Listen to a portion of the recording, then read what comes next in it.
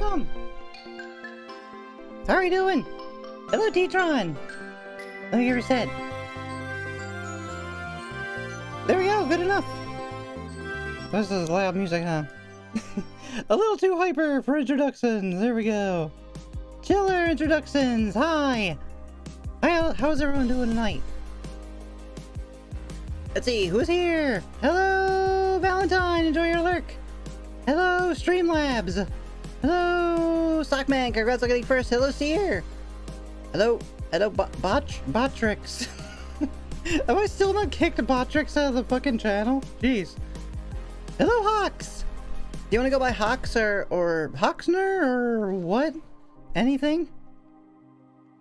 Also, when did you become... Wait, you're a subscriber? Oh, that's right, you said you did that last night, holy shit. Thank you, I think I maybe was out of it enough that I didn't really notice that you had said that. Or what you had meant. Pretty excited to hang out with you? Oh, yay. We're excited to have you. Didn't know you were chill like that. Wait, chill like what? I don't feel very chill. Whichever is fine. Okay, cool. Oh, I'm doing better now that I can hear your voice. Oh, did something happen? Did you have a not great day? These things happen, you know. You'll get better. You'll move on. You'll drink a smoothie live on stream because you didn't eat properly today. So you will see me doing that for at least a little bit till I finish this. But how was everyone's night? Also, T-Tron, did I say hello to T-Tron? Oh, my neck. Oh, I had of course, a little late, but that's not new. But man, I had a time of it tonight trying to get started.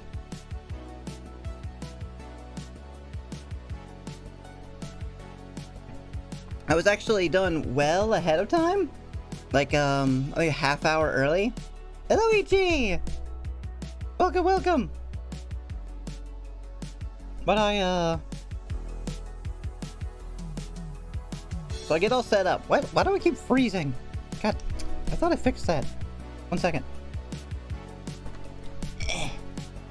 I know the solution. The solution is this. Move this and put it there. Right? And then move this. What? Oh, thank you!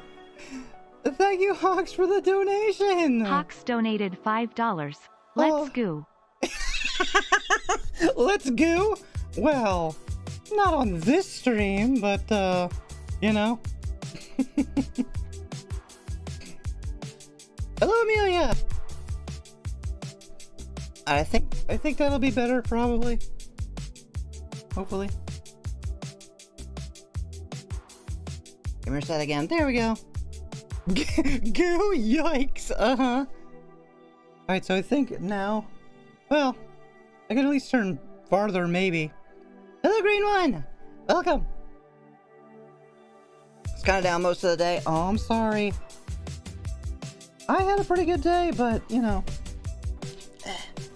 I have had... I'm sorry, I'm moving stuff.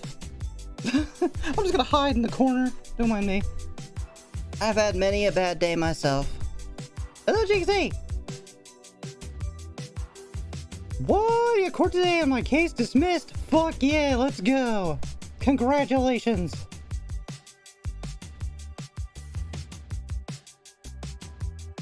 So no ticket or jail time or whatever that would have been. Who knows? Probably a fine. Shh! Don't say that! Yeah, so I was gonna say, right, so I was ready to go, and I turned everything on, and you know, I test everything, so I tested out my hands. Oh, right, so the first part of that is I've been cleaning and rearranging stuff, and, I had unplugged my mixer. My mixer was plugged into a hub, and I'm like, I don't really want it there. I want it plugged in directly into the computer. So I did, and then when I went back and plugged my hands in, when I started, they were like not working. I'm like, wait a second. And it was like, you're using a low power port or USB 2. And I'm like, no, I'm fucking not. This is the same port I've been using this whole time. So I'm like, oh, it must be the mixer. So I plugged that back into the port, and my mixer is very temperamental. Very. If you unplug it and plug it back in to your computer, the USB, it goes, ay, whoa.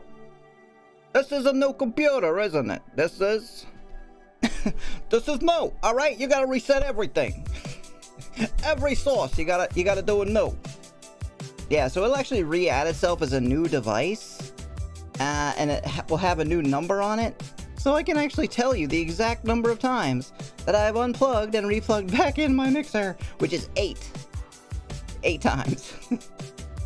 So every time you do that, you gotta go into every setting and change it from the old one, which it'll say Go XLR 6, and then you gotta change that to Go XLR 7 for all of your things. And then you gotta go into all your audio sources and then change them to not monitor. It's like monitor off and then monitor on again, and then they magically work. So I had to do that twice. Hello, Sadistic Wolf 187. How are you doing? Welcome. Why is the follower thing like in my face? I gotta move that. So all that annoyance with the and I will read chat. Just if I read it now, I will get too distracted. God, I got distracted enough, but just by fucking saying that I was gonna be distracted. Oh right, so all that with the mixer aside, that I know how to fix, my hands still weren't working, even after I changed the port. And I was like, okay, what can I just plug them in directly? Like, because I have them on a USB extension wire, which has worked fine for 2.5 years. Yeah, it turns out, I guess it was just the wire, like, went bad. I don't know, I've never had that happen. Like, ever in my life had a wire. Well, okay, one that, like, my birds chewed through, sure. Alright, I'm trying to find the alert box. Oh, right, I was supposed to have this on. Here's the alert box, okay. Yeah, it's down here for some reason, what the heck? Should be up there.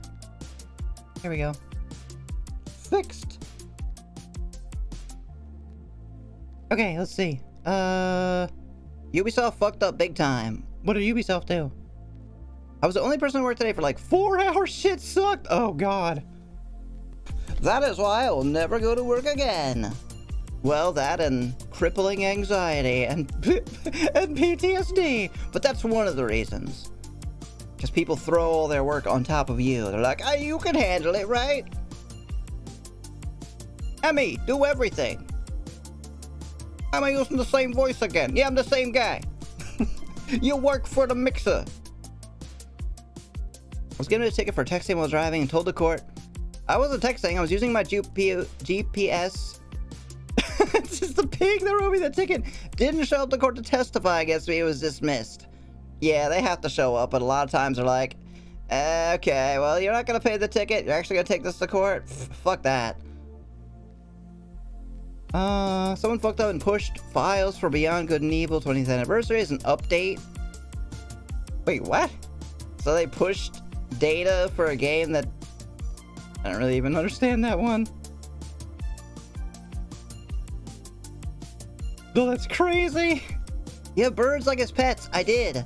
I had 2 cockatiels. I had to get rid of them, give them away to my nephew when we were gonna move, because there's no way we could have kept them here. We only kept them in our old place because we had a separate, like a 3rd bedroom that was just like the bird room. Because, as I mentioned, the wires thing. Hello, Jay! They will chew and destroy, I mean, literally anything that they can get to, but wires, certainly. And even if they wouldn't hurt themselves, well, I have a lot of things with wires. I am electronically inclined.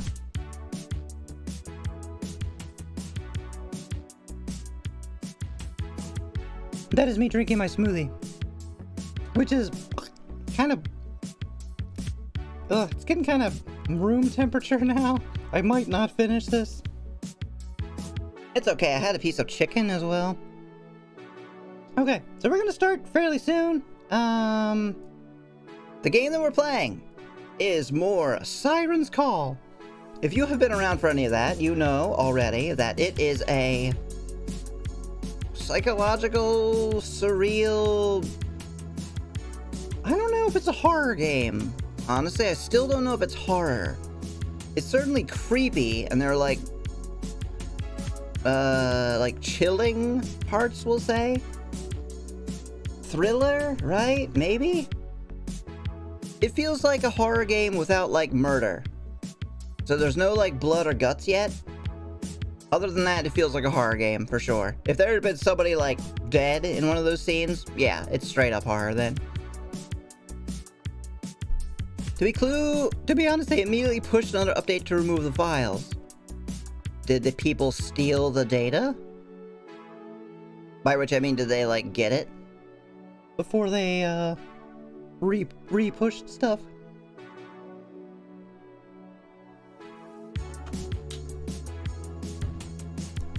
Oh, that is a thing that I...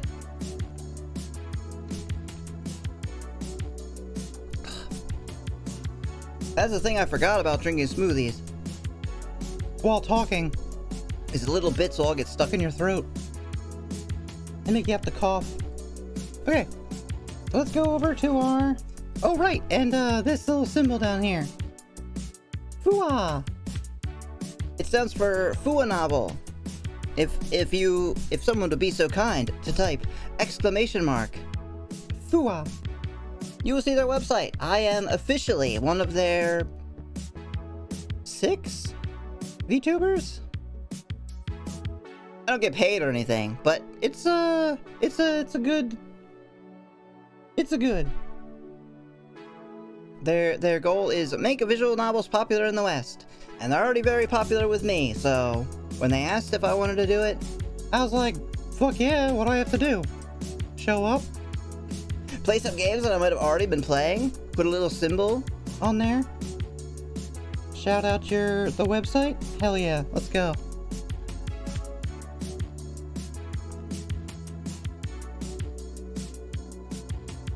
Here we are! There's, good old, purple hair... I forget her name already.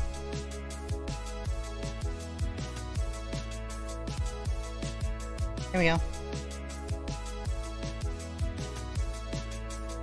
They're so cool, yeah! That they, like, took me on to do this. I mean, they're gonna help promote me, obviously. Purple hair Magoo, yeah. That's her name. The Murder of Sonic the Hedgehog? Yeah, it's like a April Fool's Day. It is a real game though. By Sega. It's an official Sonic game. Which is amazing. And weird. And one day I will play it. I just haven't done it yet, because I know it's a comedy, and I mostly play horror. Murder Sonic's surprisingly good VN. Yeah, I don't doubt that it is at all. I mean, it's Sega, right? And their most popular franchise. They're gonna treat it well. Alright. Shall we then?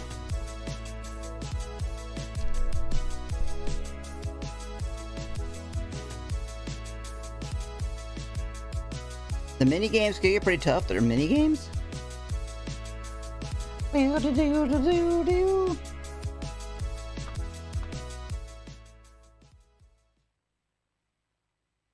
I think it's this one. You say that, Emmy, but Sonic the Hedgehog 2006. Okay, yeah. Actually, well, like, wait a second. The opposite of what I said is true. Sonic is, like, generally awful. No offense to any Sonic fans. It's just an objective truth.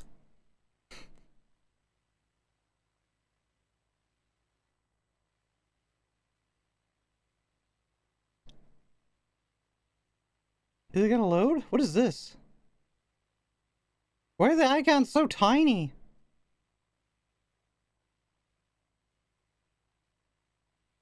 Oh. No, no, no, no, no, no, no, no, no. No, no, no, no, no. The fuck? That's what happened last time. Hell to the fuck no. Alright, let's, let's see about this. Why is that happening? 2 games have done that to me so far. Steam, Siren's Call, and Missing Time. Oh wait, no, that's right. Missing Time's not even a... Never mind, that one was my fault. This one, though. Okay, do I have to be logged in on here? Was I playing it on this computer the whole time? My streaming computer? I might have been. Okay, let's try again. Hello, Ben! Hey, hi! God, what? No, why? Aw, what the fuck? Okay, let me... This is not a big deal. Obviously, if I can't play it on that computer, let me see if I can play it on here.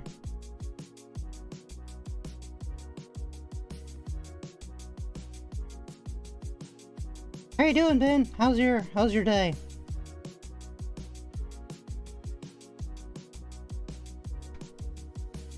Okay. Install. I swear to God, if it lost my fucking data, I am going to cry. That would be the 2nd time for this game.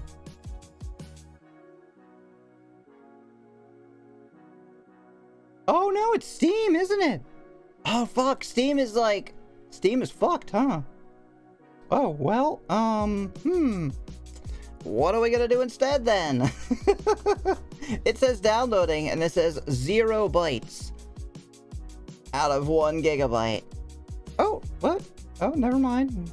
Maybe now it's back. Is it my internet? I don't know. Oh, hello, Gantz! Oh, of course I didn't hear that because I had to change the audio thing. I'm glad you used that though. That lets me know that I have to... Wait, aren't you streaming? Go back to your stream. Are you a bell? Ring a ding ding. Are you able? A bell? Isabel! Could you guys hear that? I had to change this sound settings back. Okay, that's the main thingy, and then I need volume mixer, tits, output, music, Vignon, output, music, YouTube Studio, output, every time I unplug my mixer I have to do this, output, music, there we go. I think that'll work. Oh, thank you, kids. Enjoy the rest of your stream. Bye, bye, bye. Love you too. Let me make sure that this is working sound-wise. Yes. Yes, it is. Okay. So maybe Steam just got like disconnected for a little while. All right, let me try one more time. No. What if I close Steam and reopen it.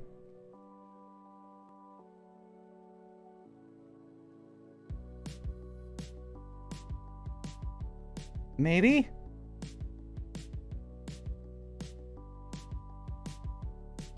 Ah! Hello, Beta! Oh, okay, cool. Yep, that did it. Nice, nice, nice, nice. This game is a work of fiction!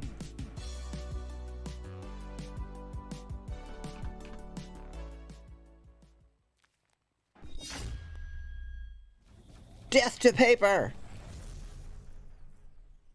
Have you tried calling the Sirens yourself? I feel like that's a terrible idea. Don't they want to eat you?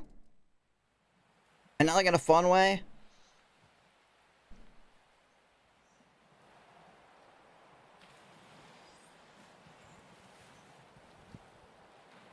Is this... Wait. Can you guys hear that?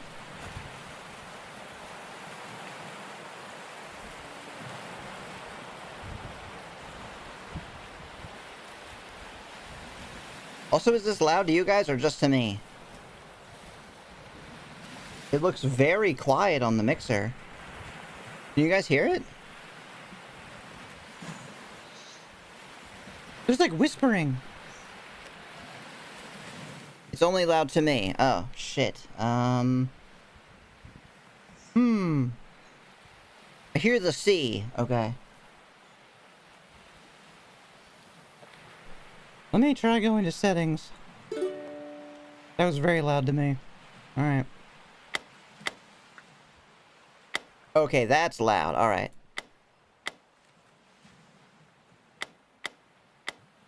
So I just turned my headphones up really high.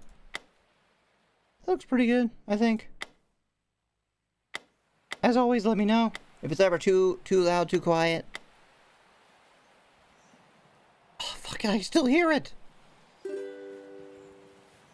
So, when we started up the game just now, I was gonna be like, you're in for a treat, the soundtrack fucking slaps, and then I was like, wait a second. There is no soundtrack. There's creepy whispering. Okay, let's go.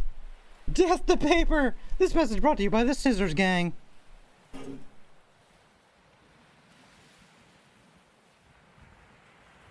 Alright. Continue. So the premise of the game... My friend breaks bottles over her muscles as if she could become the dragged floor, and to make a better home beneath her skin. To understand her rash and loud attempts at saying, I am fine, I am strong, is to know. The nagging fear that follows childhood, the deer tick gorged in the blood, the pressure of weakness? Andy. Andy's nuts! So, this place is still creepy. Oh my god, look at his fucking face. Oh boy. So, the premise of the game so far... That's creepy. Has been... You are this guy. Well, maybe you're not any of them. I was this guy. I was first person at first. And the point is to go to college, to escape Florida, escape Siren's Call, the town we live in, where everyone has been turned into a zombie because we went into an alternate dimension and killed something called the Sirens, and then apparently we also killed everybody's brain, mind, personality in the process. And now we are time looping because before we can leave, we have to say goodbye to all of our friends. And if we don't do it in the right way, we inexplicably restart time? But we don't know that we did? Anyway. I guess it's time to go? Why are you wearing this over your t-shirt? Wait, Sockman, you're not familiar with this game? Were you not around for other playthroughs of it?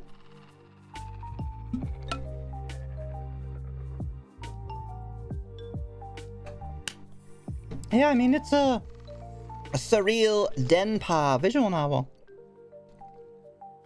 So there's going to be a lot of subverting of the genre. There's going to be fourth wall breaking, weirdness in general, probably. I am also lost. Oh, no, no, no, no. Hold on. You see, I could perfectly sum it up in, let's see, the journals. Here you go. Here's the thing about the underworld. Here's a message from our friend Emil. Let's see. Here's about the sirens. Here's the slates. What else? The wisps. The seed. The vials of Samath. The nullifier. The widowmaker. Razor chrome brush. So you know, I have not read a single word of any of these. Bat out of hell. Indomitable fists.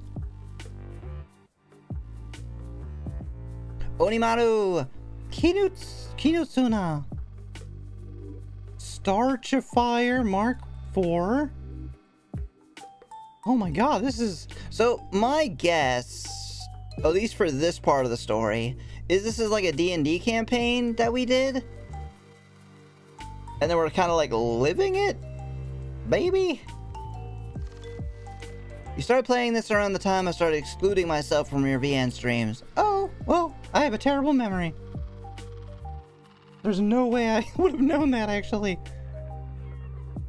Anyway, I guess it's time to go. You're not gonna check your messages? Go, say goodbye to your friends. Say goodbye to your friends. Before then, let's... Did we get any new voicemail? You have no new messages? Ha! Check your save message, press 1 now. That's okay. Let's, should we investigate the house? You can check the self, don't touch anything else. I can't even look at the cell phone. Okay.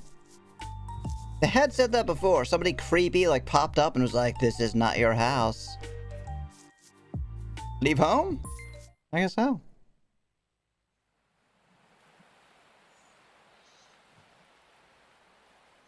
It's just whispering again. I missed the music. God, that's a real shame that you're not going to get to hear it. The safest place. Uh-huh.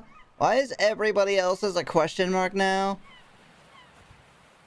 Oh, right, because she's always at the beach. Violet. Violet, that's her name. Well, the chapter's called Emil, so I assume we have to find Emil. And that would be the library. Let's go to the library. This is new. August 12th, nighttime. Here's Emil! Why is your name sideways and continuing to twitch and move further sideways? What is happening here? With the buttons? Okay. Your name! You gonna catch that, dude? Your name is going away! Emil! Emil! Come back! Oh no, I missed what he said. Go back. It's no secret that I'm not as smart as I wish I could be. Sure, my grandmother always used to say that I was technically a genius, but I've never seen the test scores myself, so I haven't been able to substantiate such a bold claim. It's something she could have easily lied about, though. I'm sure the scores are still floating among her things somewhere, but at this point I'm too afraid to look. There's a lot of spiders in there. Can I hydrate?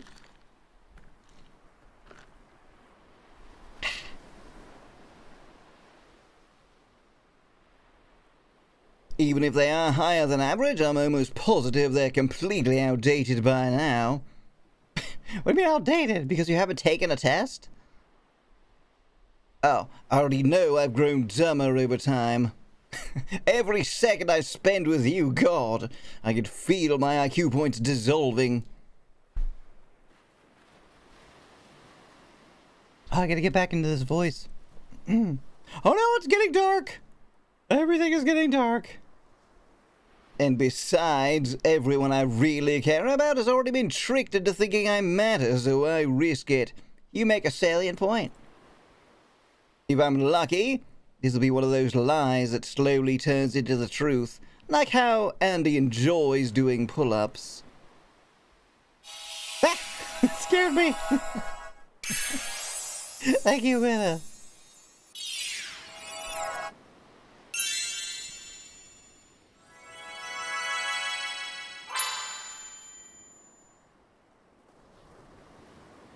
I really want to bring back my white version of this, too. Or like the implication that those cheap novelty glasses of mine give off. They're not real glasses?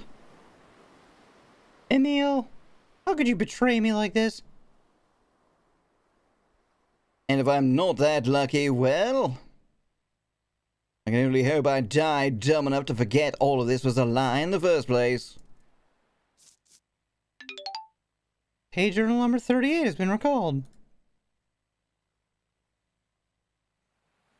That's it? Where's my doodle-doo-doo-doo-doo-doo-doo-doo-doo-doo-doo? Let's go back to the library. Oh, okay. Oh, that was probably one of those, like, extra scenes that we weren't...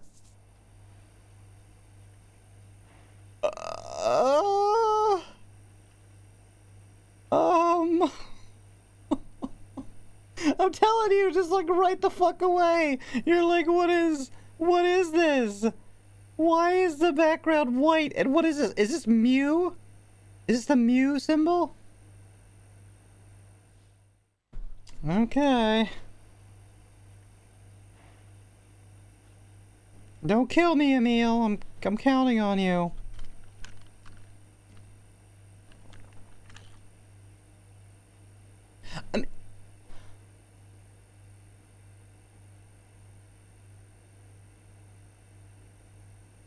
Sorry. If you're new, I had to clear my throat a lot. Emil and I are reading in the library like normal, our immersion being broken only by the occasional violent hum of fluorescent lights. The summer truly does feel endless at times, doesn't it? It sure does, because it is, Emil. It literally is. Yeah, another dimension?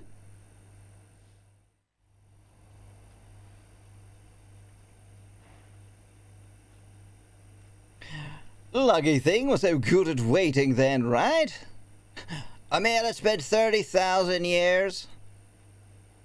Yep. Oliver looks nonplussed. I'm sorry, but I cannot think straight without these lights are acting up. You mind terribly if we read outside on the patio or something? Travel universes while talking like it's like MCU movie? Basically, yeah. Well, why don't we pack it up for the day instead? What, you haven't looked out the window and realized that the rest of the world isn't here? We're in a game, Emil. They didn't write the outside for this scene, so it doesn't exist. Just like they didn't write anything about color, so color doesn't exist. I'm not really feeling this one anyway. The scene is boring. We didn't even get the day up here correct. You're not feeling it? Do you mean the book? Yeah, dude, there's like a monologue every other stinking page in this thing. The whole thing reads like it's just one guy talking to himself. It's not natural. Hard for me to care about these kids if they don't even talk like real people, you know? There's only so many monologues because all the characters have so much to discuss, I'm sure. Don't care, shit's boring. But yeah, you heard the man, time to turn the game off.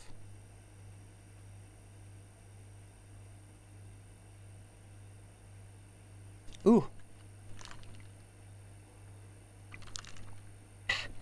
It's annoying, too. These kids wouldn't have so many melodramatic canned speeches if they're able to just be real with each other in the first place. Oh, you just have all the answers, Oliver. Can you really blame them for that, though? It's not like it's abnormal for teenagers to lie to themselves. Unwavering honesty is quite a difficult thing to possess, especially at that age. For instance, I say you're cool all the time, and it's obviously not true because you hang out with me. God, you're probably worse, because I think you're probably cool enough that you could hang out with someone else, and you choose to spend your time with me. Wow, that's pathetic, Oliver. I don't really care, though. Just because something makes sense contextually doesn't mean it's entertaining. They can't all be winners, Emil. We picked up some duds here before, it's fine. We just put it back on the shelf and move on with our lives. Easy as that. I see. It's just... Emil pauses for a second or two before speaking again, his normally unruffled voice cracking a little in the process. This is my favorite book for a very long time. At least it was when I was growing up. Wait, what? Why did you sound like that? Was he not just playing devil's advocate like he always does? Actually likes this schlock? Well, he said he was a kid. Come on. Nostalgia goggles, man. I like fucking Mickey Mousecapade. That game is god-awful. I know it's not exactly fine literature or anything, but it really helped me make sense of my middle school years. I even have a signed copy back at my house, if you believe it. I thought you just picked something random off the shelf today. Is that how it seemed? Figures.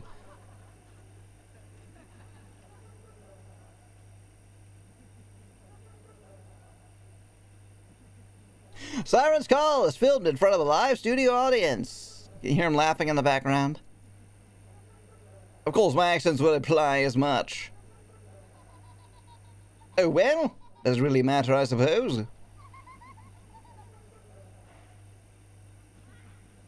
Thank you for the honest critique, Oliver. I'm sorry the voices are back. I have to go and talk to them.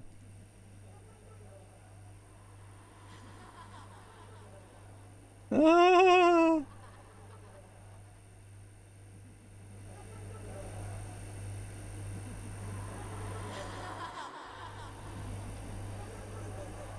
I'm gonna assume this is like music and I should turn this up.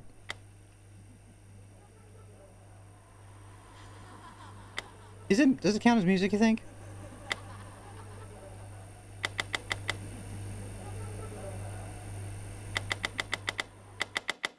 Yes, it does. Oh my god, it's so fucking creepy. We don't have to keep reading something like this. You're right. It's probably average at best.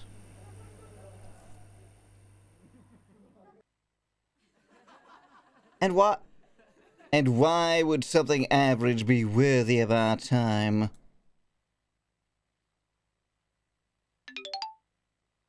Journal page number 39 has been recalled.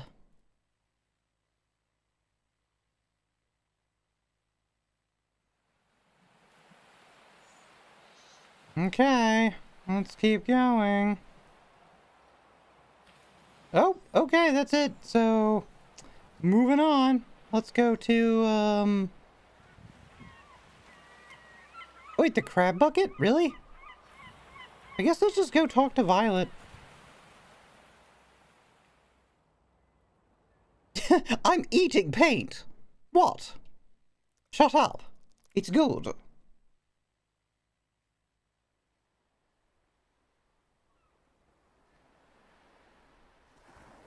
I make my way over to the beach hoping to find Violet in a good mood. She's eating paint again. She said the lead is delicious. Thankfully, she's in her normal spot, painting something on one of her larger canvases. Hi, Violet. Emil's being a crazy weirdo. There's only a brief pause in her brushstrokes before she resumes painting. What? What? Give me the cold shoulder? You can't even say hi? Oh, hi. Thanks for showing up. Thanks for being here. You comfortable? Not really. About as much as I can be, you. Well, the same. I guess I'm not really myself when I'm away from the beach. I've been quite attached to this place, it seems. But Siren's Call is like that, isn't it? Whenever you are, it kind of bleeds into you and makes you its home. Remember that crazy shit I said about the library? But it was making me smarter just by being there. Violet buries her feet in the sand like a crab hiding from the sun. Rain. Makes me wonder if it's even possible to leave. Well, Ashton left, so why can't you? Who? Are you sure about that? Sure about what? Violet cleans her paintbrush off in a cup of murky black water before coating it once more in a thick red paint. Never mind. No. No, don't say never mind, Violet. I think she primarily is the one who, like, is self-aware. Kind of knows what's going on, even though she hasn't told anyone. We're here for now. That's what matters. Is there anything in particular you need, though? Not really. Just felt the ocean calling out to me today. You mind if I hang around with you for a little bit? I'd love nothing more. Except for more of this paint. Delicious.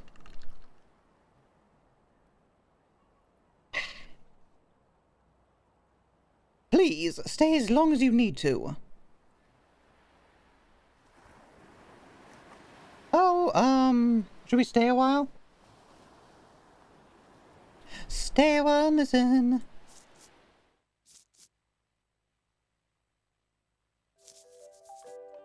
Finally, music again. Who's calling me? Shut up. Hey, pretty milquetoast question here, but do you like milquetoast? Have you ever had any pets? Do you count? I'm turning the music back down. Now that it's not entirely creepy, Yep, yeah, of course we don't have any fucking saves. It, like, deletes our saves, like, every hour.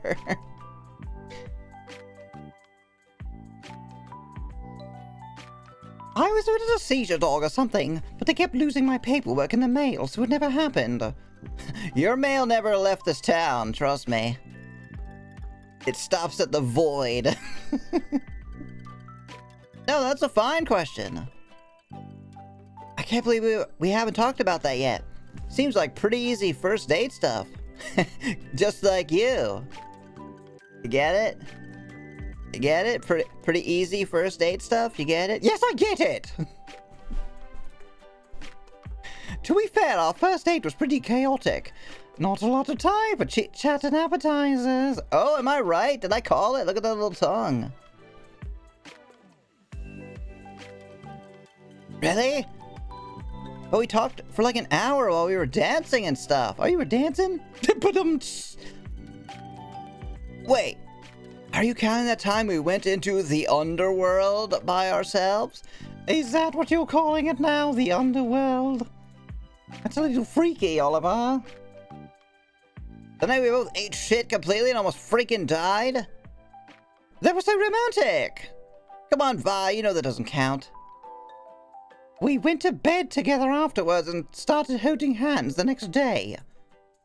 I'm sorry, you were having sex before holding hands? Alright. That makes it a date by default, Oliver.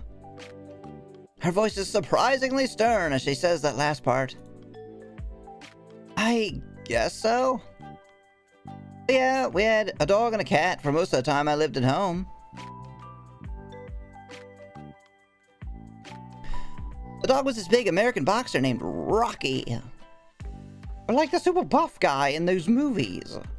He's not super buff, he's just a boxer. That's actually hilarious. Why is that hilarious? Sorry, I'm pouring myself more beverage. I've got a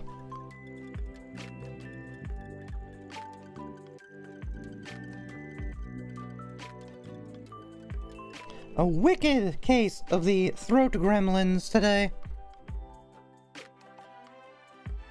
And he came up with a name, and I guess it kind of stuck. Imagine being named something so silly, though. But my sister's dog is named Rocky. Her tiger existence would constantly be orbiting around something as lame as a dad joke. It'd be humiliating.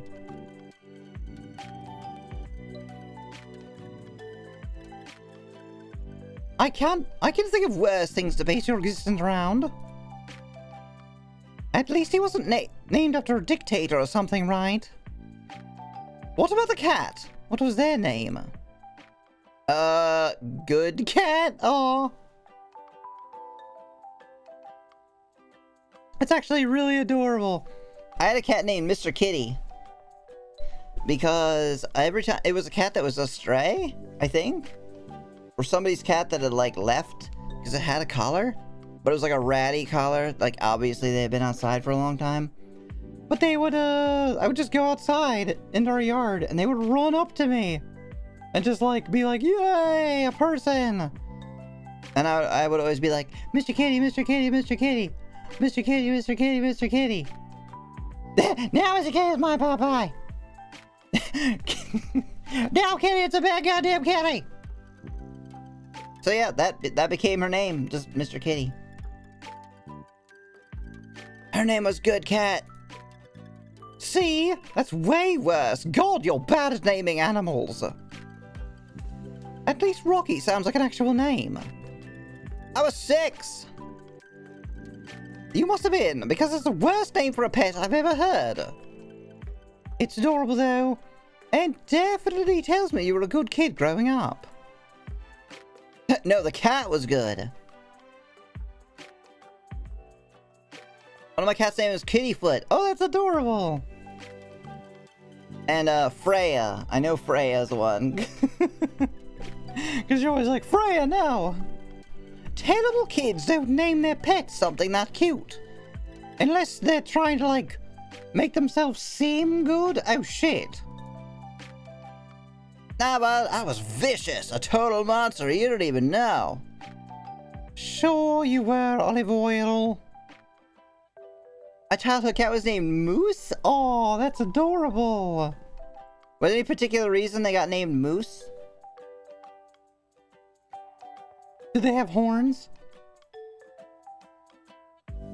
So if you named a good cat when you were 6, then she probably died around when you were 17, right? Like now. You're 17 now, aren't you? Hello! Hello, Govnick! Welcome, welcome! How you doing tonight? How's your week progressing? Well, it's only Tuesday, right? Wait. Wednesday. It's Wednesday. My dudes. That's pretty recent. How'd you feel about it? Is it making you sad, Oliver? Are you depressed? Why did the music stop? Violet, what the fuck is wrong with you? Jesus, Vi. I know. But you can't tell from the voice. I've had it since the very beginning, remember? Because Emmy is fucking psychic about who's evil. And gives them the evil voice. I have no idea, to be honest. Was named before I was around and left when I was like 10. That's still adorable, though. I'm alright still putting in applications and stuff. No bites so far. You'll do it. It's only been like a week, right? You'll get there. And if not, then you'll collect lots of unemployment. And chill and play video games. What? Did I hurt your feelings?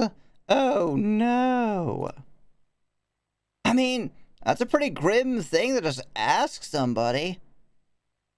It is. Oh, my mistake. Anyways, continue about your dead cat. Okay. Good cat. Oh my fucking god! Whoa! Oh, that's... Damn, that's fucking dark. Dude, okay. Good cat actually got killed by Rocky when I was 15. Oh. It's weird, though. They're always super friendly toward each other. Like, they'd curl up in little balls and sleep on the couch together, stuff like that.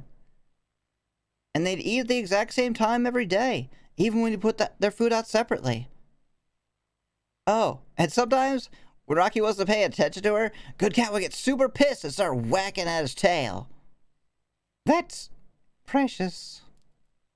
Honestly, they were totally inseparable. And then out of nowhere, Rocky just starts chasing her across the yard one day. It was like he was possessed. I'd never seen him move that violently before. None of us were really quick enough to stop him, and after he caught up to Good Cat... Hey, if you don't want to talk about it anymore, that's fine. No, I'm good. It's just been out of my head for a bit. Because this next part is what I have the most trouble making sense of. As soon as Rocky caught up to Good Cat and bit down, he immediately let her go. He didn't do that thing other predators do in nature documentaries, you know, where they shake the body around and stuff. He just felt what was in his mouth and let go. And then he started whimpering, licking Good Cat's body with his tail between his legs. Hello, time worm! Quick time event! What's the most British thing you've ever heard? Fairy Hime. Olive, that's horrible. So it's almost like he knew he did something wrong. Well, dogs know when they've done stuff wrong, yeah. No, I think it was more like he didn't know what he was doing in the first place until it was too late. Judy says he confused Good Cat for a raccoon, and that's why he attacked her. But that's just Judy being Judy. She didn't see what I saw. When Rocky was chasing Good Cat, that wasn't just instinct. Rocky was certain he was doing the right thing. He wasn't moving like he wanted to kill a raccoon. He was moving like his friend was in danger for something none of us could see. An invisible threat. A malevolent, horrid force that could swallow her brain and leave her body broken. Jesus! What the heck? For me, it's... I was about to sip a Fago and a trip around the garden. What's Fago? Well, that went well 3 days in a row. Now, I guess I'll be stuck here for a while. Wait, what happened?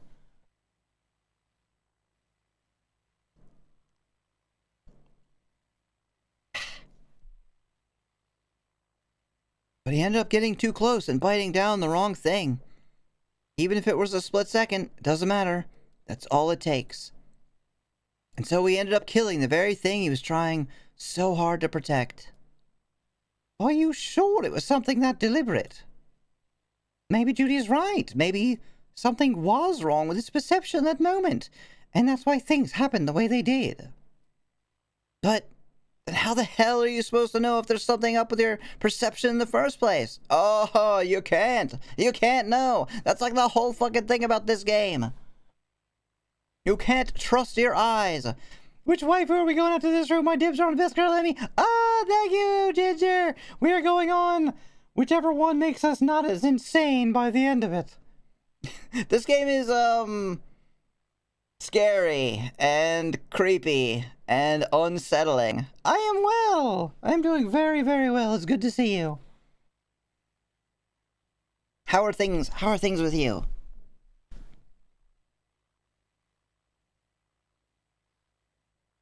Violet shrugs. It sucks, but I guess you got to get lucky and realize something's wrong before it's too late. Or, if you're really lucky, you have a friend to help you see things in a way you normally wouldn't. I really hope you find one of those one day, Oliver. I'm gonna go back to eating paint. Scary is true in the eyes of the beholder. It's scary to me, for sure. Because it's not like jump scaring or anything, it's like deliberately fucking with you in weird ways. Like when all of a sudden that guy was talking about stuff and there was suddenly a studio audience laughing behind us. And then the studio audience turned into like snickering and weird noises. Maybe that's what Good Cat was for Rocky. Maybe that was something she talked with him about in their cute little pet language. Now you're just projecting. And you're not. Olive, I know it can be comforting to have something or someone to blame, but when you look at what happened, doesn't all this seem like nothing more than a simple accident? But that just seems so meaningless. It isn't meaningless unless you want it to be love. No, it's meaningless. Nope. Yep. Completely random, means nothing, just who knows? There is no explanation. Just because there's no one to blame doesn't make it meaningless. Only you get to decide what experiences and details are meaningful to you. Those details and experiences might not be correct or whatever, but it doesn't mean they're useless. Alright, so what do you make out of it then? What meaning is there in any of this for you?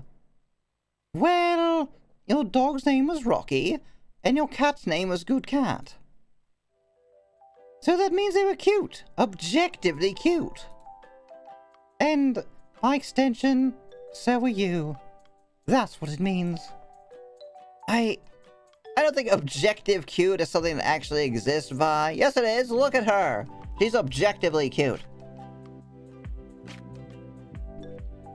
How lonely it must be to deny your own existence flippantly. Goober. Broodmeister. Kiss, kiss, kiss, kiss, kiss. Ah. Damn it. Why is there no kiss option?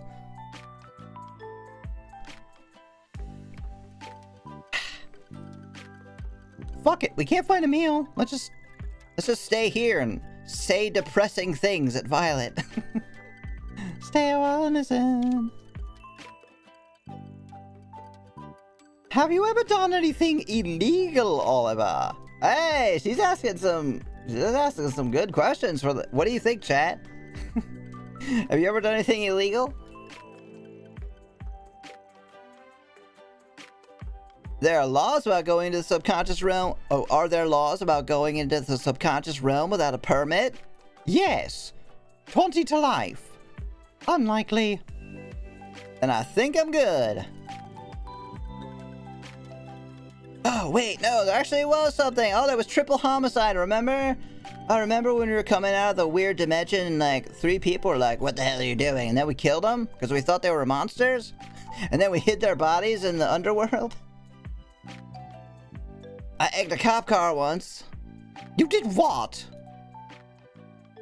Alright, we didn't exactly egg it. You remember that week back in July when Ash's dad was out of town? He was with me, throwing eggs at cop cars. His dad, I mean. Turns out he went by train, which means a convertible was left at home. So that night, Ash picked up a meal and I down on Flogler. Wait, I remember that. Didn't you say the 3 of you were going into town to get food? Yeah, we went to town and got food and threw it at a cop car. That's what I thought we were doing too. I was positive he was going to take us to steak or something. We ended up going to steak and more steak though. But as soon as we left, Ash demanded that the 3 of us use this chance to engage in some debauchery. Debauchery? Did you touch butts? No? Would that be something you disliked if that happened? Would that be hot? Huh? Were you be jealous? Never mind, it didn't happen, so don't worry about it.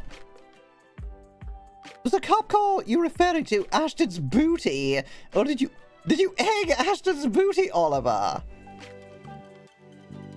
I could just stop talking now and it wouldn't bother me in the slightest, you know? Fine. Wait, what's the question for?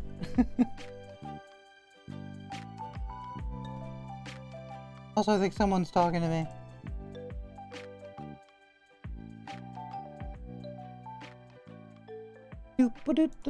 Never mind.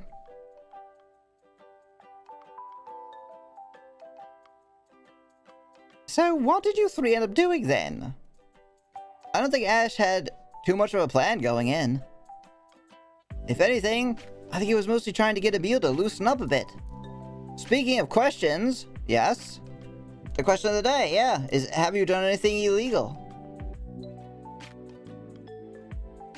Out yourself right now!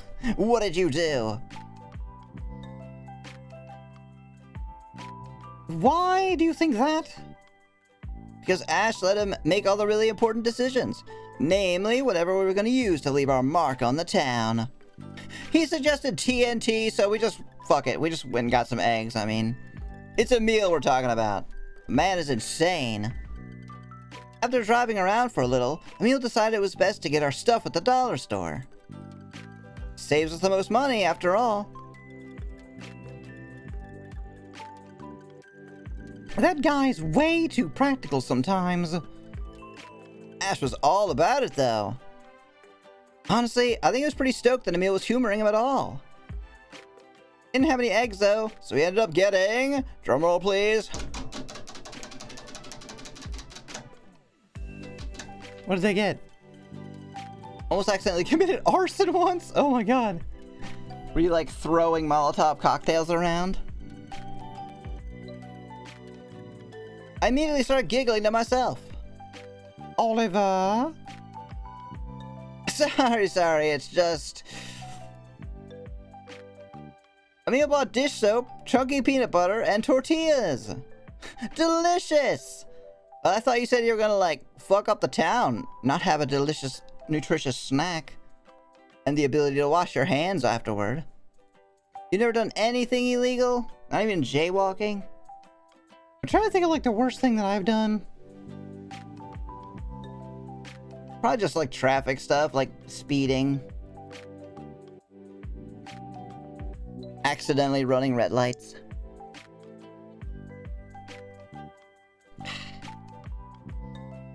He bought $20 worth of that stuff. Good lord, why? I don't know. Pretty sure he didn't really know what he was doing either. It's Emil we're talking about. Oh yeah, jaywalk. There you go, criminal. There he is, right there. He admitted to it. Get him. Again, though, Ash was all about it. He also loves peanut butter with soap in it. He kept going on and on about how he'd be able to do some really creative shit with this stuff. Oh, I did it wrong. Some really creative shit with this stuff. Since he's not going to be back, I'm going to do his voice as often as possible. I shoplifted a lot of stuff during a rough time in my life. Oh, wow. I don't know if I've actually ever stolen anything. I have kept things that were given to me accidentally. I'll put it that way. It's all from Walmart, so I don't feel bad. I mean, I don't think you need to feel bad anyway. Shoplifting is kind of a victimless crime. Unless you were stealing from, like, I don't know. Like a kid's yard sale or something.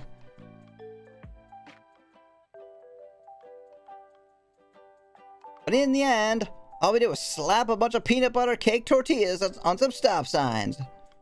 That's fucking crazy! You're crazy! Get away from me! We jump out, slap one on, and Ash would drive away from the scene like we just robbed a bank. And what was the soap for? No, I was a homecoming king in high school, and we do a burning of some hay after the ceremony, and too much gas was poured onto it. When I lit it up, erupted into flames. Almost caught myself in a building on fire. Oh god! People should not use gasoline for that kind of stuff. But that's incredible. I'm glad you did not catch yourself on fire. What? Did you really? You robbed a lemonade stand? Like a kid's lemonade stand? Dixie, don't do that. Ruined the homecoming crown? Well, that's just cool at that point. You got a cool story. That was a joke, thank God. I can't suss out the jokes that well through text.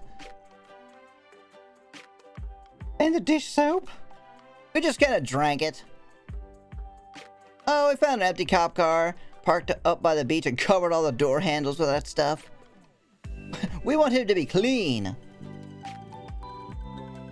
You know, when he like... okay, I was gonna say when he assaults a minority or something. That has got to be the lamest crime story I've ever heard. But that tracks. It's you. And Ash. And Emil.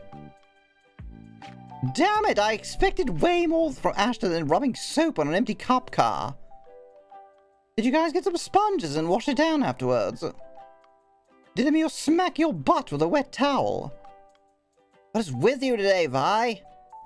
I don't actually know, to be completely honest. For a second or two, Vi looks legitimately distressed. Well, it doesn't matter how lame it was. It was still fun just driving around town, acting like we were doing something dangerous. And we actually did end up getting some burgers afterwards, so that was cool. Why would you go get fast food when you have perfectly good tortillas to munch on? I love you, Violet. Yeah, you could have gone back to the stop signs and pulled them off. How dare you waste food? Because we're rebels, Violet, and rebels do as they please. My, how wasteful! How dangerous! Kiss, kiss, kiss, kiss, kiss, kiss, kiss, kiss. Oh, take me now, you sinful man. Fuck, wait, no. It's not that kind of string. Kiss! Violet's clearly enjoying herself with this one, but I sadly can't think of a creative way to follow up her theatrics. Kiss, kiss, kiss, kiss! God damn it! I have the video on my phone somewhere, I'll have to send it to you. You have the video of you blowing up a school? Well, blowing up a fire hay pile and almost setting a building on fire? That's cool. You can post it in the Discord if you want, but if it's too sensitive or whatever, you could DM it to me. Upload it to YouTube and put the link in chat. Yeah, whatever you want to do. What about you, though? How does your sheet look? Don't talk about my sheet. Oh, you mean my rap sheet. Public indecency, mostly. Okay, what? Well, you see... You've smelled the paint, right? It's mostly alcohol. I was doing yoga on the beach before you got here. Naked, of course. Other than that, I think I stole a balloon once. They might have been free that day, though I can't remember. She's probably just poking fun at me some more. Probably. Ah, shit! Should I have gone and seen her first thing in the morning rather than going and talking to Emil? What do you think? Should we try that? Should we try and go see if something would happen differently? Rather than go seeing Emil? Or is this after we already chose to see Emil? Oh, this is at the beach! Ah, shit, we didn't save it earlier. Dang it, never mind. Gonna be heading out in a bit. Fairy and I are planning to finish Ocarina of Time tonight. Yeah, have fun! Enjoy your stream! Good luck with finishing it. Tell Fairy I said hello.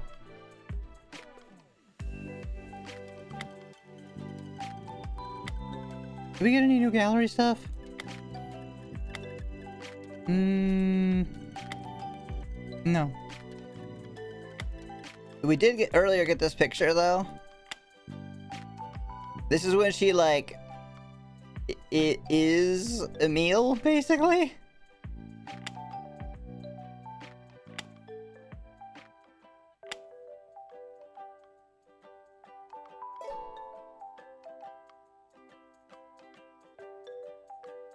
I think this is one mystery I'm fine leaving unsolved, though. Stay a while. I've been thinking about Andy a lot lately. It's pretty hard not to think about. Every time I'm in pain, there's part of me that still kind of blames her for it. Oh? Is she like fucking you up? Gotta take off now. Have fun, y'all. Thank you for being here, Sockman. Have a good night. Bye-bye. Hello, Playa. Thank you for the hydrate.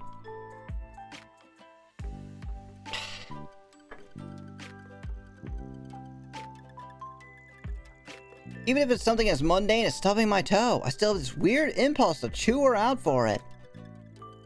I think we all kind of feel that way. It must be quite the burden to take on everyone's ire like that and not let it slow you down. Do you think it ever got to her? Maybe. I'm not sure that I met anybody less worried about being liked than Andy. Andy is the person who yells at us to work out and forces us to jog. Weird thing about ChatGPT I discovered. Oh, what about it? We're lucky for that then. If she was anything like a sister, we probably would have all died a long time ago on account of being murdered by them. You've met them, right? They're obviously insane. That seems a little extreme. Does it, Oliver? But what's so bad about Judy? Uh-huh. Why don't you tell us, Oliver? Why don't you tell us all about what's bad with Judy? Has she tried to poison you yet? You can't ask it to create images of rubber ducks. Not sure why. Huh. Interesting. It will make plastic ducks. Well, can you make it make other, quote, rubber things? Because that could be a word for condom? Which might accidentally get, like, picked up and turned into a dick or something. No, I adore Judith. You believe me, right? It's just Andy forced us to get stronger, even at the risk of being despised. Just look at it, Neil. That guy was made of glass bones and paper skin back a junior year. But now he's all, fucking hot. Oh, scared for life at bitter? Yeah, that one. What did I say? Never mind. He went to her for help, though. Doesn't mean he's not scared. I just respect that she allowed herself to push us as hard as she did. I don't know. Maybe it's because I'm used to being all coddled all the time. But we know Judith. She would never put herself in a position like that. The word rubber is banned. Yeah, probably because it's another word for condom. I can't deny that Judith was always great at keeping everybody's morale high. But Andy really made us eat our spinach. With the exception of maybe a meal, the rest of us were pretty average physically going into all this. Andy probably knew that if we stayed that way, there'd be no chance of us surviving in the underworld.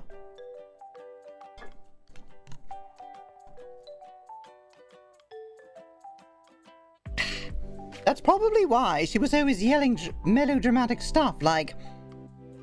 What was her voice? You want to die back there? Whenever we'd fail a push-up or something. I used to really hate her for that. Still hate her, but it's for different reasons now.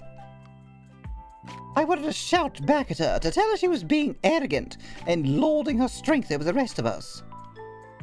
But looking back, I bet Andy knew from the start how dangerous all this would be, and that's why she pushed us so hard.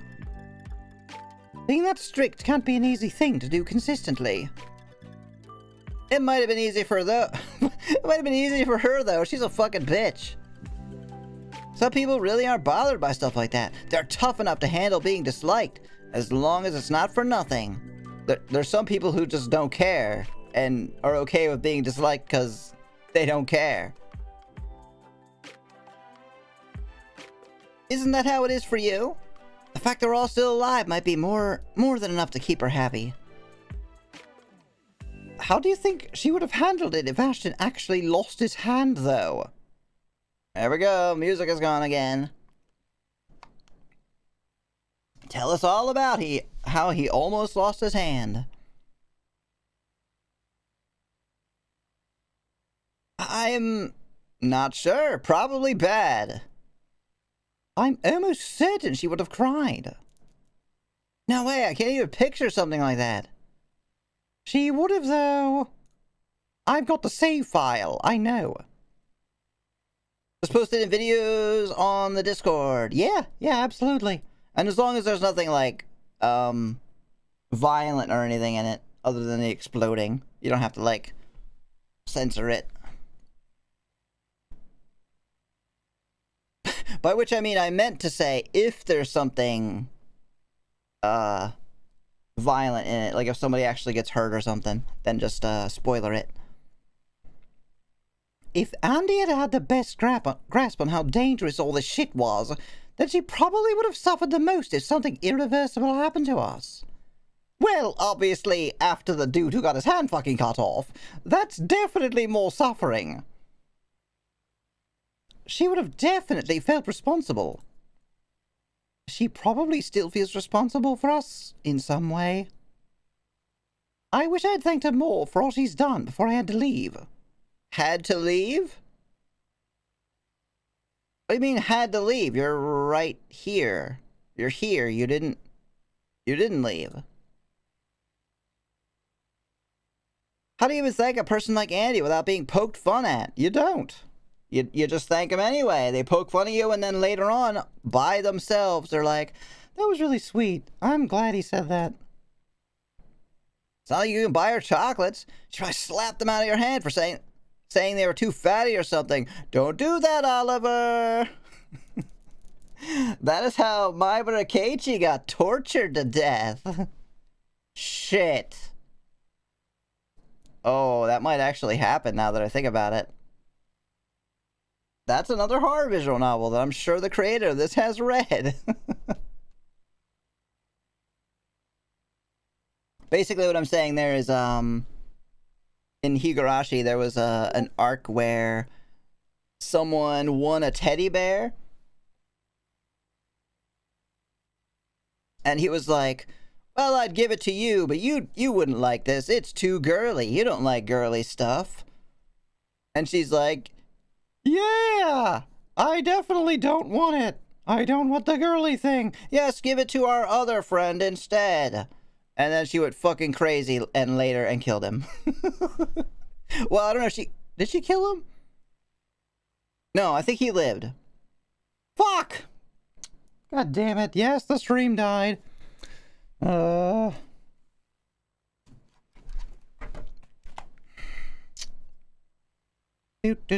Goodbye, internet. Again.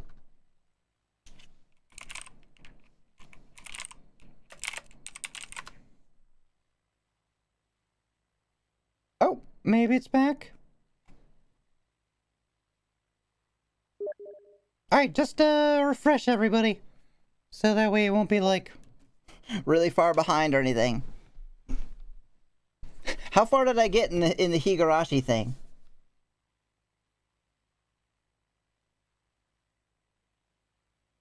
Basically, yeah, there was a story where one of the main character wins the prize. It's all cutesy, and he's like, "I would give this to you, but there's no way you would want it because you're not cutesy, you're not girly." And then he gives it to someone else, and then she tortures him and maybe kills him, which this might kind of be referencing. Maybe you sent me a few ducks. Where? In Discord? Oh my god, there's adorable! Those are some very cute ducks. Thank you. Let's continue. It's really sad that you think that way about her, Oliver. Why? Because if that's really how the world views her, then it means she'll probably never be thanked properly for anything in her life. She'll always just continue to be this untouchable goddess of a woman. That sounds like a pretty lonely fate, don't you think? Yeah, but she'll be a goddess of a woman. I mean, that's pretty good trade, right?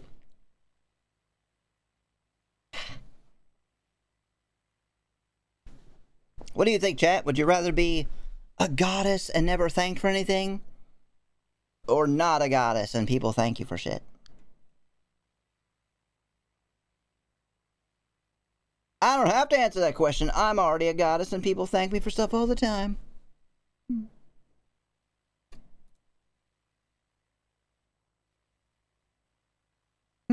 Stay a while. You're not a very competitive person, right? I've never been a fan of competition, no. I can't really think of many good reasons to waste time trying to prove myself.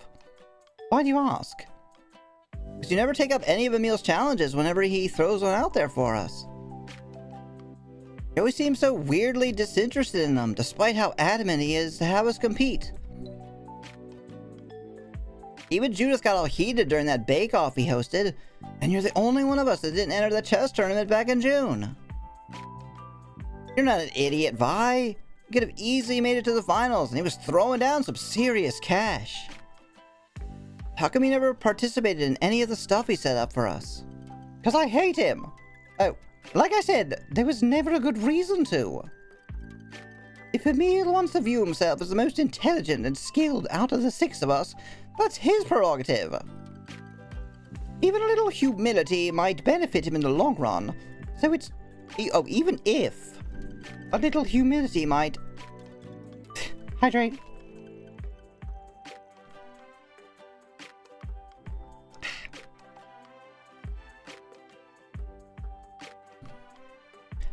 Even if a little humility might benefit him in the long run, it's not my responsibility to challenge the goals he has.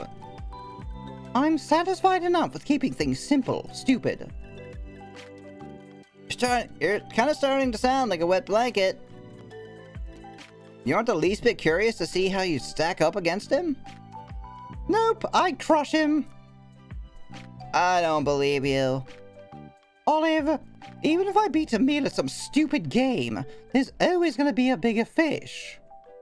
There's always going to be people with better focus, greater intelligence, more devotion to the craft, whatever. I mean, that's not true. There has to be somebody who's the best at something. So why would I lock all my self-worth behind something that's almost completely out of my control in the first place? I love Emil to bits, but I don't understand the appeal of trying to subdue something that massive. It's like trying to capture a big white whale inside a tiny glass jar. It's because the task is so daunting that... It's because the task is so daunting that it's even appealing in the first place. I think Emil is wise enough to know there's always going to be someone better than him, but that's why he always keeps pushing himself. I may not approve of everything he does, but if Emil wants to be the best, then I think that's admirable. Like, no one ever was. To catch them is his real test. To train them is his cause. Well, I think it's dangerous. It's obvious, just by talking to him, that his fixation with subduing the impossible has bled into every aspect of his life. Could you imagine what a string of losses would do to somebody that infatuated with winning? So why even care about winning in the first place? Why care about competition? Because it's fun. If someone can feel satisfied with themselves creating something instead, then why not just spend your time doing that? Probably because it's not as fun, Violet. Well, I mean, those are two completely different things. Creating something and competing, they're not even... I mean, you can create and compete at the same time, even.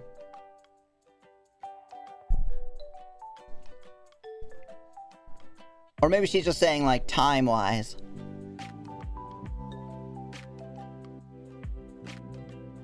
It's thrilling to see how personalities clash when locked in battle. You can't deny it. And also those, like, machines. You ever seen BattleBots? Yo, that's fucking cool. Those are people creating and competing. Hello, Mr. Foxperson, sir! Good morning, Emmy. Good morning, chat. Just got home from a minimally successful Pokemon hunt. I'm sad and we'll have to see how much of this I missed. I mean, like an hour? I don't know if you've missed anything, like, big. There was some creepy laughing in the background of one of the scenes. Like we were at a live studio audience. Emil acted a little weird. Hawks gave me $5.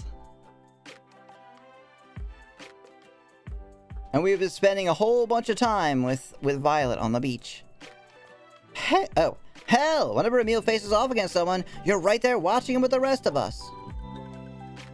There's a drama to true competition that creative endeavors alone can never capture. Centering your life around drama sounds exhausting, though. If there's that constant pressure to defeat the next person ahead of you, then when do you rest? Never! Never rest. Crush your enemies. Until there aren't any enemies left to crush. Which we've already determined will never happen. So keep crushing your entire life. Last thing I remember, one of the supporting characters realizing they literally can't not think of Oliver. Yeah. Yeah, that was pretty recent. Yeah, I think that happened, and then we woke up at home, and we went out to talk to Emil, and he was being weird. And then we went out to talk to Emil again, and he was being weird again. And then we couldn't go talk to him anymore, so we came to see Violet, and we've been here for like 40 minutes. Just hanging out on the beach, talking about literally everything.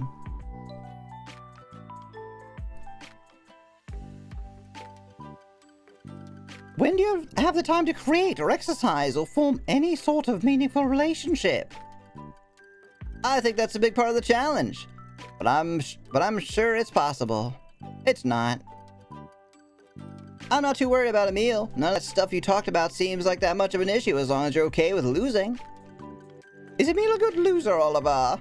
Well, he is a loser. I'm not sure if he's good at... Oh, you mean the competition thing. No.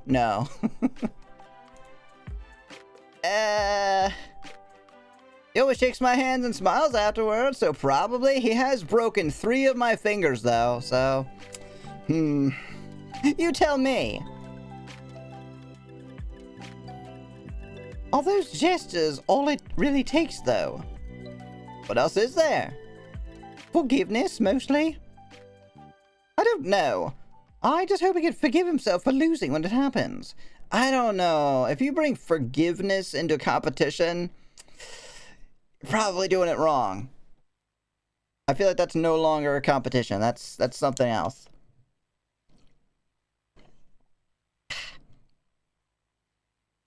Like, if you win a boxing match, you're not supposed to go up to your opponent and be like, sorry. Sorry I beat you, bro. Can you forgive me for trashing your ass? No? Oh, well. Otherwise, he's gonna be chasing that whale of his for quite some time.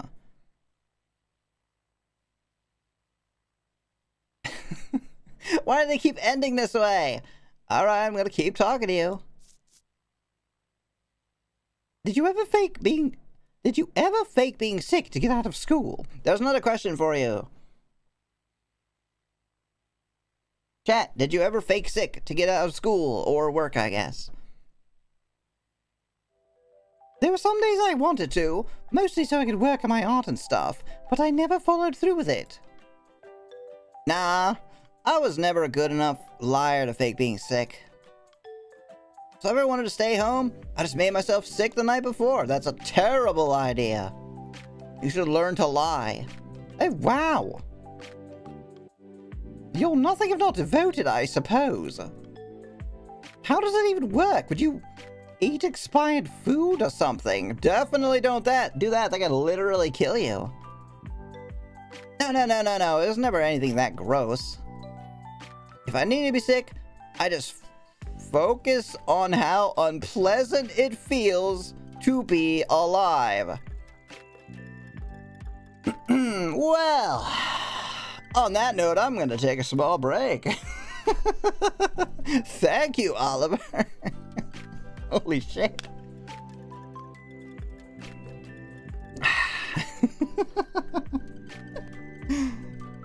Oh, where's my mouse? Come here.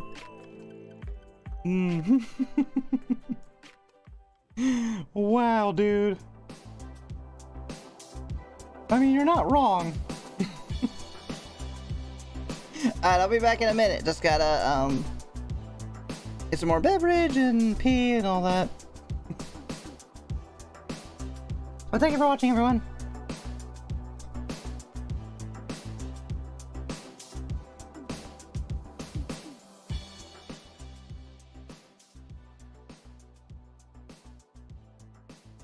Oh no, it's not working.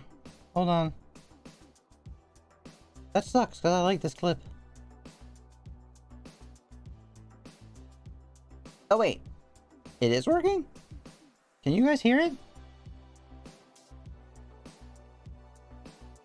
Charge from tech. Oh, there we go.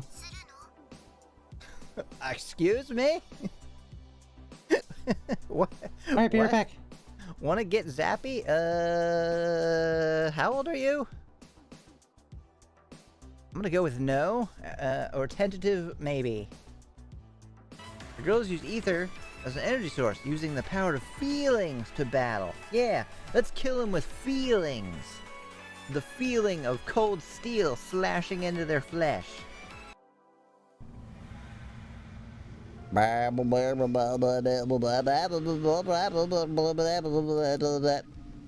blob was surely laughing at me. No. Oh, speaking of Security. reposting, if mods or whoever could occasionally shout out the Discord specifically, you could do the socials too, but are you eating burst of power? Yeah. That way new people can join if they want. I am rather everyone spam it, yeah. I'm rather active there, so. But Iba Still hasn't come beautiful. home. No! Where is she? But I love keep. Keep. Keep. That is gonna be on the internet forever now.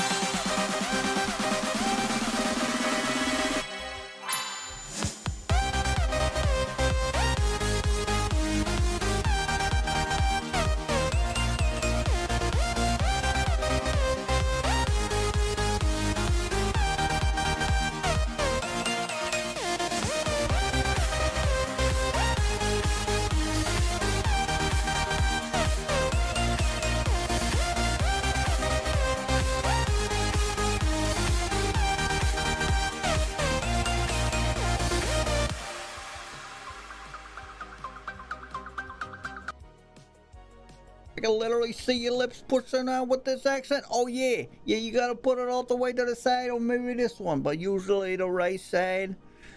That's the way to do it.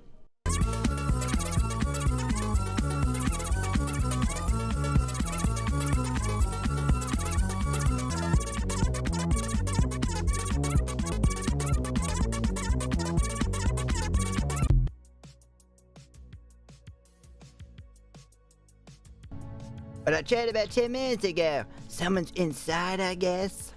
Someone? Who? I don't know. What, you think I can see through the door? Not a friggin' cyborg. I have a bad feeling about this. Hey, Louisa, can you take a look inside from the window? Well, I'm not friggin' Spider-Man. Hey. The difference. It's almost like both of them don't matter. Are you even real? Am I even real? Who are you? Fucking Okay. I think we're good. Hey, hey, hey! I'm Fat Albert. How's that? That's either perving on people, or them being in love with us, or them dying horribly. Also, somebody was nailed to a wall with a bunch of little metal stakes. So, you know, common fare for the channel. Emmy's gonna lurk. Yeah, I'm gonna lurk now.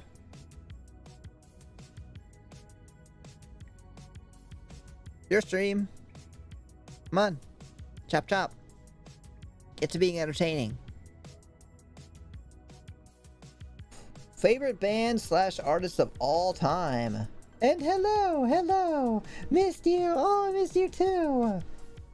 That's a tough one. Oh, that's not my hand.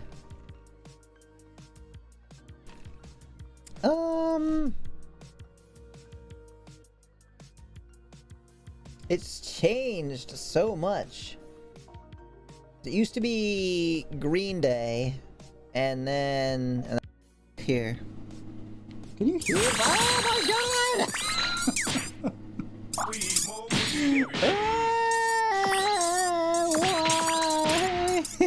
Why? Oh my god! Holy shit!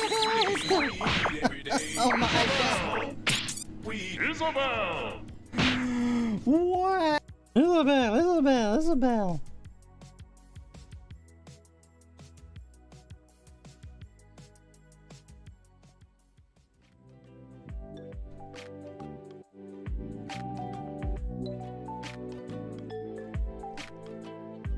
Oh, the jolly music to go along with the jolly dialogue.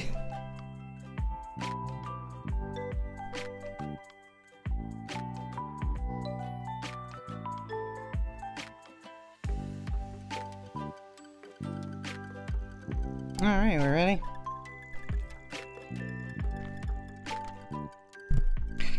Smacking stuff.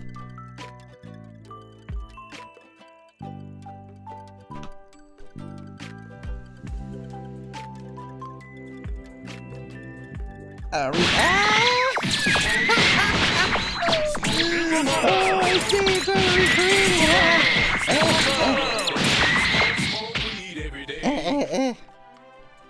Isabel! Look at Antonio spinning up there. That was great. Hello, Silver! But thank you, Meta. Thank you for the Greg.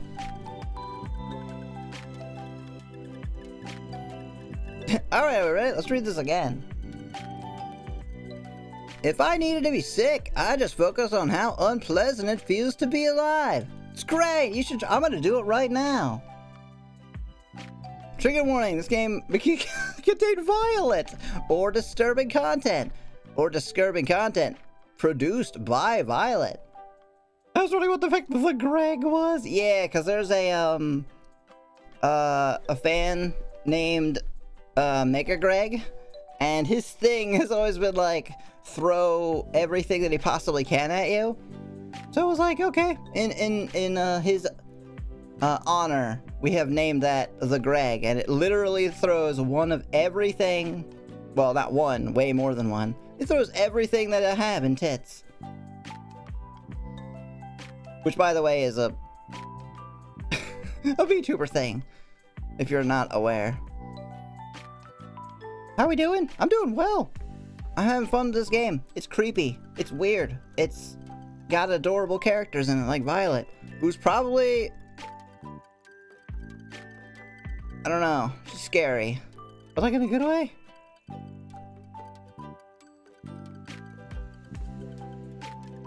Luigi! Actually, I might have already said hi to you. I don't remember. If my skin was clammy, I'd make myself think about it.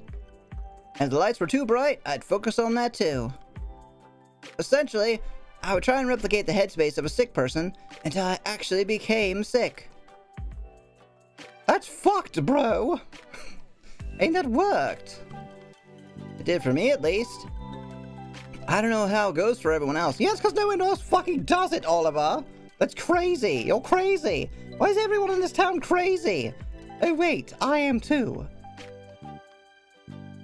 Yes, you do, but Moose slips in and out often. Well, welcome back. And goodbye.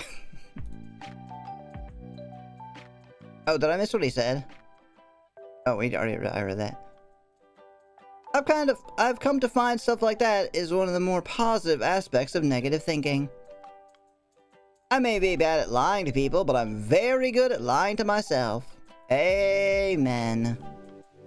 And sometimes, that kind of mentality is powerful enough to shape reality. I'm so good at thinking this way that I could basically keep myself sick for as long as I wanted. And it would always be authentic. That's not healthy, Oliver. No shit. Oh, you've been making my night despite having a bad day at work. Yay. Thank you. I'm glad I can make you feel better. And I'm sorry about your work. That sucks. It sounds like Oliver's ready for social media. Do you want to join my ex? Yes, that's what it's called now. It's fucking stupid. I mean, sure, but now they're sitting under a bunch of fluorescent lights for 6 hours a day, 5 days a week. Are you a plant? You should know more than anyone that those places aren't designed for people like us. Hell, I'd even go so far as to say they aren't designed for people at all. What's so bad about using the parts of myself that are unhealthy to escape from an unhealthy situation every once in a while? It just seems like you're delaying the inevitable. I never did it unless it was absolutely necessary. It's not like the school has any way of knowing if I'm really at my limit. And it's not like I was doing drugs or breaking shit. I was just hanging out in my room for a day or two. Breathing.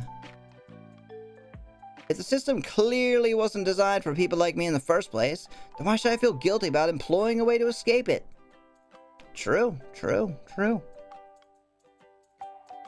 Hey, you do you. Honestly, if you actually need to take a day off, I don't see any real harm in it. Except the whole making yourself sick part. Then you are literally harming yourself.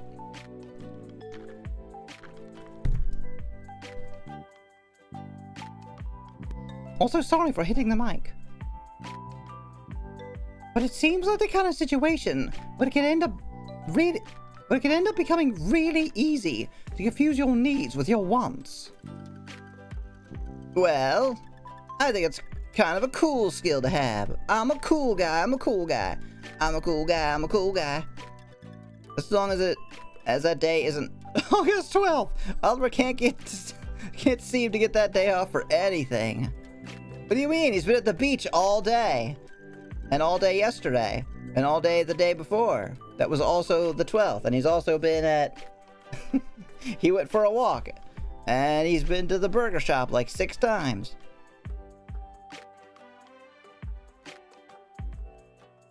You're probably just jealous. Not even remotely. Kiss. Aw.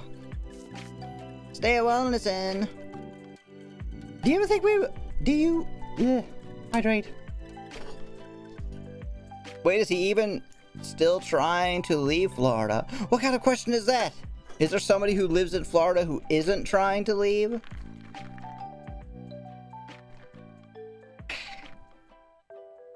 Why do you think so many old people go there to retire? They're hoping to get eaten by a crocodile. Yeah, or gators, right. Gators. You ever think we were given just a bit too much freedom here? You and I had the entire house to ourselves all summer. Yay! And Andy and Judith were basically allowed to do whatever they wanted. Lucky Roan, hello! Yeah, I don't think I ever had much I don't think I've ever had this much autonomy before. I'm gonna go ahead and change back.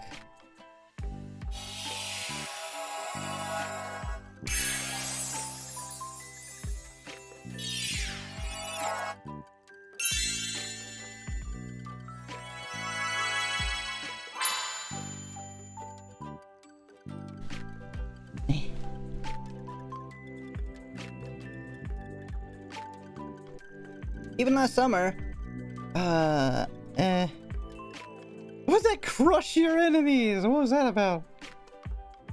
What's that clip? Also, I like how the clip name is Oily Bovine Burrito Dat Boy. Even last summer, we all still had to be back home by 10. The only real exception were those work sessions we had at Judy's house back in April. What work sessions? Oh, shit. That's right, that was our cover story. Nothing. We just had to study late a few times.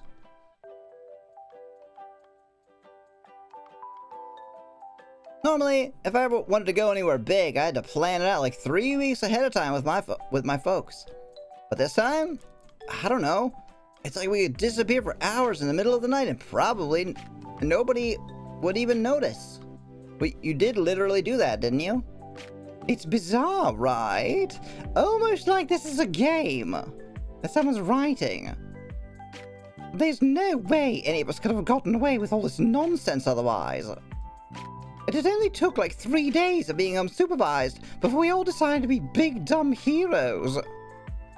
And now everybody's brains are fried. Kinda makes me wish we had more of a curfew. Wait, really? No, but you get my point. If even one person caught on to the crap the 6 of us were doing, that might have been enough to break our little echo chamber. Doesn't matter now, though, they're all brain dead. Oiled up cows put into a burrito for a clip URL is wild. It even implies that, like, you're throwing it at someone. Because it's oily bovine burrito, that boy. So it's like, you make an oily bovine burrito, and then you, like, throw it at somebody. Then I burritoed that bitch. Oh shit, that sounds really bad. I didn't think about that before I said it. Yeah, wild sex position, exactly. I think I played a board game that's half of that. Huh, yeah, you might be right about that. Oh, God.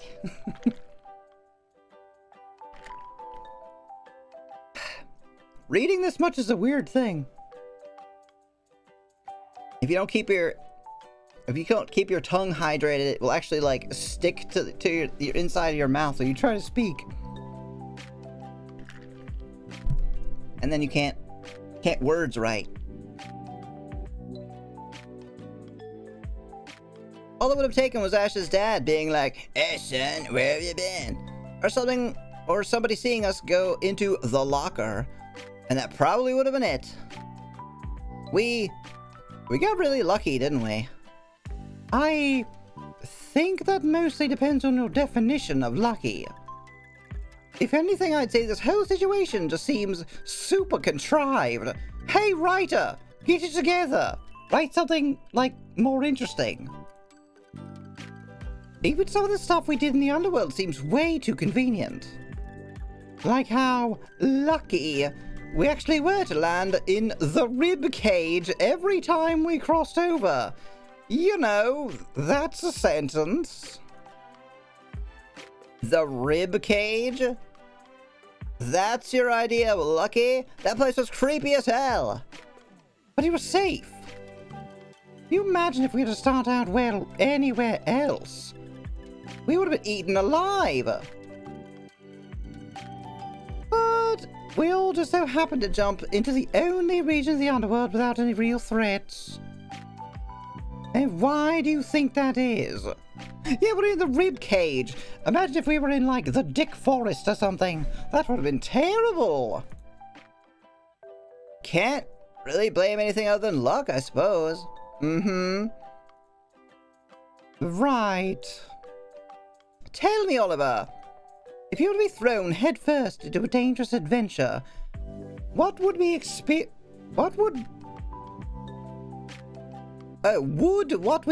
not be the ideal form of progression?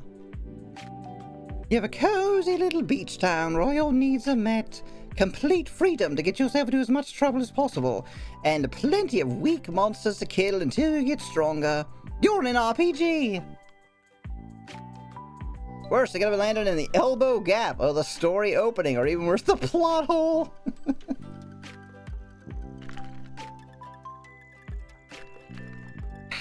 I don't know, I still say the Dick Forest is where it's at. The Dicks, I mean, that's where they're at.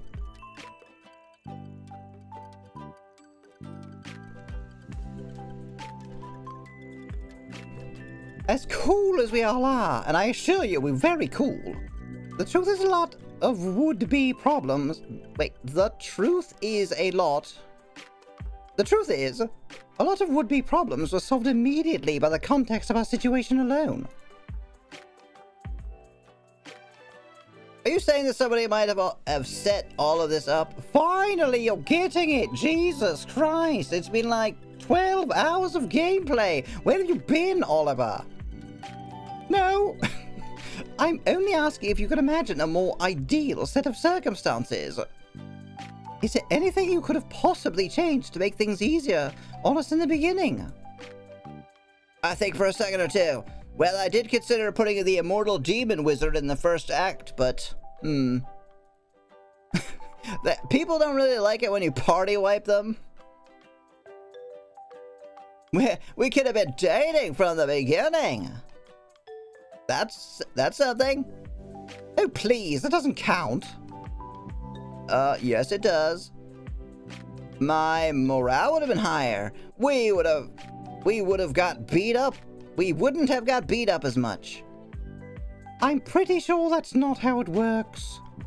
Yeah, also, if you weren't beat up as much, you wouldn't have had Judith to heal you. Of course it is.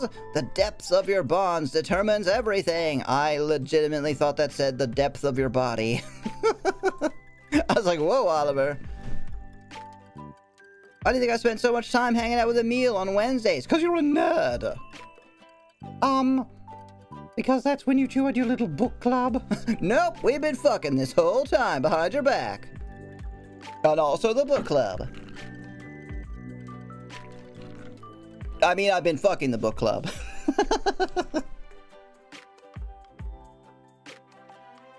Exactly! What the hell does reading books have to do with fighting sirens? Well, knowledge is power, right? And knowledge is half the battle. The more you know. Okay, fine. We just wanted to make out. Oh, I just wanted to make out with you a little bit more. But don't act like that wouldn't have helped. Whatever you say, darling. Stay a while?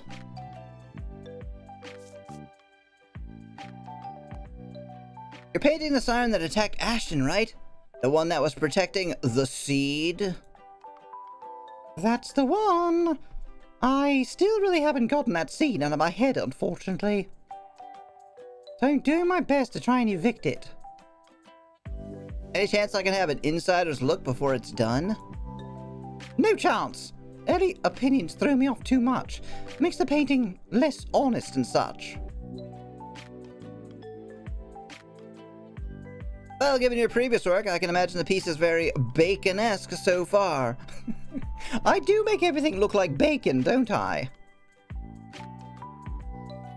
Did Emil paint anything when he was at the beach? No, he just freaked out about Ash. Ran away. Bacon, like Francis Bacon. That's an interesting take. I didn't know you were familiar with his work. Who? He's just talking about bacon. Like actual bacon. I'm just hungry. Have you seen what any of Violet's paintings look like? Have they ever been on screen? No. I assume they are the background. That this is her painting. Right here. Who? No, I mean your paintings always end up looking like they're kind of crunchy. Wait.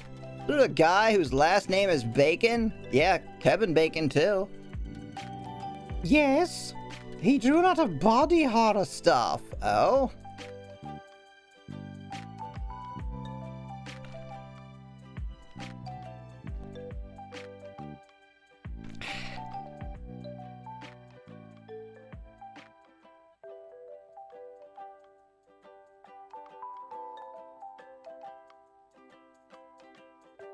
I'm okay. Disfigured faces, cuts of hanging meat, things like that. Hold on, what was that thing you said about... Hold on, so he drew pictures of meat, and his name is Bacon?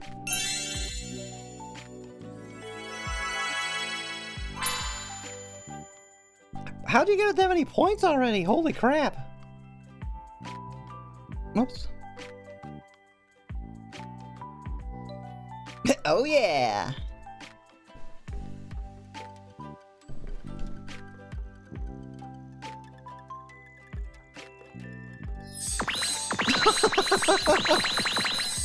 It's a group effort!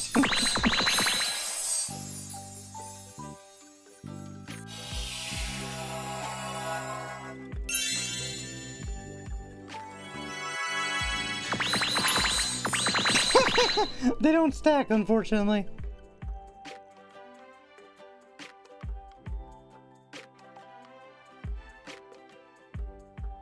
Oh man, throat's really getting to me tonight.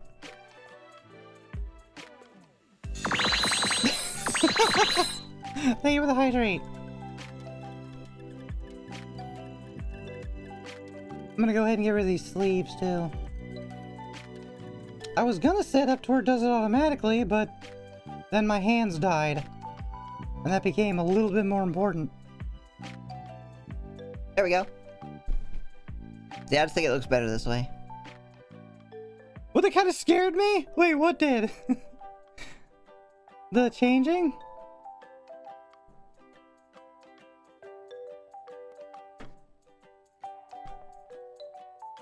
That's freaking incredible! Come on, Oliver!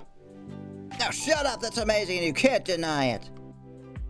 That would be like if I made olive oil for a living or you sold flowers. Wouldn't it be more like if I painted flowers? The guy wasn't a butcher, he was an artist. You can be both. Just arrange some meat.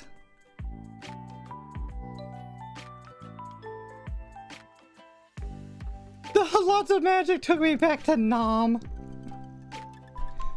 Like nom nom nom, like eating food. Right, it's pretty cool, huh? Somebody has left a magic wand in chat, and well, magical girls' clothes are typically made of magic.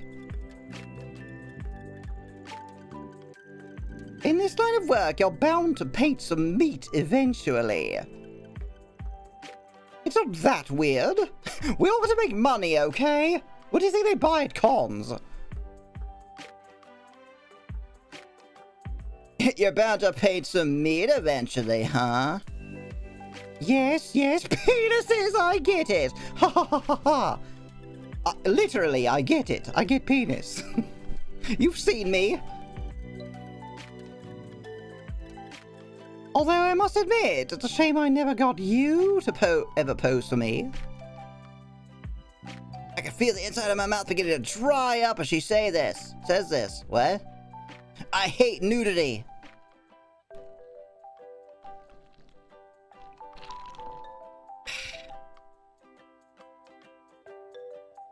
Oh yeah, I have something to say. What do you have to say, Meta? Wait, do you mean like naked? Like pose for you naked? You know there's no way I would fit on the canvas. You have to make like a really long one. That's gonna look weird. I guess I could like lay down. That works? Yeah, I gotta lay on the ground and then you can you can pay it that way. Of course! It's not like there were plenty of opportunities. It's a shame it never crossed my mind. I would have loved to have something like that to remember you by. There's no way I'd ever be okay with letting you paint me naked. What if Judith, Emil ended up seeing it? So what? Naked people appear all the time in art. It's nothing to be ashamed of. So I tried to sleep. I was scrolling through memes and shit. And while that was the thing, I saw some Adam Sandler poster movies. Life is a comedy show. That's great. One of those like weird coincidences where you're like, wait a second.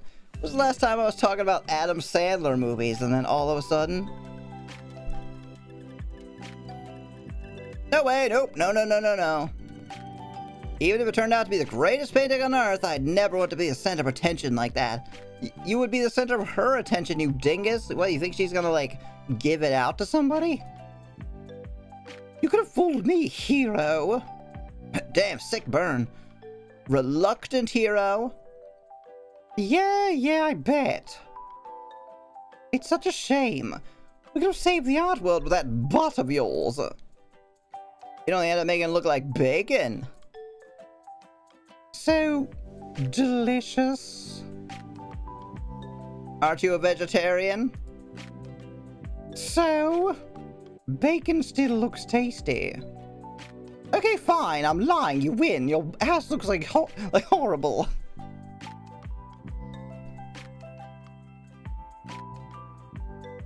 Stay a while. It's gonna be the whole stream is just hanging out with Vi. I hate sand. It's coarse and the other line and more of the same line. Not this again. It's grainy, bumpy, bothersome. I'll literally do anything. And by golly, it just gets everywhere. If you're gonna do the line, Oliver, do the line, you dingus. So kiss me, Violet. Kiss me on my sandy face. Kiss me with your lips that are, in fact, not like sand and thus desirable. I lunge forward, tackling Violet into the soft sand. Oliver, get the fuck off of me. Because...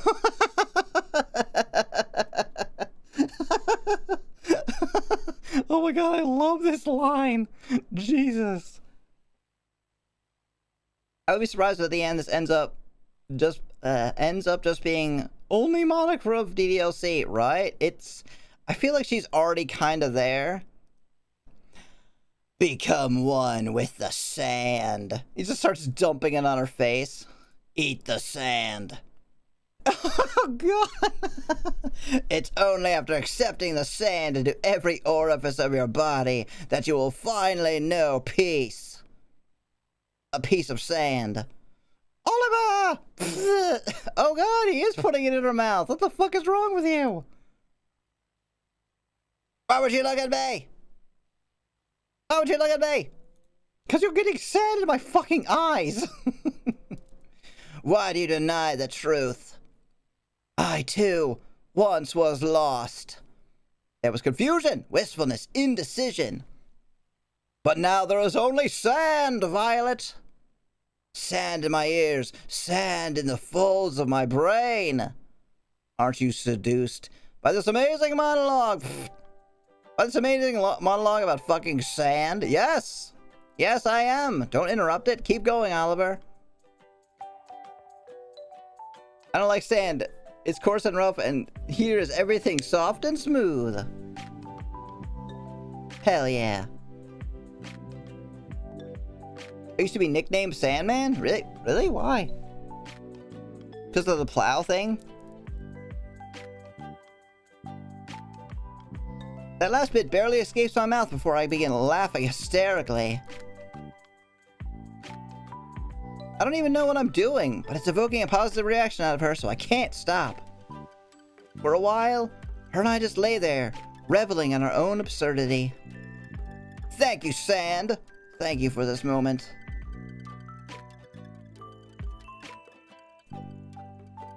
Stay a while. You're pretty tired after all this stuff, aren't you? Now that our little escapade here is finally over, I mean. I haven't written anymore, so... I've been nothing but tired this whole time. How about you? Are your muscles starting to hurt yet? I didn't notice it as much when we were going into the underworld every night, but now it hurts to even sneeze. It hurts to sneeze, so it's your abs mostly. No, it's pretty much everywhere. I remember hurting for a little bit when Andy started training us, but now my entire body feels like it's been put through a blender. It's probably because you have nothing else to focus on. Focus on the sand, Oliver! Pushes him down.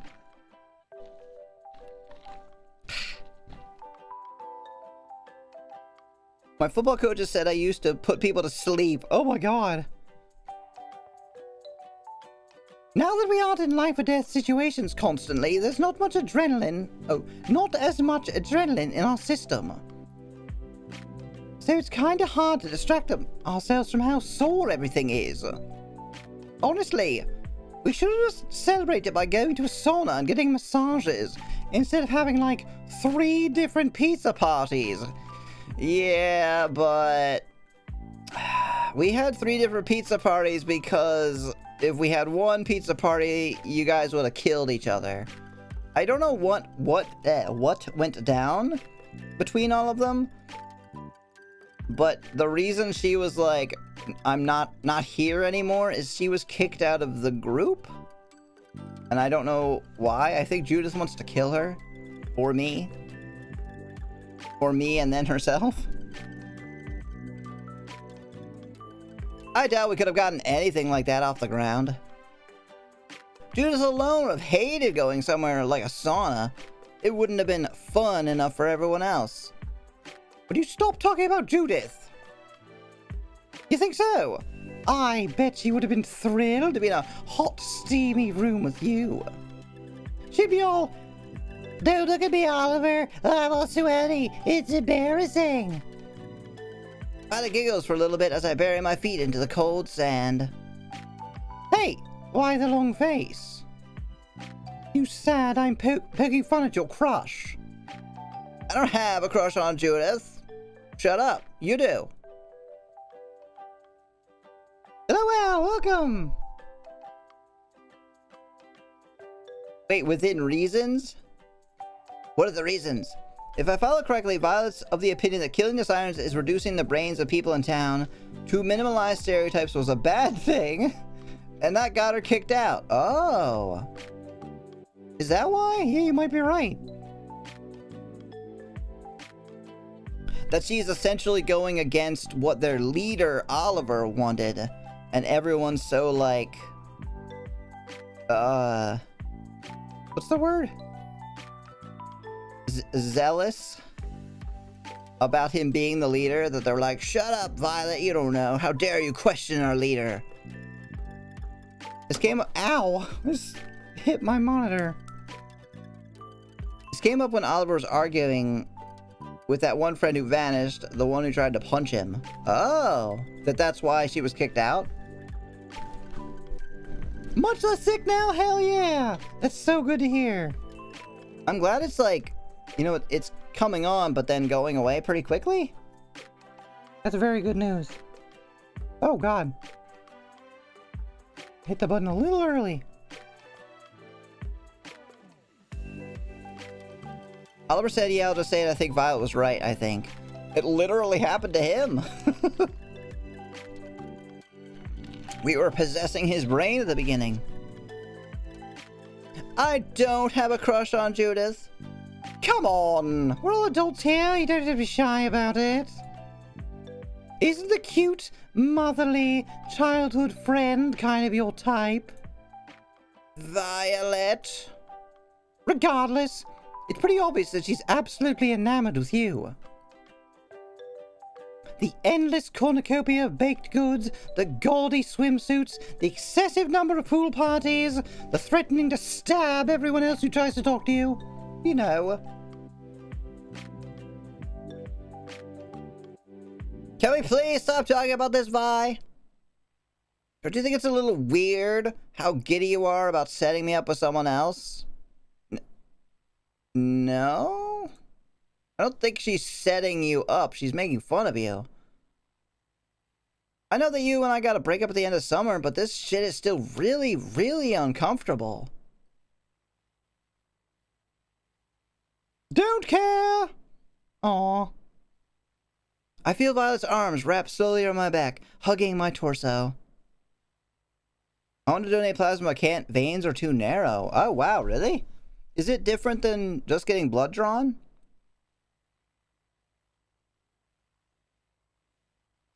Why does it make you uncomfortable? We had a good run, didn't we? Lines like that just go to show how bad you are at comforting people. That's... I'll just go ahead and ignore that one, I guess.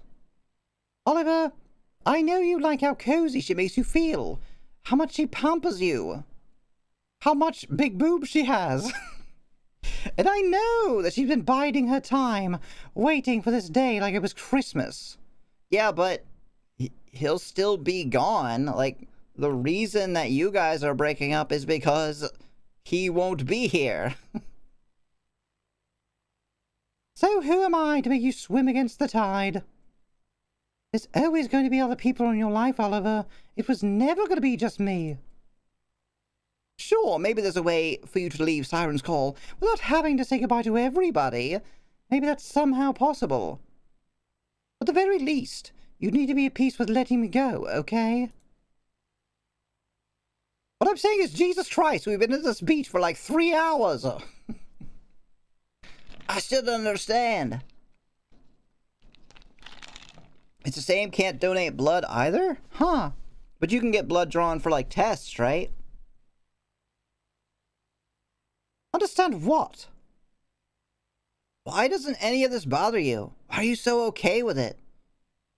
Because I need to be. I'm the one writing it.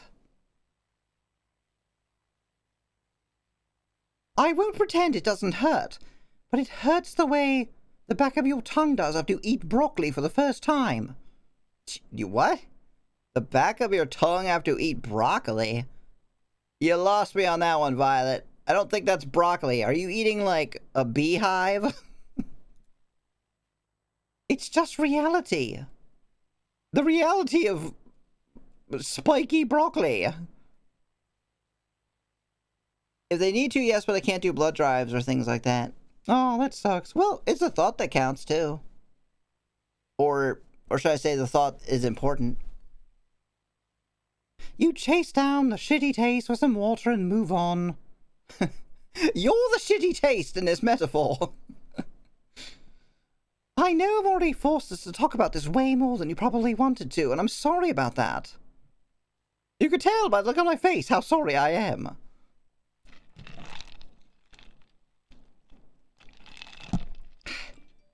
But I'm fine with being hated, as long as it helps you guys get to where you need to be. Which is off the fucking beach. Go somewhere else. What's this chapter about Emil? Do you really think I could ever end up hating you, Vi? I'm not talking about you hating me, Oliver. I'm talking about being hated. Huh? Never mind. Let us enjoy our time together while we can, all right? And then, after that, remember that you're free to do whatever you like. Within reason, of course.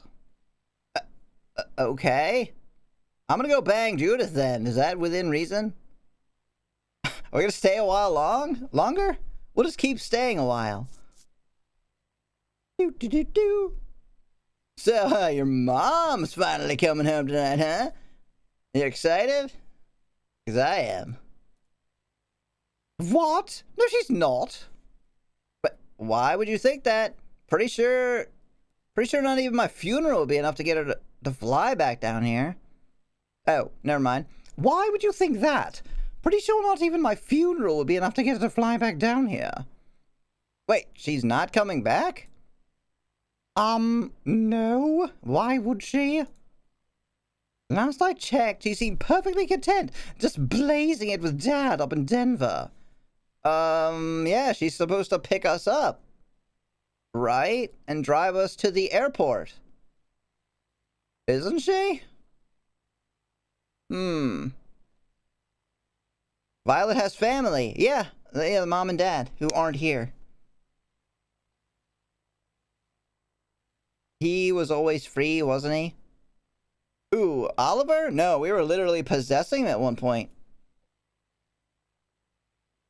Alright, I gotta take another short break.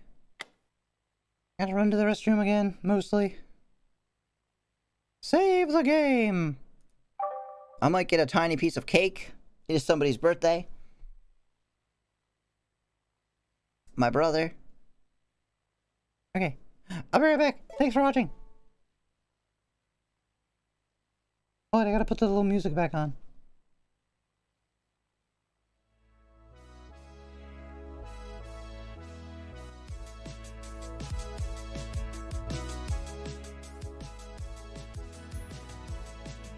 Alright, I'm watching you two. Yeah? That's right. 10 feet apart at all times. There's a good reason Mom is divorced. I'm not gonna go into it now, but trust me. Stay on that other couch. I really wish I could run. Oh! Oh shit! Ah!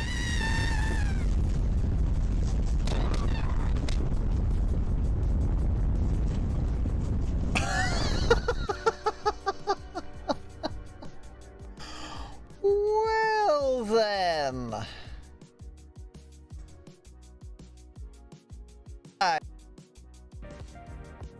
My mouth is doing weird stuff. Wait. Forget I said that. Better? Better? Up, up, up. How about we don't do any of that? Shit! Oh my fucking god! Yes, it crashed. Well, cool. Well, holy shit, is that Pat? You can't have any. But I'm a good boy. I'm a very, very, very good boy. Yeah, just put that shit in the bed. No! No! Oh god, thank god it's still here. Whew. Oh no, what are you doing down there? Are you searching for a contact, or are you just like... Are you evil cleaning? I gotta scrub this fucking floor. Now where is all of the meat? Hey, Doesn't you know. idiot. Boing. Oh, no, that worked. Oh, okay. Oh, we did it. We did the thing. Everyone, it's Faith! Oh God, then he kills us all. Anyone remember that? From Nick Jr. Max! Jump! Okay. I mean, I'll grant you, somebody would find that really, really cool. That's the coolest thing he's ever done in his That whole is life. legitimately. Let us build a mountain of corpses as a warning to all that would oppose us. What do you say, Lord Satan? All right, we're going right into it with friggin'. We got Satan already. No foreplay here, just fucking Satan. There you go. I'm Satan. This is as far as you go. Can I give this girl a good punch? Just once? Oh, my fucking eyes! I'm not gonna be able to read the sheet music now! Thanks a lot, dipshit! Yeah, Junko and Ushima! You're welcome. Siri, not you! Oh no! Only separated by a thin wall. I could hear some sort of sound coming from her room. Oh. Shing. Shing. Shing. Whack. Whack. It sounded like someone kicking the bed or something. Oh shit. She got like her tied up in there. Keiko? The difference. It's almost like both of them don't matter. Are you even real? Am I even real? Who are you? Fucking. Okay. There we go.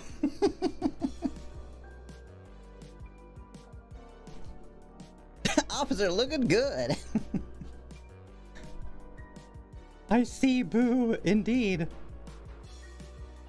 Nice work, gals. I got some good pictures. No, don't take pictures. Wait, pictures? How come I look different now? Why does she look so different?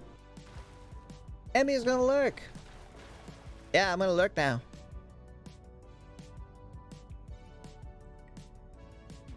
Your stream. Come on. Chop chop. Get to being entertaining.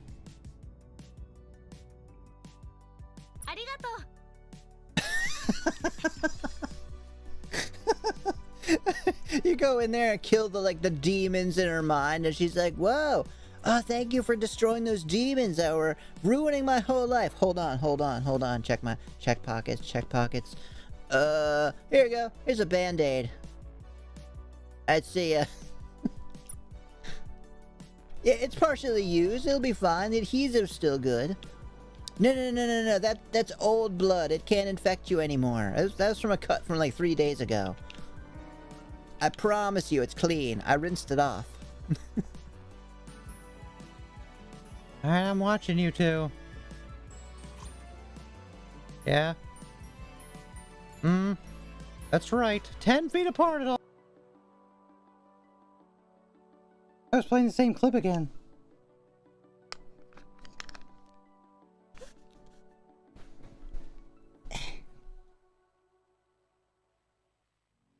Has birthday today. Yeah. Also pass along birthday wishes. I don't have to share a picture of the cake in Discord. Yeah, you do that.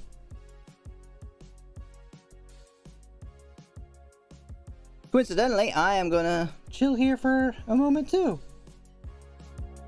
I also got some birthday cake. We can just chat while I eat it. Birthday cake for everybody.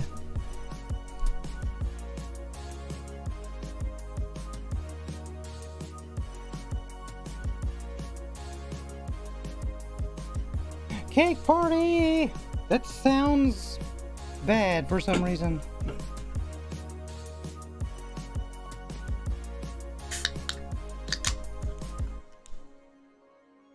Like, hey man, did you see the cake party last week? Holy shit.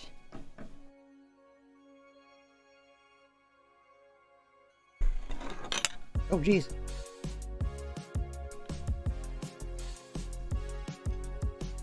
I tossed aside my smoothie and decided to have cake instead.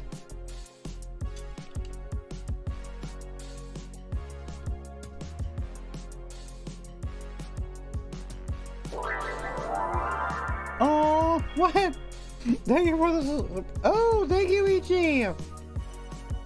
Thank you for gifting a sub! To Mr. Boxperson, sir!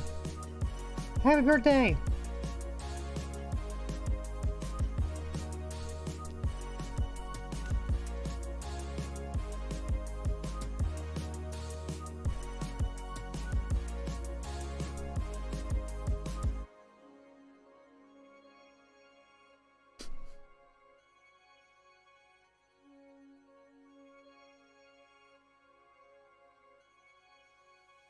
Yes, Flyer. Yes, I am doing that.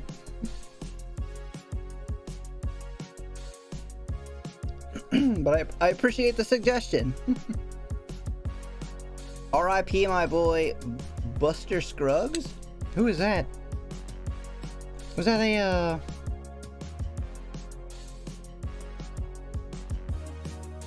was like a boxer or something? What's everyone up to? While I eat my cake. You haven't seen the movie? It's from a movie. No, which movie? An Adam Sandler movie?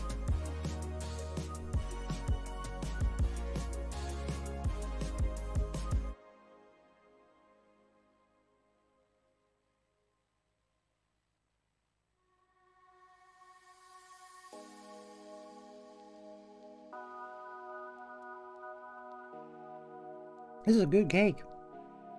The Ballad of Buster Scruggs. Mm-mm. It sounds awfully weird, though.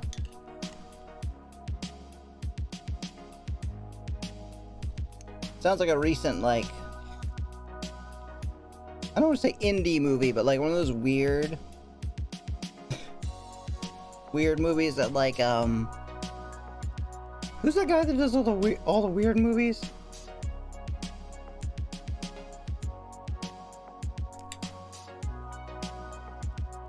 With the Steve Zissou and all that.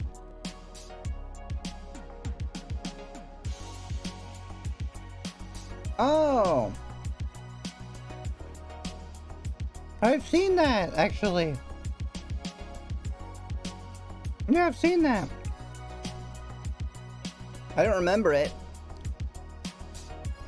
But that's what, but that's what it's from. I have seen that movie with that meme in it. My application with Raytheon is under review. Raytheon. Sounds familiar. What do they do?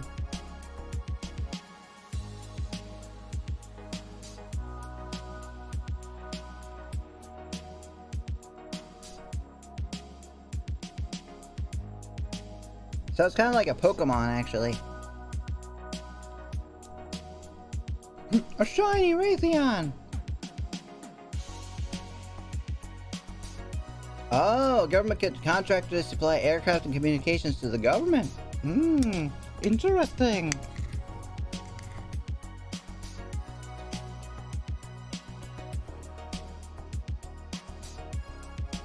My best friend works for the government, too.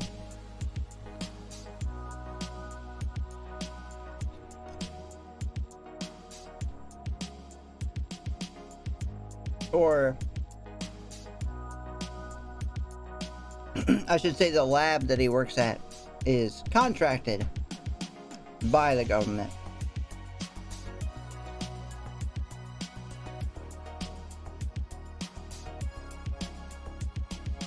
It's a fan run. Ah! Hello, Revenger Celeste. I'm eating cake. We will be back to the game eventually. Hi.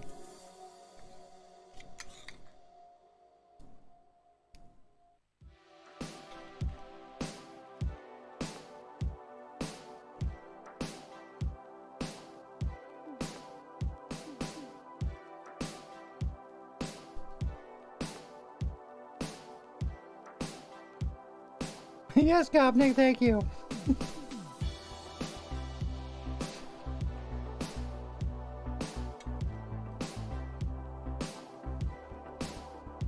Yeah, my friend works at I'm fairly certain I can say. Actually, I think a few of you maybe have met him.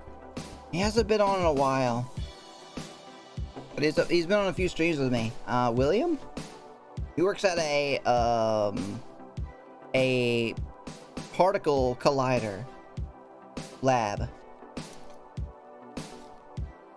So you know, like the Large Hadron Collider. It's like that. He works at a collider. I don't know what they're called. Physics lab that like has a collider. Collider lab.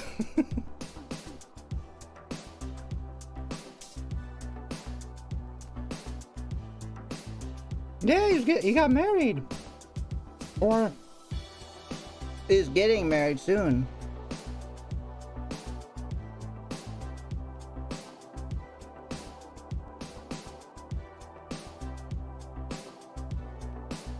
These jobs sound way cooler than mine. This is my job. Sitting here and eating cake.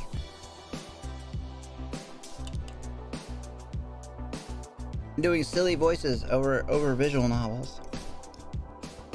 It is actually the only thing I still get paid to do. So, I guess it's technically my job.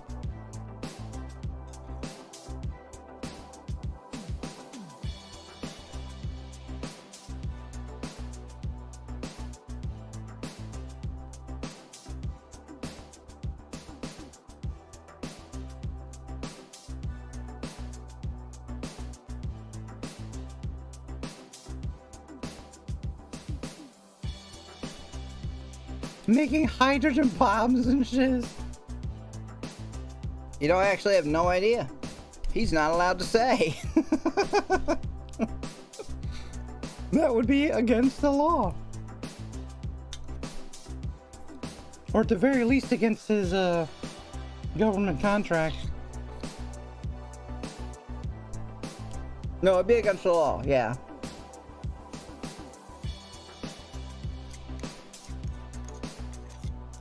It's what's it called?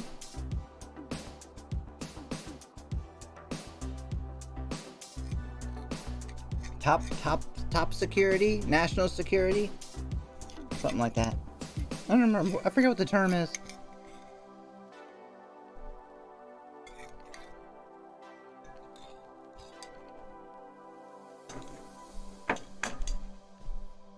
That cake is really good.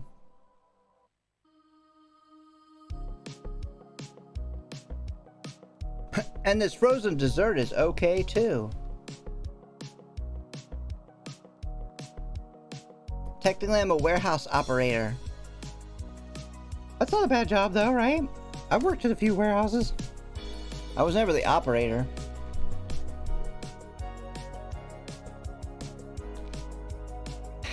Unless stacking CRT TVs counts as operating.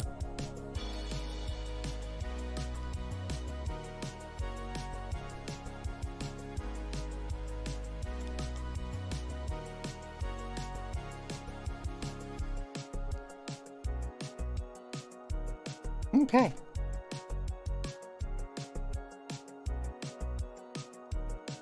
I thank everybody for indulging my snack break.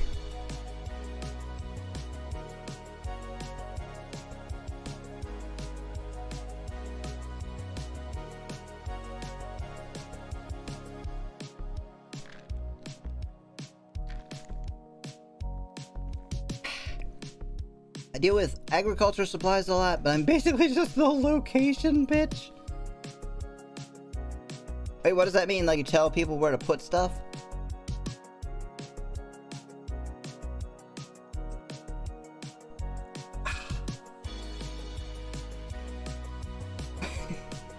You tell them where to shove it?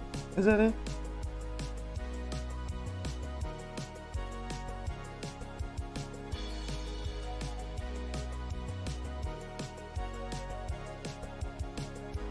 Oh, ending up the shit. Ending up doing the shit everyone else doesn't want to do.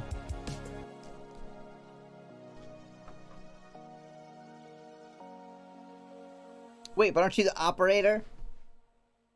Get them to tell them to do it.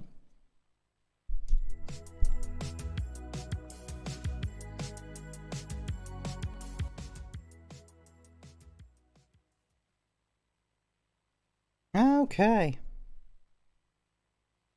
The game has not been muted this whole time. That's because we're in the creepy stuff. So, why do we think that Violet doesn't know that her mom is coming back? Oh, my position title is warehouse operator, but I'm not really operating shit. You're like operating like piles of stuff to move around.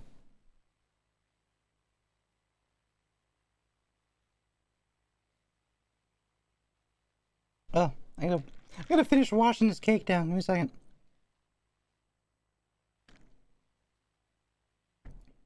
Forklift certified though? I almost was.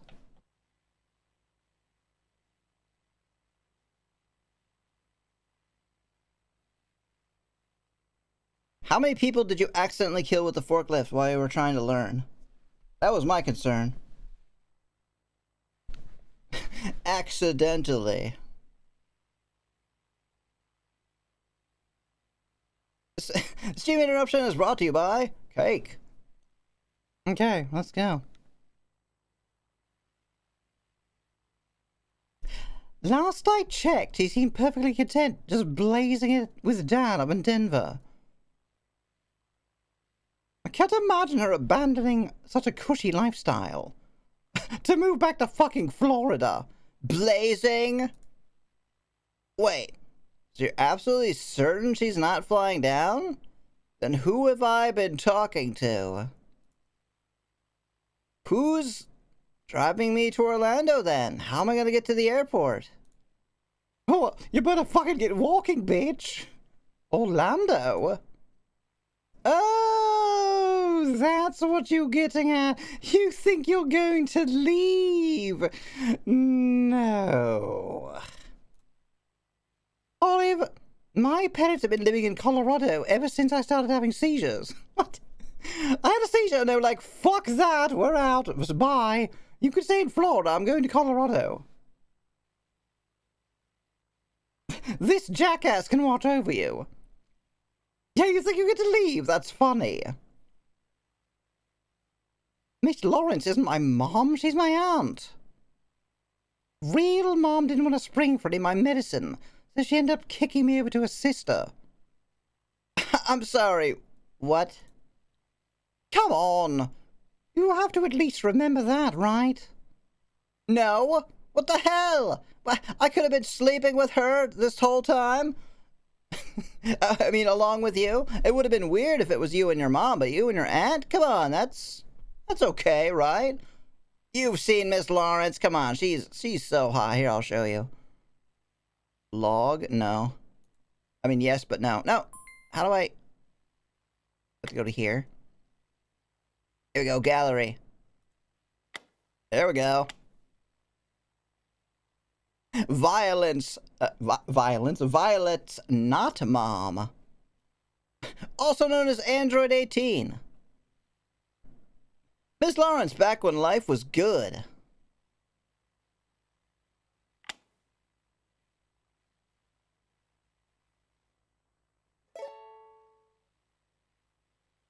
Damn, indeed.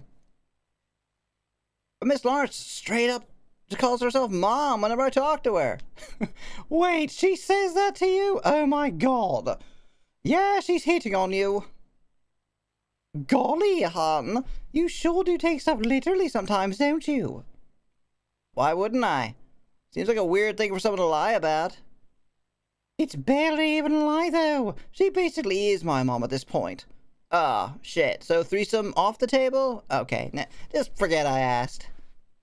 Unless? No? Okay. She pays for the food, gives me somewhere to sleep, and sure enough, covers all my copays.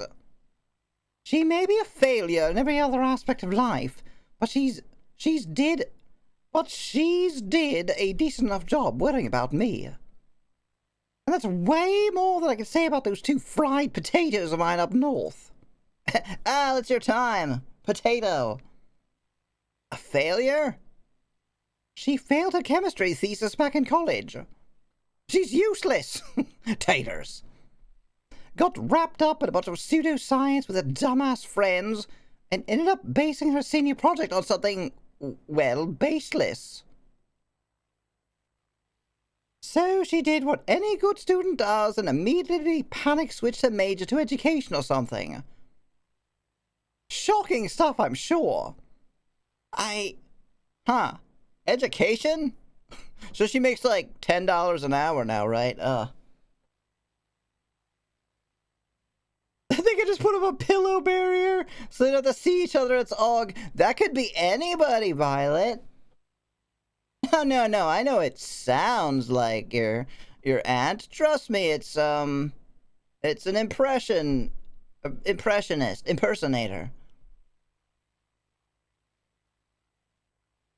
So Miss Lawrence actually wanted to be a chemist or something? Chemist is a generous way to put it, but sure. She wanted to make meth out of the garage. Oh shit, I'm right, she does. Low-level Florida witch might be a more accurate title at this point. So meth. Yes, meth.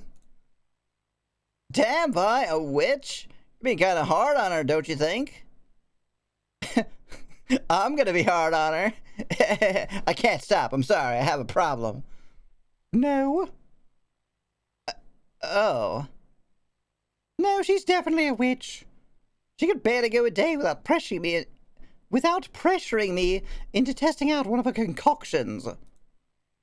You know that pressure all too well yourself, right? The gentle, maddening pressure. Someone trying to fix you.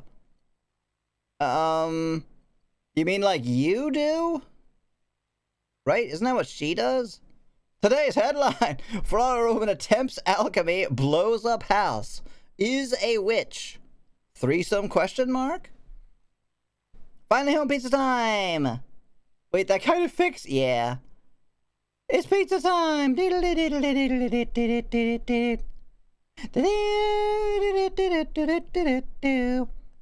God, she was so embarrassing whenever we were at the neurologist's office.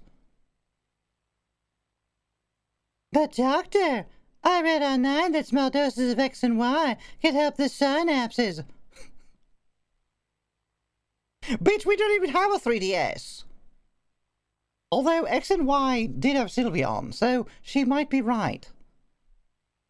As long as you drink a thimble's worth of Z before you go to sleep, that is.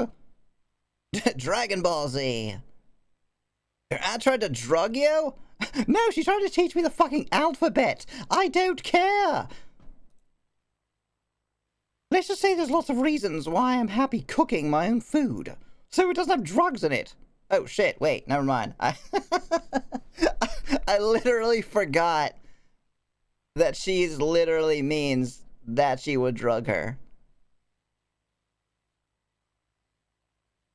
Have you guys ever looked up your birthday with Florida Man after it? No, I have not. Let's do that right now. That sounds fun. Okay, let's see.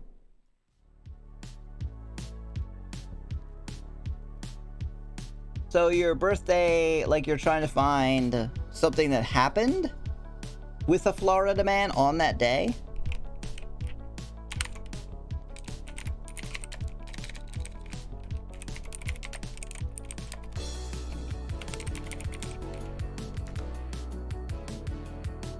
Oh, yeah. Damn! These are, ooh, pretty bad.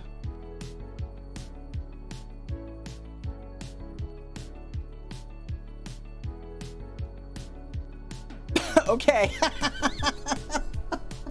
Wow! Holy shit! What? Okay, so there's a lot.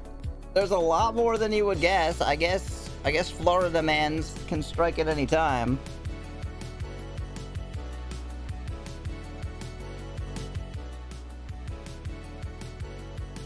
Congratulations, happy birthday, your gift is a Florida Man. Florida Man fucked a gator on this day. Wait, actually, or are you... Alright, see, so the... There's like, Florida Man riding golf cart, accused of shooting someone. I'm gonna have to read what this one is.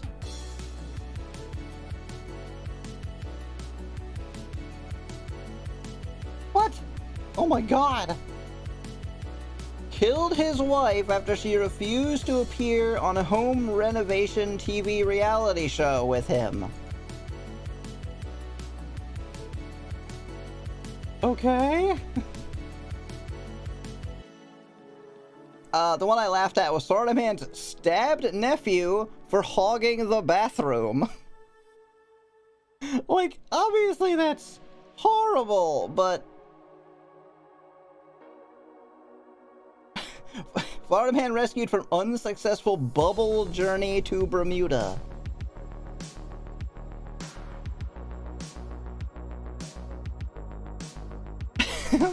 Wait, what?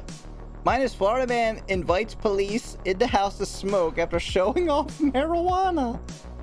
And my other one is Florida Man tells police his name is fuck you. Yeah, mine are all shooting people. Uses alligator to shotgun a beer while cranking Skinner. Oh, I mean, that's animal abuse, but wow. Just... Are people from Florida actually insane? Like, is that what that is? Like, he literally used an alligator to open his beer. Charged with felony after stealing a $1 cup of soda from the McDonald's. Jeez. And these are all based on my birthday, April 24th. Finding your Florida man. Okay, well that was interesting. That one I've heard of, the traveling bubble one, made an NPR. Apparently the same guy tried at least 3 times. Oh, I'm sure he's gonna keep trying until either he dies or does it. You do not go out of your way to build like a huge fucking bubble thing unless you are serious about completing that. Like, it's not like an inflatable pool. He's like, it's some weird contraption.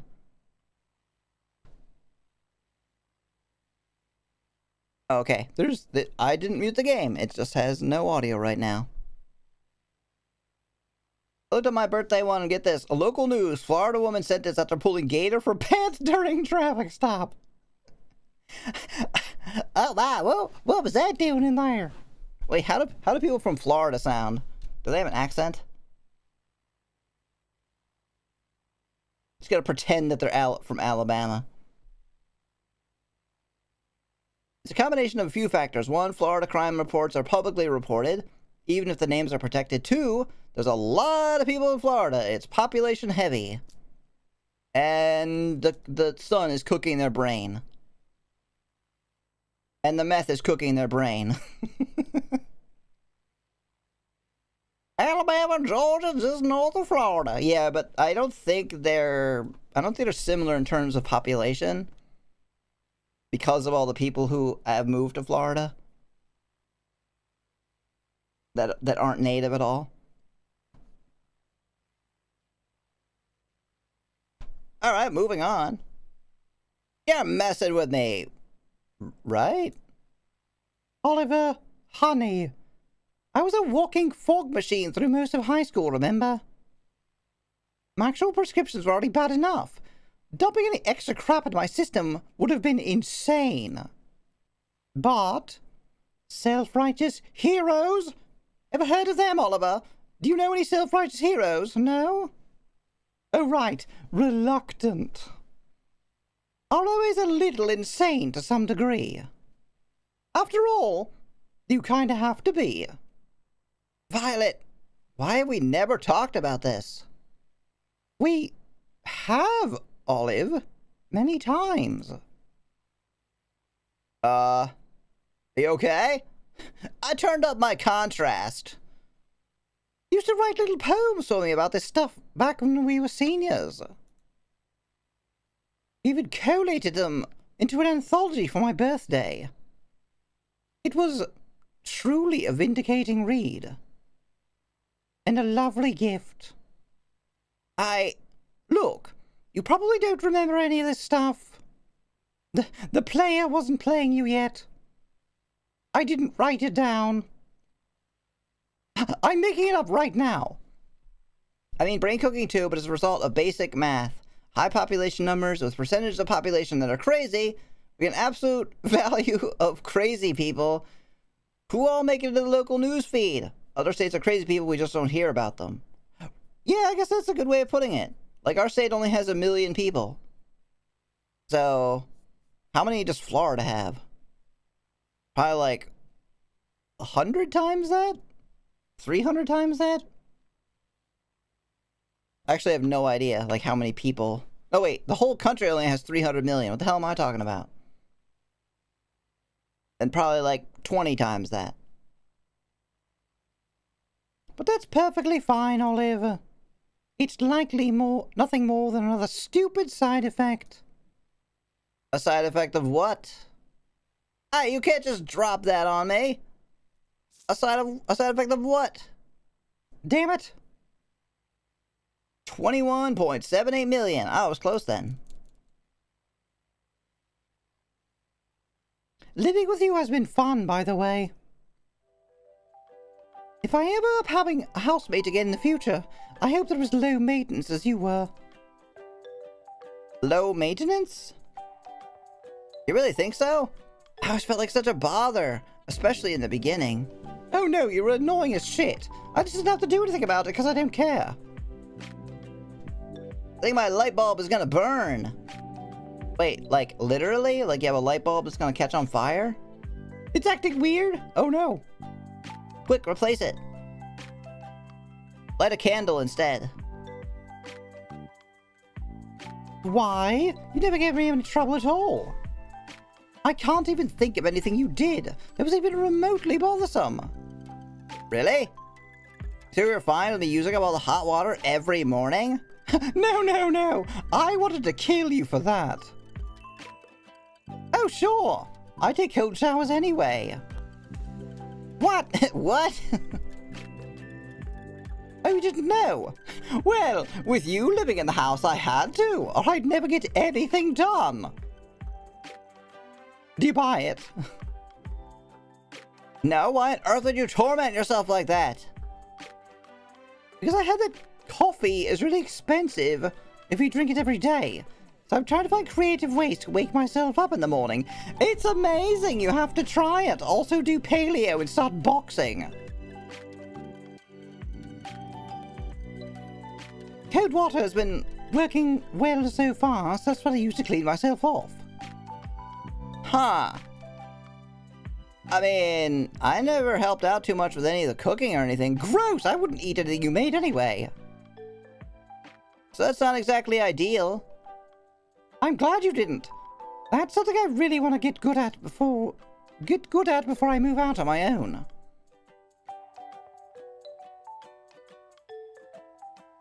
Maybe pulling out the barbecue set? Wait, what? To light the room? My state sucks. Our most wanted list is 5 escapees and nothing else. Oh, really? You don't have any, like, mass murders or anything? What a shame. The more meals you make, the less chances I have to figure out my own cooking style. And the greater chance I'll get food poisoning.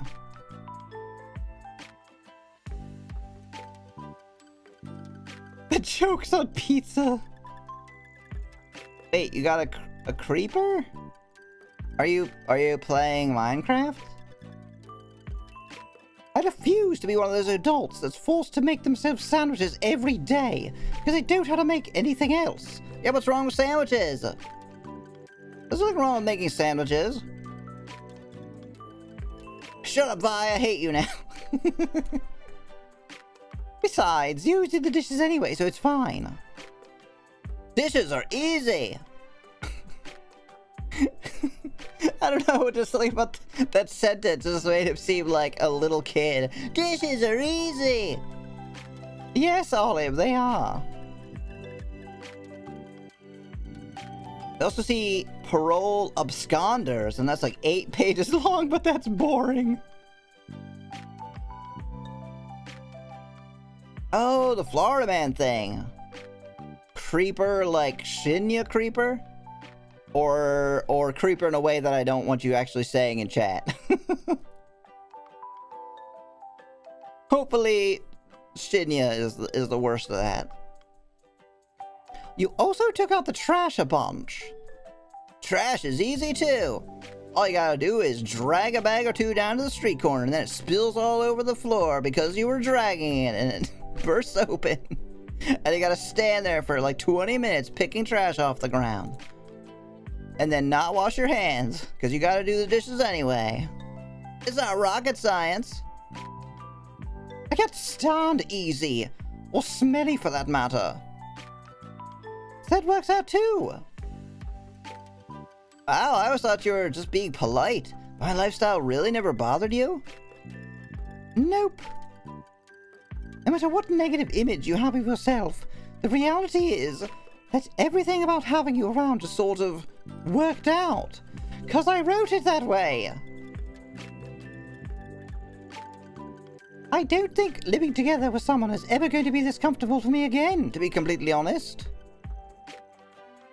Up here we have the Badlands and Mount Rushmore, and the only thing to do here is work and drink. The music suddenly stopped again. There's a noticeable dip in tone of Violet's voice as she says the last part. Oh, did I not say it right then? I don't think that living together with someone is ever going to be this comfortable for me again, to be completely honest.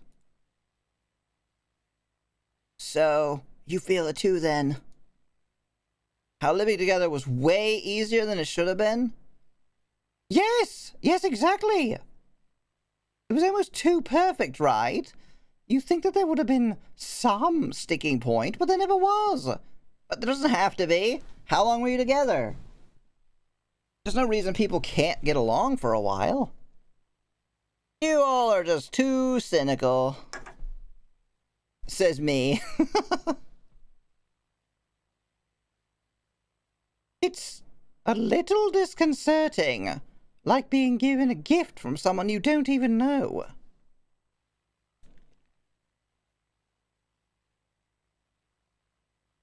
That is a little disconcerting, yeah. Well, depending on the gift. Someone I don't, some stranger wants to donate money to be on Twitch. That's not weird at all. Go for it. I see you hiding in the shadows.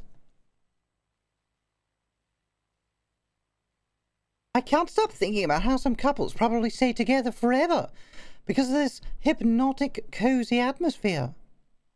That feeling of comfort is so powerful, almost like some sort of airborne parasite. I can't stand being comfortable. Why do you think I hang out at the beach all day? I even thought about proposing to you just because I didn't want to lose it. Whoa, back it up. You think I would marry you? Oh my god. I am so glad I'm leaving. Oh, thank you, Ox. Thank you for the gift. Oh, why didn't it read it? I have to go for now. Thank you for being here, Al. I hope you get completely better soon and not get sick again. No, he's more like, wait. Back it up. Back it up. We are at the beach with a lot of sand. We're gonna need a nice big dump truck, aren't we? You were gonna propose to me? Well, no, but I thought about it. I might have. I was like halfway to the jewelry store before I realized that I was in some kind of trance. Holy shit! I can't... Wow, that's a lot to process. Again, Oliver, because I was like possessed.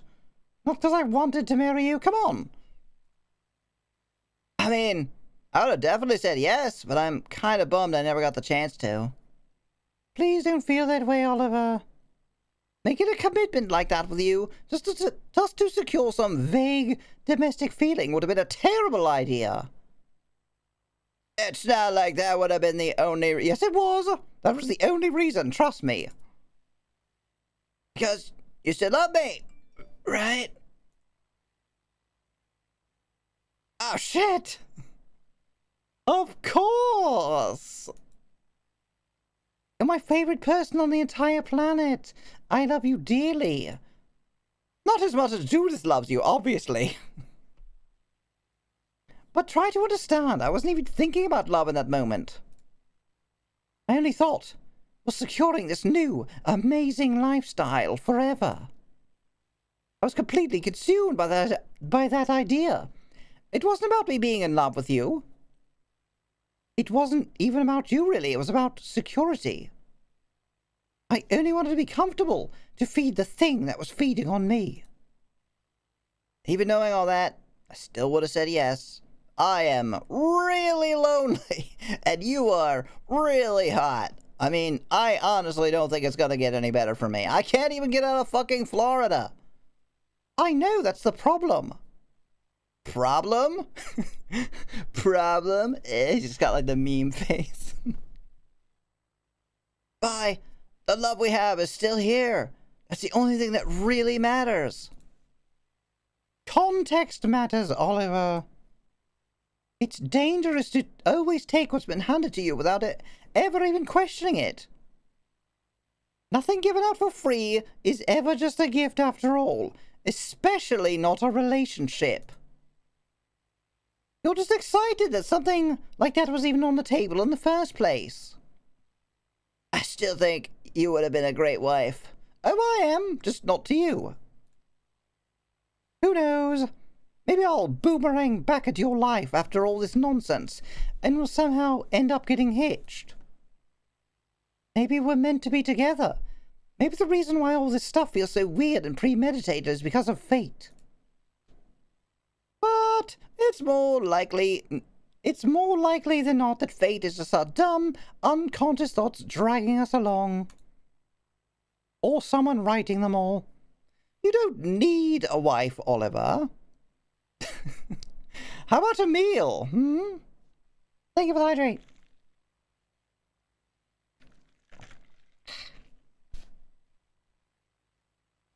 And I don't need a husband. Or at least, not right now. Again, not until Emil is single. Of course you'd think that. What? That you don't need a wife? No, the fate doesn't exist. Come on now, where's your sense of romance? Romance isn't worth dying for. Romeo and Juliet are fictional, hormonal idiots. At least Shakespeare lived past 18 and knew his shit. Which of the two would you rather look up to, Oliver? Not an answer. Okay. Stay a while. Hope you like this background and these sprites, because that is all you're getting.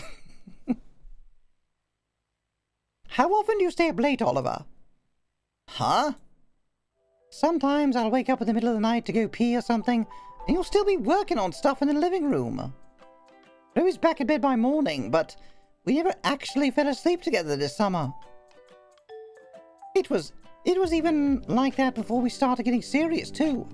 Whenever I went to the kitchen, you were pretty much always still awake. Is that bad? I thought you wanted me to cook meth. I was doing that at night. It's just something interesting I noticed while we were living together. Any reason as to why you're such a night owl, Oliver? This shouldn't be too hard for me to answer, but I still don't want her to get the wrong idea. I don't like you. Oh? I'm probably gonna sound like a sociopath for saying this, but night is probably the only time when nobody expects anything from me. When nobody expects anything from you, or you feel like nobody expects anything from you. Even if they aren't necessarily asleep, people just kind of leave you alone at night. How is that a sociopath? I have no idea, right? Like those times you went to the bathroom, for example. You would look over at me. Ah!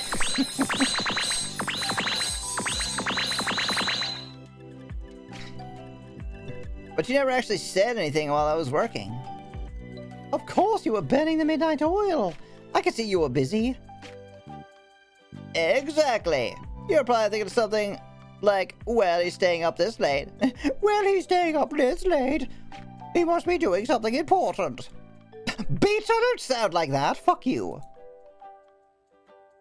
I was never working on anything that actually mattered. Not really. I only wanted some time to recharge. Because people don't really leave me alone during the day. Hint, hint, hint. Stay at night for a bit of peace and silence. I used to, like as a kid. And that's why I do now. Trying to get away from that, because I know it's not healthy. Stay up so late every day. Well, not for me anyway. When the sun is up, it's like everybody I know wants a piece of me. You, Judith, Emil, Judith, Emil again. It's exhausting. It makes me feel like a commodity. What's the other one's name? The jogging one? I mean, she's fourth on the list, but still. Like I'm nothing more than some spice that people add to their otherwise bland day. But late at night, the only thing that most people are hungry for is sleep. I can finally be alone with my thoughts. Too bad I don't have any. That's probably selfish of me, but things are just so quiet at night. It's the only time I'm able to think straight. It's probably why we never really went to bed together much. I know that makes me a shitty boyfriend, but I didn't want you to think that my bad habits had anything to do with you. I just decided to tell you absolutely nothing. I would rather you think I didn't like you. It's more of a people in general kind of issue, I guess. Don't worry, I'm not that self-conscious. I had a feeling it was something like that, considering how everybody we know kind of places you in the center of their lives without a second thought. So what do you think about then? What keeps you up at night, Oliver? It really depends. Sometimes it's you, sometimes a conversation I had with someone earlier in the day. Are you kidding? But you stay up for hours and hours thinking about a single conversation. Okay, you might actually be insane. But on the amazing nights, it's nothing at all. No static on the brain, no obligations. Just a liberating, invincible silence. How long do we stay here? I guess we'll just keep staying? Are you supposed to do this? Hey, Violet. I thought that said flaccid dreaming. You do a lot of flaccid dreaming, right? Yes, indeedy. So that means you have a pretty strong control of your dreams, correct? That's essentially true, but it's not perfect control, but it's close enough. I mean, there's still this conversation to be had. I'm enjoying learning all this, right?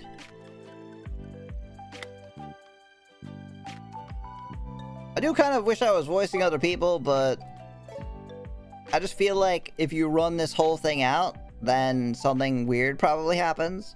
We're all getting a lot of information, too.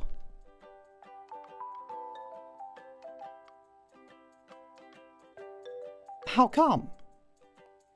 I was just wondering if it's possible for you to still have nightmares then. Yes.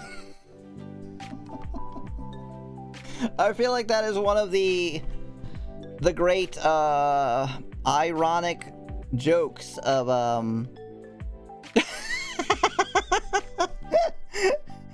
How long have you been on this beach?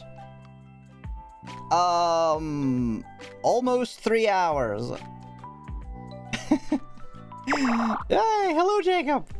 That is the author. The person who is forcing us to be on this beach for 3 hours. right there in the chat, wherever.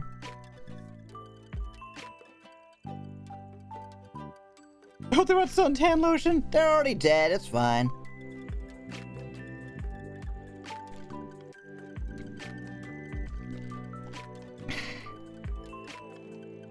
But yeah, that's what I was saying. It's one of the ironic, really ironic parts of having lucid dreams is, yes, they can still be horribly nightmarish. And you're like, I know this is a dream, and for some reason I can't get out of it or do anything.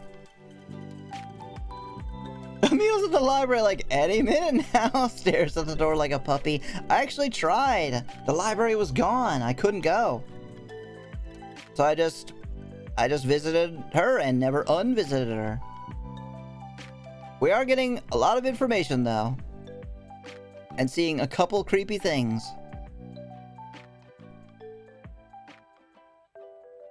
It's funny you would bring that up. Avoiding nightmares is actually the exact reason I started learning how to lucid dream. No kidding? I had a pretty traumatizing one back when I was 16. So like a week ago. It went on for what felt like months. It was so long and miserable that I decided I never wanted to lose control of my dreams again. So I did some research, found out about lucid dreaming, and now every dream I have is like its own little cognitive playground. Oh, the things that I have done, Oliver. And now there's essentially zero risk of being trapped in my headspace. It's great. Wait. It felt like it went on for months? That's called a coma, Vi, not a dream. Someone just sent me a video of a Zamboni on fire. Should I be concerned? Do you own a Zamboni and they are threatening to burn it down?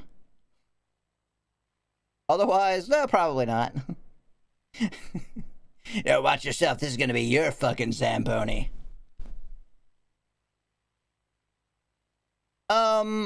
This might be pretty insensitive for me to ask, so you don't have to tell me if you don't want to, but what was your nightmare about? This conversation! Let's bring the barbecue set out. That's the hockey way. I wish I owned a Zamboni. What would you do with it? Just drive it down the street? Take it out on like a lake or something? Oh, don't worry. I didn't mind talking about it. Fuck it, we've been here for 3 hours. I've been lucid dreaming for so long and I'm basically over it now. Unlimited power to do whatever you want with no consequences is kind of boring these days. Hello, Onion. I'll give you a Zamboni. You could say anything like that and it sounds sexual. The guy going crazy good. I had a dream that you kept trying to leave me and leave Florida, and even though I kept coming up with more and more convoluted ways to stop your flight, kept trying to leave me. What a weird nightmare, right? You remember all the turtles one? I mean, geez, how did you not get that it's a dream? Essentially, the dream was just me walking through these weird yellow rooms. Oh. Oh, that's cool. So I think I've done this part. I really don't remember much of any of it because it was so long ago and my memory is god awful. But I was definitely reading this before I had any idea what the back rooms were. I had a dream. They put me in a room, a rubber room with rats, and the rats made me had a dream about being crazy. Yeah, stuck in the back rooms, exactly. It's okay, we know some of my screws are loose. Some? All of mine are loose. They're all there. They're just rattle around a lot. I could tell it was in a building of some sort, but nothing about the building made any sense. Because no matter how long I walked, I never found any doors or windows. It was just the same yellow room, repeating itself over and over again like a maze. It's the word maze, specifically that triggers it in me. A primal fear that spins inside my guts like millipedes. In the entire time I was walking, something, because I missed it. The whole place smelled like... It smelled like moldy carpet.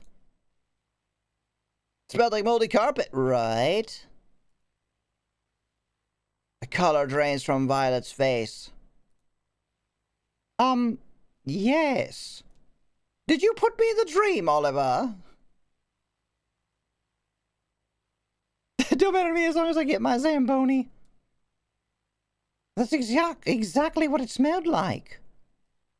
And there was these annoying fluorescent lights on the ceiling that wouldn't stop buzzing. And you couldn't even break anything because there wasn't any furniture in the rooms, right? Oliver, how the hell do you know about that? Because I'm pretty sure I had the exact same dream when I was a kid. No way! Are you sure I didn't tell you about this back at school or something, and now you're just remembering it? I'm absolutely certain you've never said anything cool like that to me ever. Do a drum roll. Introducing...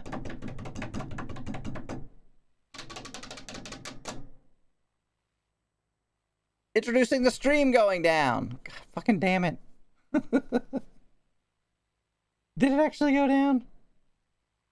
I saw red for a second there. Good night. Good night.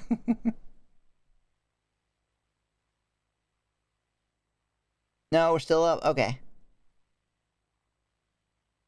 So how did you end up getting out? How did you wake up? I found this wall that was a little less yellow than some of the others. And I ended up falling through it somehow. How about you? I died there. I don't even know. The last thing I remember are all these hallways, like the ones you see in a hotel. At the end of the hallways is some kind of staircase. I don't even know what happened after that. We should probably stop talking about this now. I agree. Why? I've been your host, Lip. See you next stream. Thank you for being here. Good night. Oh, thank you for the OBJ. Insert outro music.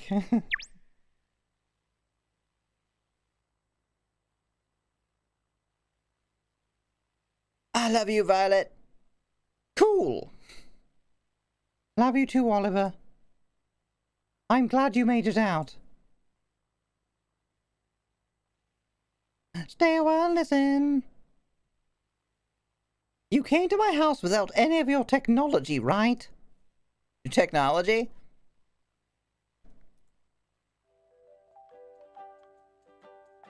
Unless you count that old bass guitar of mine as technology, then yeah. I wasn't able to go back and grab much else without risking a run-in with my parents. There's something we don't know about. Risking a run-in with his parents. Doesn't sound like they just bother him. Can we triple the hearts? I mean, yeah. If you just use it 3 times. There's no like cooldown on that I'm aware of. Oliver, Violet, Olive, Vi, Isle of it, Violiver.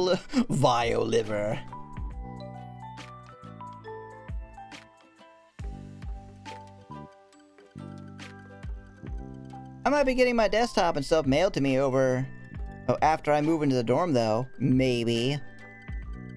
How come? I was wondering how you felt after going an entire summer without playing any video games. I've lost my fucking mind, are you kidding? I made up that we went into like an alternate dimension and fought demons.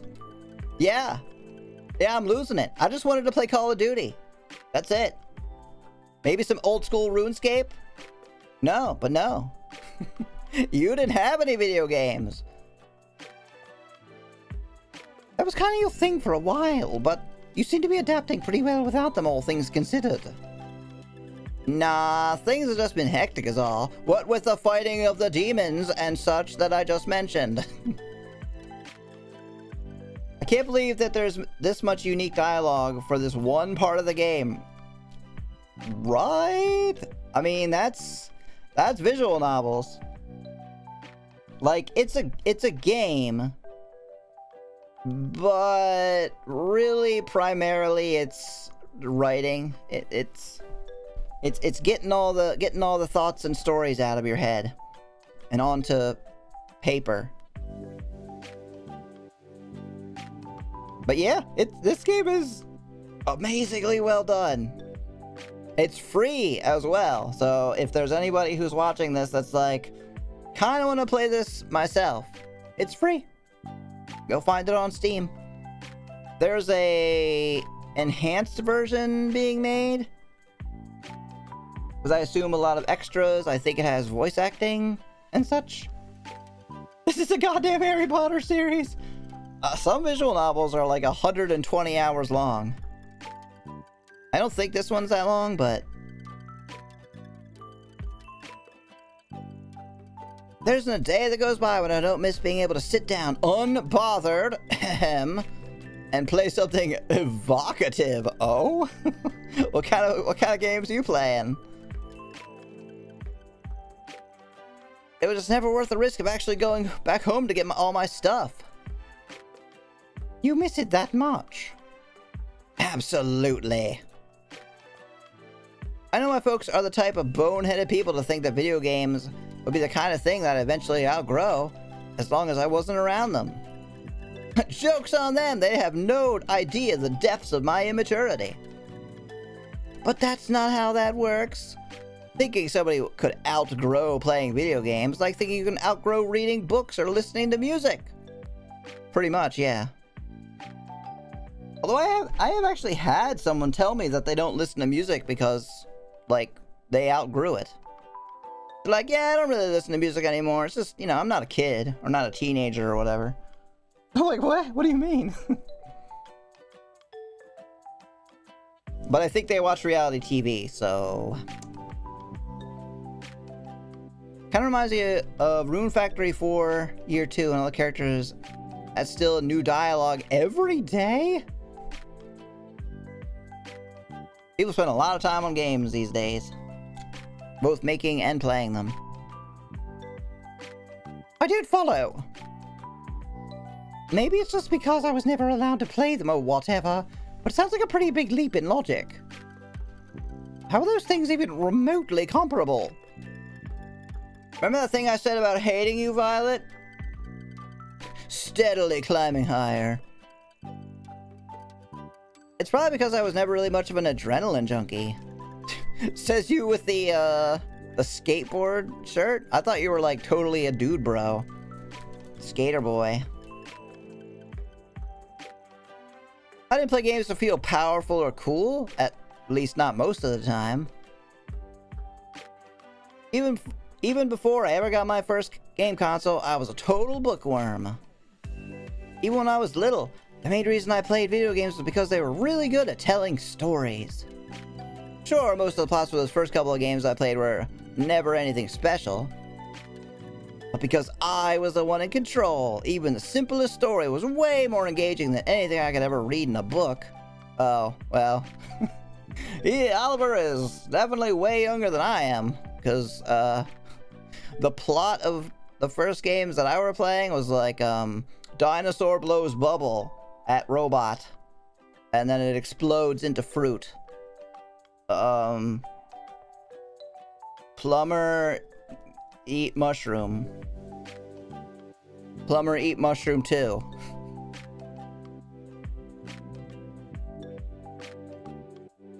I think my parents only really saw video games as something people like me could get addicted to, though. Not that I wasn't, obviously, like, when, PlayStation came out. It was like, yeah, Resident Evil, Final Fantasy Tactics, Final Fantasy 7, all the story stuff, yeah. And I guess you can get addicted to anything, technically. Might as well face it, I'm addicted to video games. But I think the reason why you play a video game in the first place is what really matters.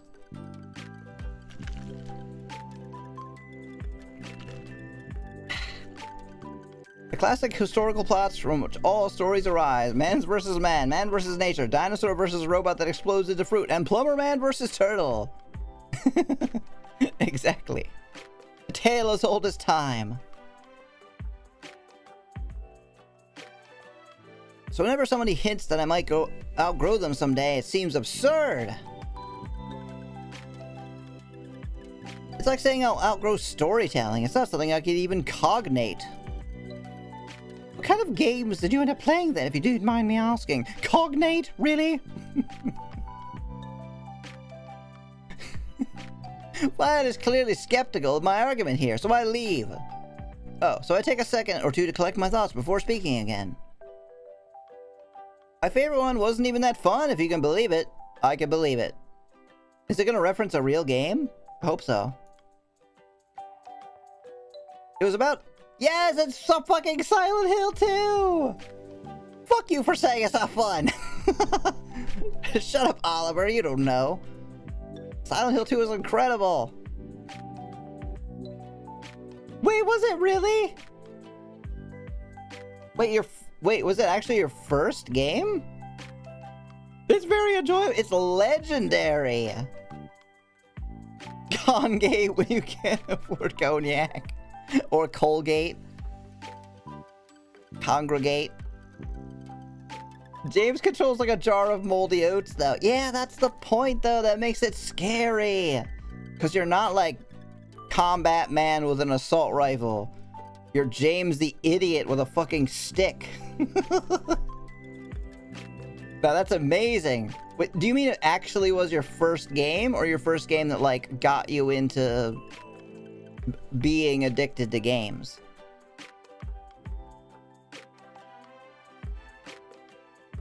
It was about a guy who goes to this vacation town to look for his wife. First one that changed my life. That's incredible. That's awesome. That's a good one to have do that, yeah. No, Silent Hill is one of my favorite game series ever, along with Resident Evil. There are probably other ones. This game legit wouldn't exist without it. I believe you. I'm gonna say that again. I don't want to fangirl too much, but this game is incredible, and you've done you've done an excellent thing here making this. Like, really. Except his wife has been dead for like 3 years or something. Way to spoil it. Oh wait, that's literally like the first lines in the game. And the town is basically a funnel for his guilt. Spend most of the time looking for avoiding monsters and stuff. It's kind of clunky, but really haunting and beautiful too. Like a nightmare from your childhood that you end up remembering fondly for some reason. Huh. So you just walk around town the whole time and try to find your wife? Well, I mean, you kind of find like a really bangable alternative. And then there's like this fat guy who obviously murdered somebody. And then he tries to murder you, and then an annoying kid who might be alive and might be dead. You know what? You should just play it on your own. Just Thank you. Oh no, you're welcome. You're right. That doesn't sound very fun. But it really didn't need to be. Yeah. But it was, Oliver. You're wrong. It was a fun game. Well, to me anyway.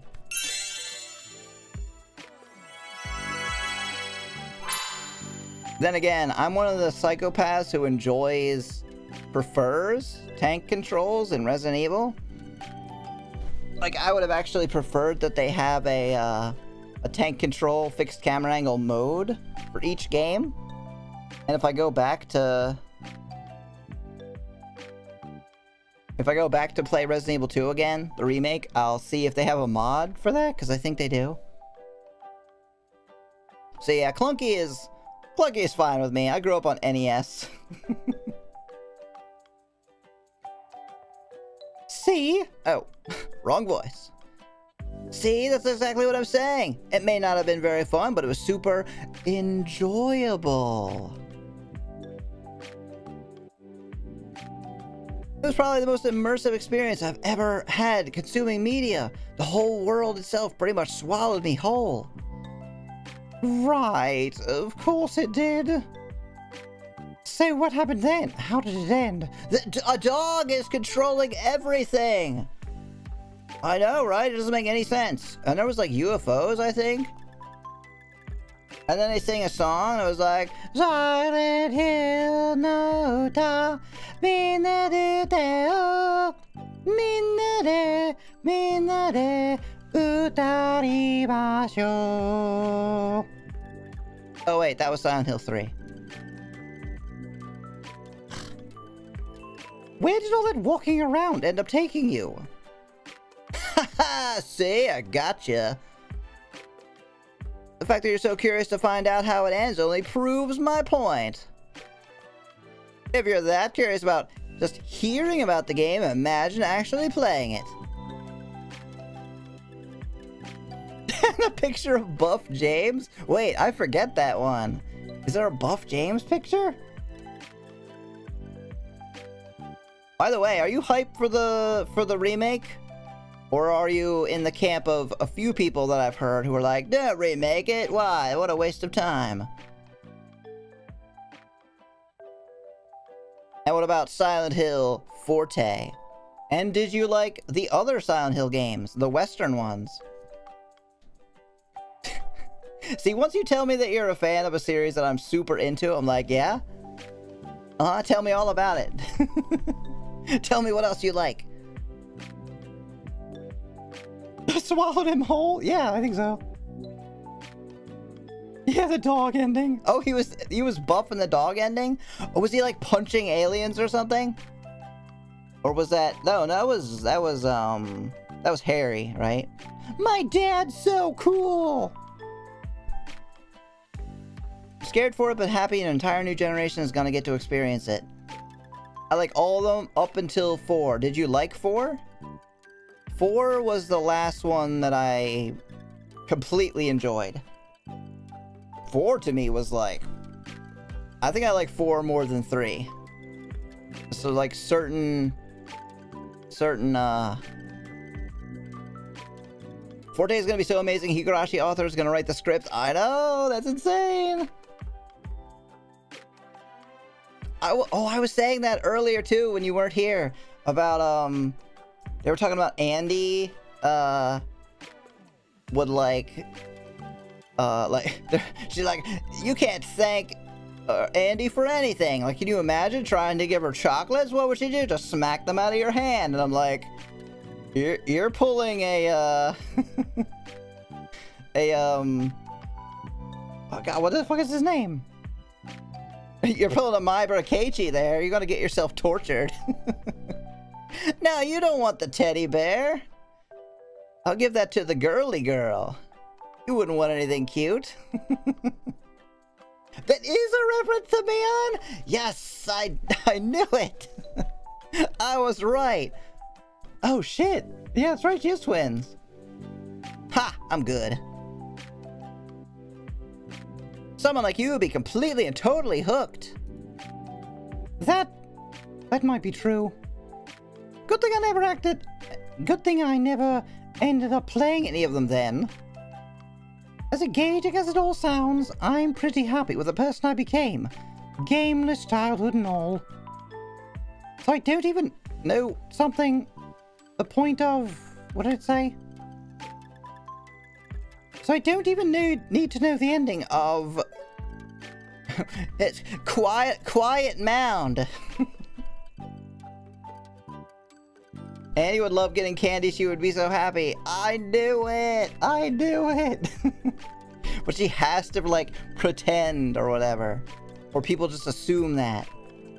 I think I said that too. I was like, no, she would actually be like, oh, that was really nice of them. I'm glad they said that. What did you say the name of the game was again? That's not gonna work on me, Violet. You're not looking at the game or it's ending later. You'll just have to be okay with not knowing. No, I wanna fucking buy it, you jackass! She pouts, her nose twitching in that cute, slightly agitated way. I love making her upset. Fine. Stay a while more? I gotta save, I gotta pee, and then... maybe come back? How long have we been streaming? 3:45. We could probably go on a little bit longer. Alright, I'll be right back. Thank you everybody for watching. Go and download the game. Play it for yourself. There's a lot to it. There's a lot you might have missed.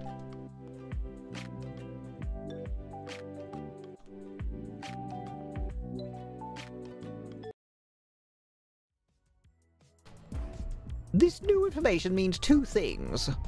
Jack shit and fuck all. Thank you for listening. Goodbye. Yeah, it is. We should have brought our lunch up here. Kokoro, it's like 11 o'clock at night. Yeah, I know. Lunch? What the fuck is she talking about?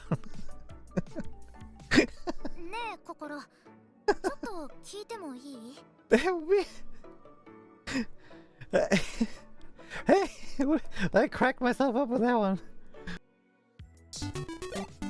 Hey, couldn't they kill me?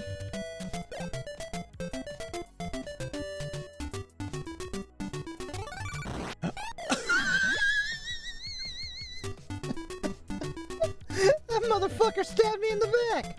Holy sh! There are many dead leaves around the tree, but why would that be? Have you seen a tree before? Gonna gonna go out on a limb here and say maybe you're not too bright.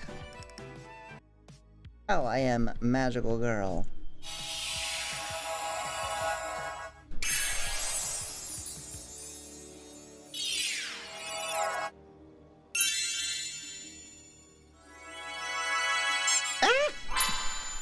What the hell, Greg?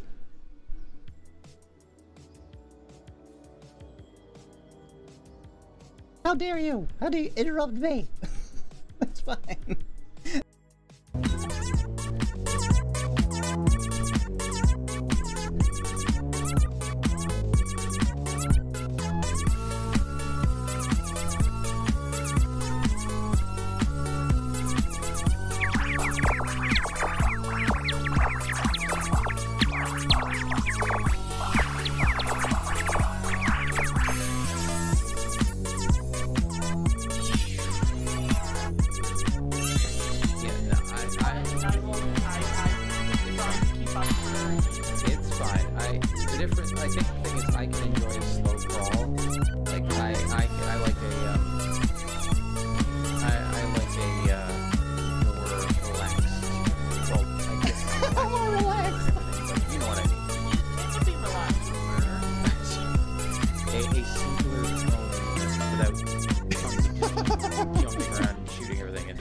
Oh my god.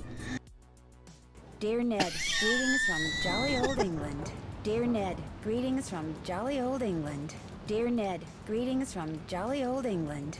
Dear Ned, greetings from jolly old England. Dear Ned. Dear Ned, greetings from jolly old England. Greetings from jolly old jolly old England. Dear Ned, greetings from jolly old England. Welcome back, Dear Azura. Ned, greetings from Greetings from jolly old Dear England. Ned, greetings from jolly old England. Oh Dear god. Ned,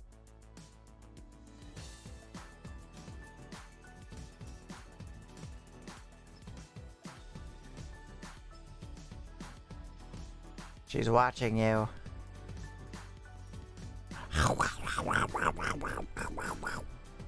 She's eating my brains. Ah! The delirium is set in. Dear Ned, greetings from jolly old England.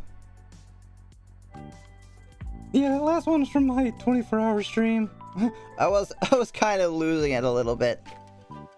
Then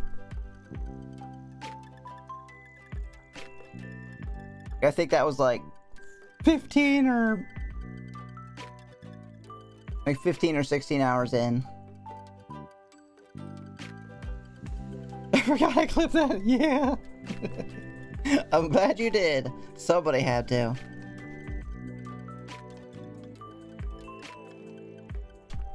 Alright, let's see. These interactions are awesome, and it comes to mind back when Oliver was possessed by the player. Violet said, "Used to talk all the time, you wouldn't stop." It's good to see that was in fact true, yeah. If we do download it, we're almost at 200 reviews on Steam. That would mean a lot. 500 Steam starts promoting the game a lot more. What does the search say? All I can read is tits. Oh no, what a problem. All I can read is tits. you just want me to get closer. It says, "Excuse me, my tits are down here," and it's a inside joke, I guess, because tits is the program that throws all the stuff at me, the hearts and stuff. Twitch Integrated Throwing System is what it's called.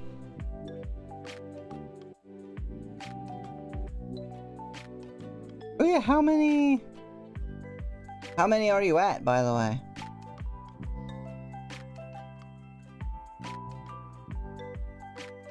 I mean, shit, I'm gonna go write a review.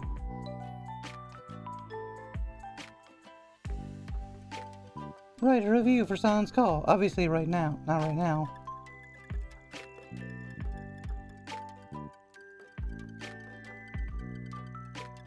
I can't actually see the number, but that's...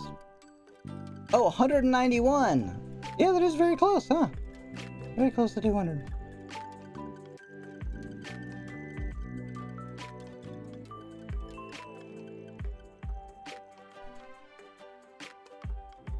I was gonna say the first game that, I wouldn't say changed my life, but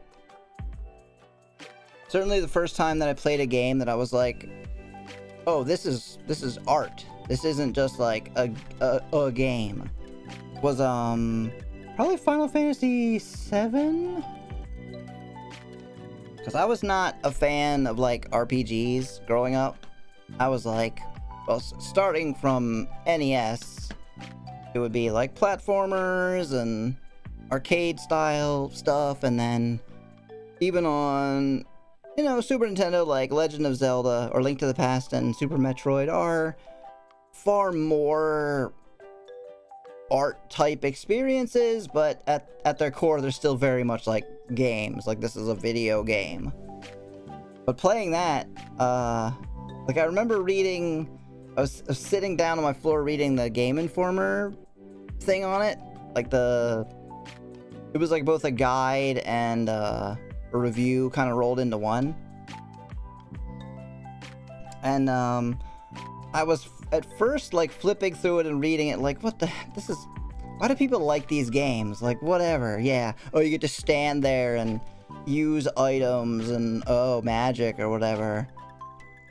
But then I kept reading it and looking at the pictures, and they're like, the golden saucer to go and like snowboard, and then you're on like a motorcycle chase, and you get to like slash the guys, and then Moogles and Chocobo racing. And I was like, alright, I have no idea, but I have to go and get this game right now. And yeah, that was it. I've been a big fan of any kind of game like that for a long time since then. 7 is fantastic. 8 was that for my co-writer Corey. Oh, I didn't know you had a co-writer. Hello, Corey, even though you're not here. Ever played a Deponia game? I haven't. I think I've heard of them, maybe?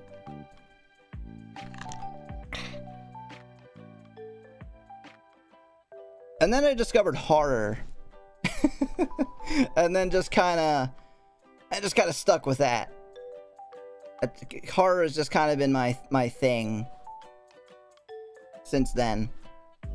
Scary horror, not just like slashy, bloody horror, but like actually scares you.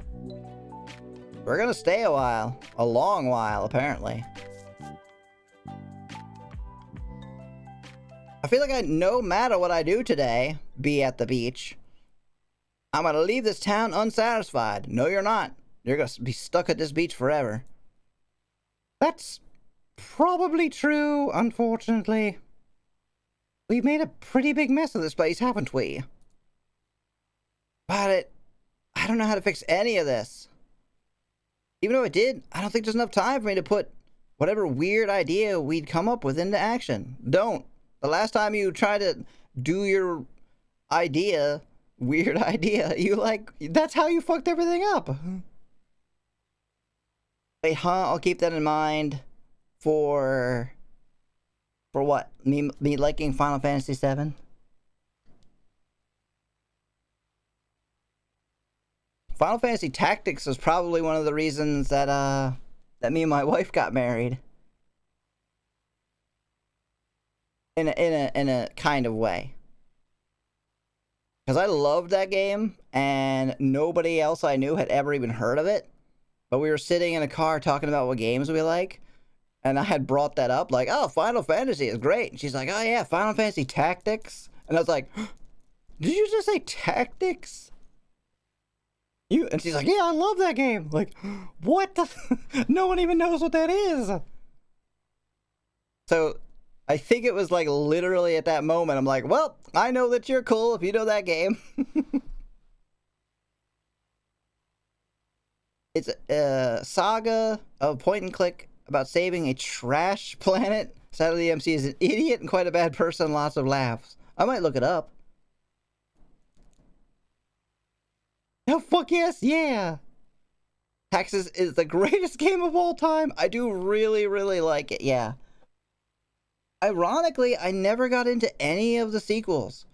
Or whatever. They're not sequels, the other tactics games.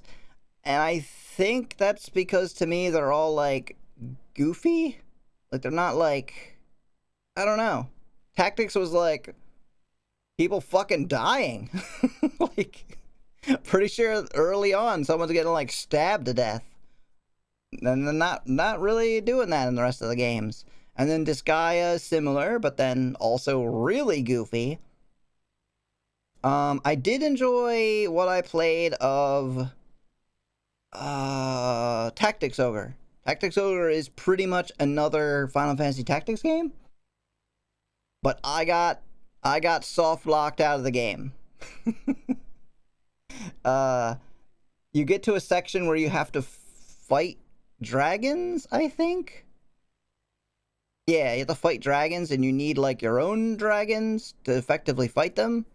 And I had no way to do that. I think I was basically stuck at an area with no way to win. I've never played a Final Fantasy game? You should. You should play... What would be a good first suggestion? I guess 7, right? 7 would be the... 7's pretty much the game to play. Not the remake, though. That's more of an action game than it is. I'm a Fallout nerd, like the original Fallouts, which I have not played either. What are we supposed to do, Violet? What can we do? Violet, normally prepared for basically anything I throw at her, like sand, stalls for a bit. Spent so much time talking on this beach, filling the air with our meaningless words. But in this moment, when I want an answer from her the most, Violet is completely silent. You don't know, do you? I'm sorry. I haven't written that part yet. I'm really sorry, but we're on the same cognitive boat here. I'm just as lost as you are. Why is it that being lost feels like such a sin? It's not like we were ever taught what to do in these kinds of situations. We were taught about parallelograms, the Civil War, mitochondria. That set you on fire at the opera. Remember that? Parasite Eve, that's another really good one. Welcome back, Al. Play Final Fantasy 13. Did you like Final Fantasy 13? I mean, every Fallout game they released at least once except for 76. Yeah, I was a big fan of the 3D ones, so Fallout 3 I played through several times. New Vegas I really enjoyed. And actually, yeah, I just like those two. Hello, Lisa! Hello from YouTube. Yo, Ben has fucking good taste. Tactics and Parasite Eve, you know that one too? I like all those square, deep cuts. PlayStation era. Brave Fencer Musashi. That's not a horror game. But it is incredibly good. I'm enjoying 13 still in Disc 2 though. Hey, that's awesome. I mean, if you're enjoying it. It reviewed poorly, and I didn't like it because it's very different. Yeah, I was a big Squaresoft fangirl too. I played like Saga Frontier, which wasn't even good. Of course we'd get lost at a sea like this. We were never properly equipped to handle something like this in the first place. We were never gifted strong oars or healthy brains. All we have are some awful experiences and the anemic philosophies that came bundled with them. Other people's ideas. That's all we have. A paper boat melting on the skin of a very real sea.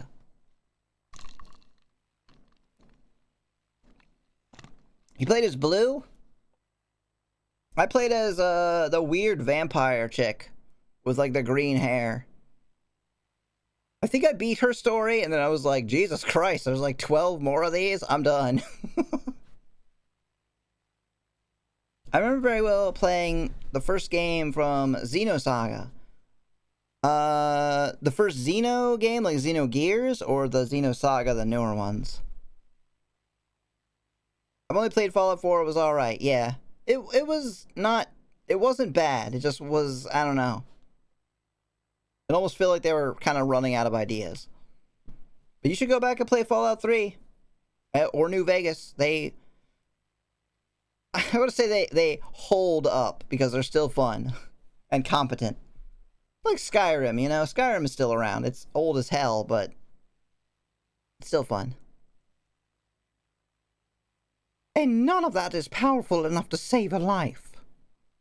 I don't know where to go from here. I'm just painting on this beach until things start making sense again. The beach. Our own personal... Agia. I don't know this word. The terminus of this journey together. Another borrowed concept for us to cling to. Another paper boat. Sorry, but that's all I've got left, Oliver. That's all I have left to give you. That's all I've got. That's it. Every line of dialogue. I've nothing else to say after this.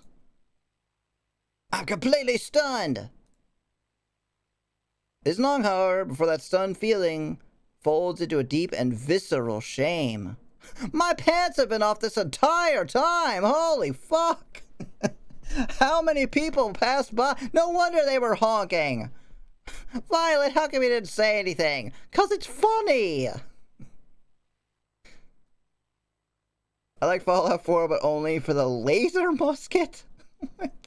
That doesn't make any sense at all. Laser, that's cool though. Ew, big words. I was hoping she'd have some idea of what to do next. He is still wearing pants, by the way. That was a joke. Don't worry about it. I was hoping she'd have some idea of what to do next. In fact, I was completely expecting it. I thought she was controlling this game. I guess not. Explosive Thompson? Did they have that too? I almost always depend on her to start our conversations. Hungry for her to teach me something new. But that dependency, that feeling, the hungry feeling I have, is completely parasitic, isn't it? No, I don't think so. I mean, if you do that a lot in other ways, maybe. But when it comes to starting conversations, I don't know if I would agree with that. Some people just are better at starting conversations. There's something that pops into their head that they want to talk about. Or that they're willing to. A lot of people will have a conversation topic in your head, and they're just being like, I'm not going to say that. They don't want to hear that. They're not going to want to talk about that. I say my next words without thinking. Spoon! Maybe I should have thought. Well, that's a big relief. I thought you were like smart or something. Now I'm glad you didn't propose to me. Huh. Yeah. I feel like much less of a failure when you're just as lost as I am. You're incredible, Violet. By not being incredible. I've learned so much just by talking with you. I'm gonna level up soon for sure. To be fair, I'll already say most of your words without thinking. So if someone as amazing as you doesn't know how to fix any of this, then I'm certain feeling lost is completely normal. And if being lost is normal, then I shouldn't feel too beat up about not knowing what to do, right? Violet starts giggling to herself. So, we just have to be okay with having done something so horrible, is that it? I mean, no, but we'll figure it out. And if we can't, then it's up to us to find a way to be okay with that, I guess. That smile I love so much finds its way back to Violet's face. Good answer, Olive. Alright then, if you're serious about leaving this hellhole satisfied, you should probably go and get on that. On Judith, I mean. Go get on it. You're done here. You're feeling refreshed. You feel like we've talked enough yet. Not at all. That's okay. It doesn't need to all be perfect, right? Good luck out there, Olive Oil. Do what you need to do, Judith.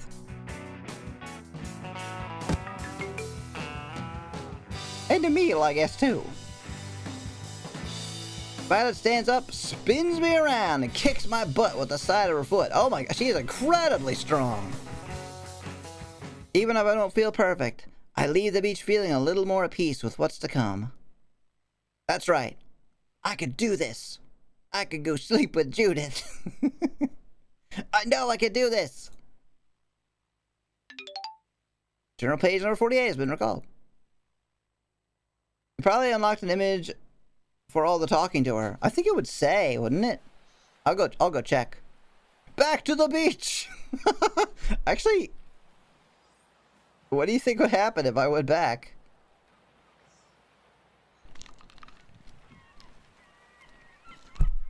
Oh, it did say. Oh, okay, cool. There's probably nothing there, but knowing this game, I kind of want to go and check, because what's the worst that could happen? Worst that could happen is there's nothing to do there, or the same thing would, like, repeat over and over again. All more reason to go back. Let's go. I'm eating paint again! I'll never stop. It's addicting. Nighttime. What the fuck? Was that not the end not good enough for you? It was perfect. We wrapped it all up. There was cool music and everything. And then you came right back. Hey there, Vi.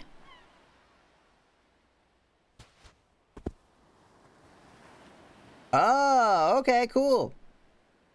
Become one with the sand. Alright, I got promises to keep, so I think I'm gonna head out. Okie dokies, do what you need to do. Judith, dream big out there, alright? I'll see you back at the house.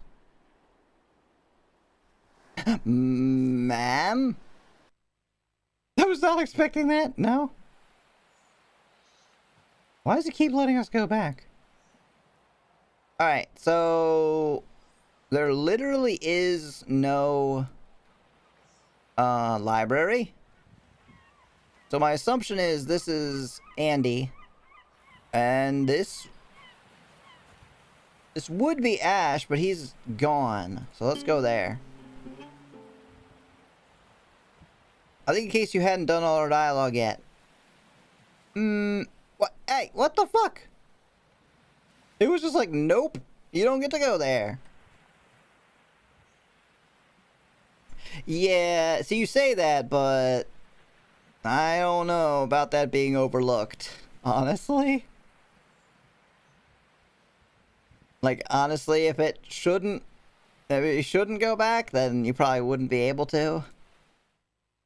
But that's fine. I'm gonna move on.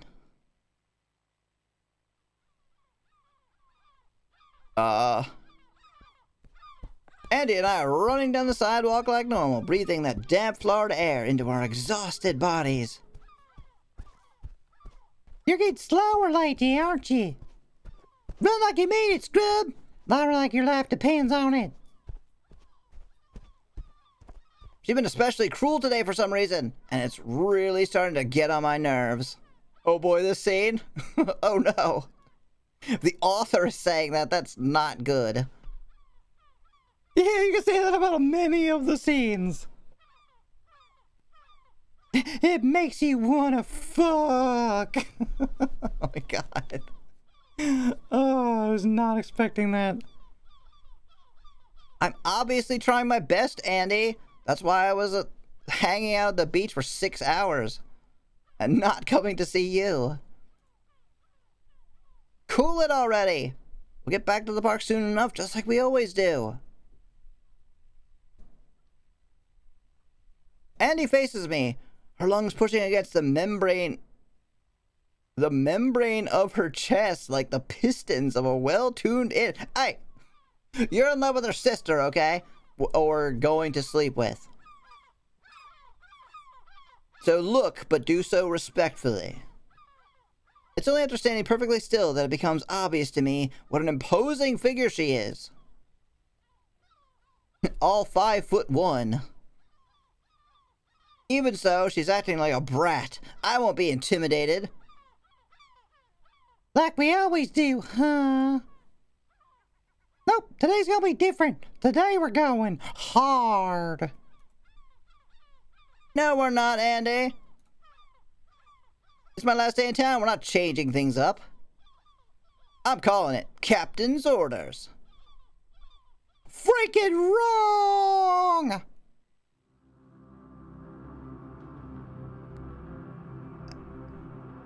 Andy briskly walks over to an old wooden table that was left on the side of the road. After a deep breath, she shatters into bits with one decisive blow. Oh my god. She's going even further beyond. Jesus Christ, Andy, what the hell? That bitch had a family. An Afro would. I hated myself for saying right now, but I had to. Yeah, 5'1" of pure malice. You clearly need some motivation, so that's what I'm gonna give you. Start running, Oliver. She picks up a chunk of wood from the shattered remains of the table and waves it over her head. She can't be serious. Here I come. Oh crap, she's serious. Yeah, boy. Thank you for the hydrate. Nani the Yook. Oh, she's gonna kill us. Holy shit! Holy shit! I practically trip over myself, sprinting away from Andy. After only a minute of us going as hard as I possibly can, it becomes obvious to me that she'll eventually keep up to me if I keep running in a straight line. Serpentine! Serpentine! Without even really thinking, I make a sharp left and climb over a chain link fence into someone's front yard. Not funny, Andy. This is mutiny, you know, and also murder. Or at least assault and battery. I don't care. Prepare to die, bitch. How else am I supposed to know if you're prepared or not? I push myself over another fence, unapologetically dashing through backyard after backyard. Prepared for what? Running from the fucking cops? Yes, you're from Florida.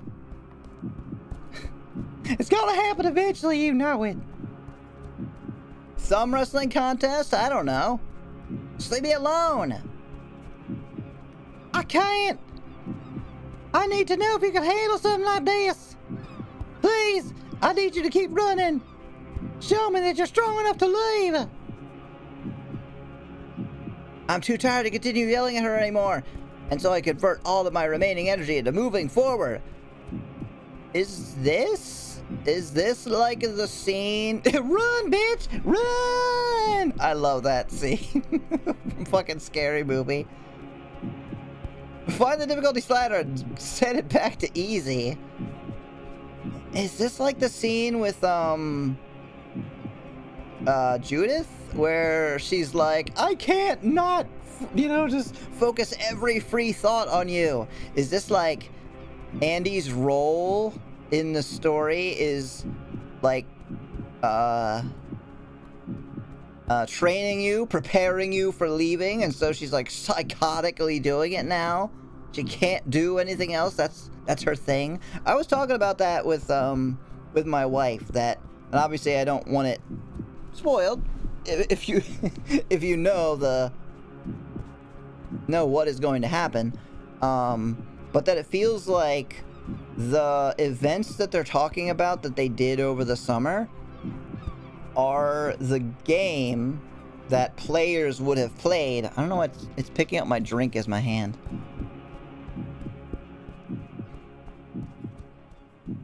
And this is the aftermath of like what would happen to RPG characters after the end of the RPG. What would they do if they were still around? If the game ended, but you're now looking at the world and the characters after that. And then they start to realize that they have roles that they're expected to fill, that the townsfolk that were around just kind of have nothing to do anymore. They're just kind of, there always were shells, but now that they're not part of the game, or the game's not going anymore, now there's literally nothing for them to do. They can't give you a quest. They just say the same thing every time you talk to them. I think that's what it is, and it's both brilliant, and I'm super excited to see where it goes, because that's a premise. That's a premise for events that will happen. Anyway, sorry to interrupt this. I'm too tired to continue yelling at her anymore, and so I convert all my remaining energy into moving forward. Eventually, I reach a metal wall that's clearly too large for me to jump over. A metal wall? Turns out we're in a maximum security prison. Shit. Called Florida. I leap as high as I can, my hands barely scraping the top. But as I begin clawing my way up, I feel something heavy slam against the base of my spine. A baseball bat. Ah! But I don't understand. She was still so far away. Did she throw that chunk of wood at me? The pain is so intense that my hands give out completely. I fall to the ground and land directly on my back, pushing almost all the air out of my lungs. Andy stands over me, a disappointed look silhouetting her face. You failed.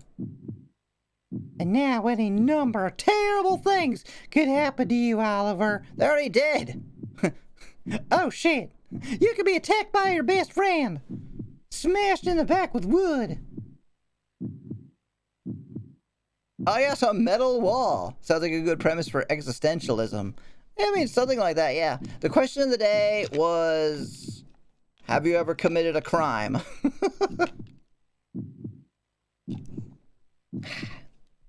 Or done anything illegal, I think was the... What's to stop me from killing you in cold blood right now? What's to stop me from dragging you back to my basement and torturing you for weeks and weeks till your mind shatters like a damn China doll? Okay, Mion, Shion, whichever one you are. The FBI opening up! Open up. Terrible things 3 through 15. Andy, it could happen to you. You weren't strong enough to live. Now you belong to nature. And nature belongs to me. Okay, you have stopped making sense, so just go ahead and kill me. But I don't want you to die like that. Why do you have to be so selfish, Oliver? It's not that selfish to want to take it easy one day. Why don't you care about living? Why don't you fight back? Why am I so bad at my job? Why? They keep telling me to upsell to the big popcorn, and I keep not doing it. It's not worth it. There's no way you're gonna fucking finish a large, Jesus Christ. I'm so bad at it.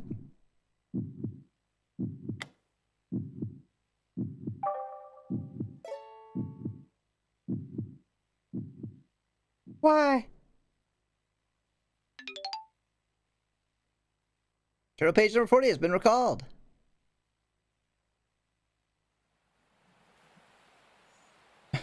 Shall we try that again? You got balls of steel coming back here, stupid. Oh, this isn't the park. Oh, shit.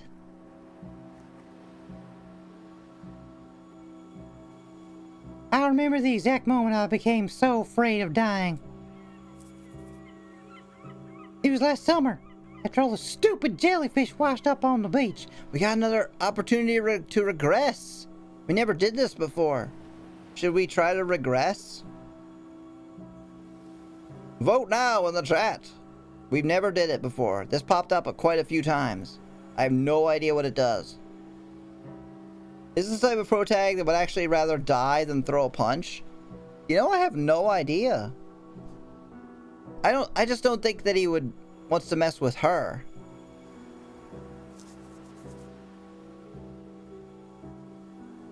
Wait, what? Wait a second, does it literally just give you... Oh, whoops. You should wait till close to the end. You got it.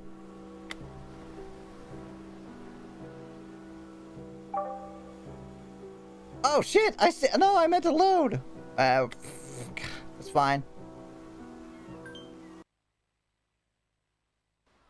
There we go.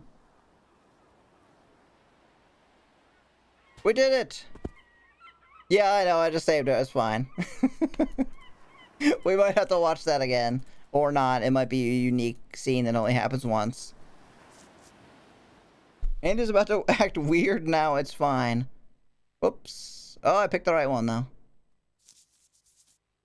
I was right! Yeah, those are like one-time scenes.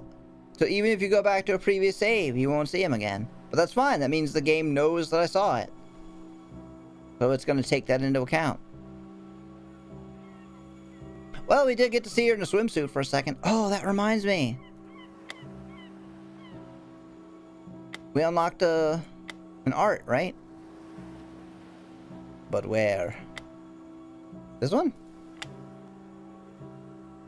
Violet in her prom dress. In game, this is one of the plethora of dresses she owns in this style. Unlocked by listening to all of Violet's beach conversations with Oliver. She's so pretty.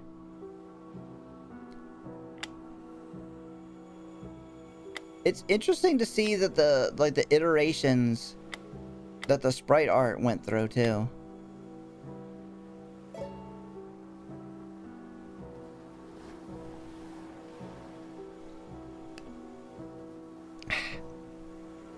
Neat, I think.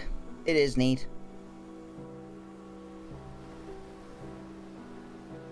I remember the exact moment I became so afraid of dying. It was last summer, after all those stupid jellyfish washed up on the beach. Up until then, I guess I'd always been pretty good about never letting you guys see me sweat. Wait, you literally work out all the time? Or do you mean sweat like metaphorically, like be nervous? But there was just so many of those gooey little bastards that day. And when I saw that big football-shaped one stuck in the sand... God! Screaming is such a useless reflex. All it does is give other people a chance to learn how weak you really are. Before I knew it, all of you were just staring at me. I knew Ash would never let me live it down. That's why he was the first to die. And, I don't know. I thought maybe if I ran up and put the thing, I could have passed that lame display of mine off with some kind of battle cry or something. Lord knows that jellyfish was already big as a damn football anyway.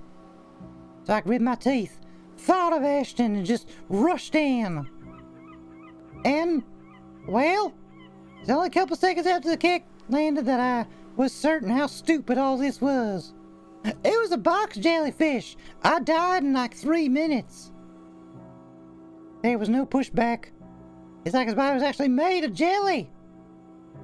That's the feeling I remember most. Me being ankle deep in the body of some brainless freak.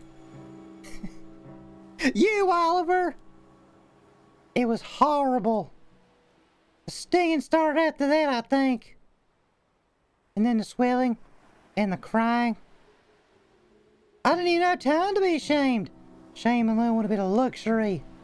And that's how she killed a jelly. The end. Are there a lot of stinging jellyfish? I wonder what stinging jellyfish would be in Florida. Are box jellyfish the ones that kill you really easily? Oh no, I'm thinking of Portuguese man-o-war. Oh, maybe it is a box jellyfish then. I just didn't want to die. I know Judy called the ambulance after my leg got all red, but is it true that I just ran off and took some lady's beer cooler? She just had to go drinking right then, huh? It's time to party. It's a Friday night.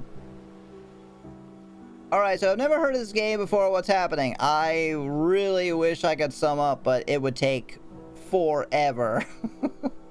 You would really have to either watch the VODs or find like a synopsis up to this point, which would probably be hard to do without spoiling. Yeah, I don't really even know how to explain it. Mr. Foxperson, sir, you could probably, if that's something you wanted to do. You're really good at that. Alright, now you should regress right after she gets the ice poured on. Like right now? Or right after the beer cooler thing? I wonder what's gonna happen. I feel like the context is getting even further away the more I watch. Yeah, exactly. It's a Dempa surrealistic visual novel, which means that in general things will get more confusing over time. Also, hello, Phantom Phoenix! Don't all jellyfish have barbed stingers? I have no idea. I don't really know much about them. Oh, sorry. Yes, that's right. You can't see them. Yes, Lisa is on YouTube.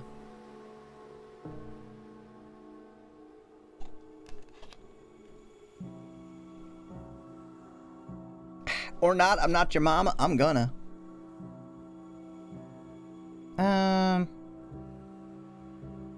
Is that where all the ice came from?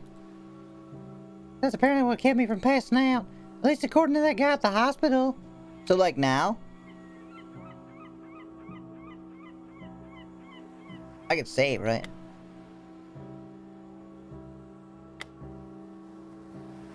Save. Progress.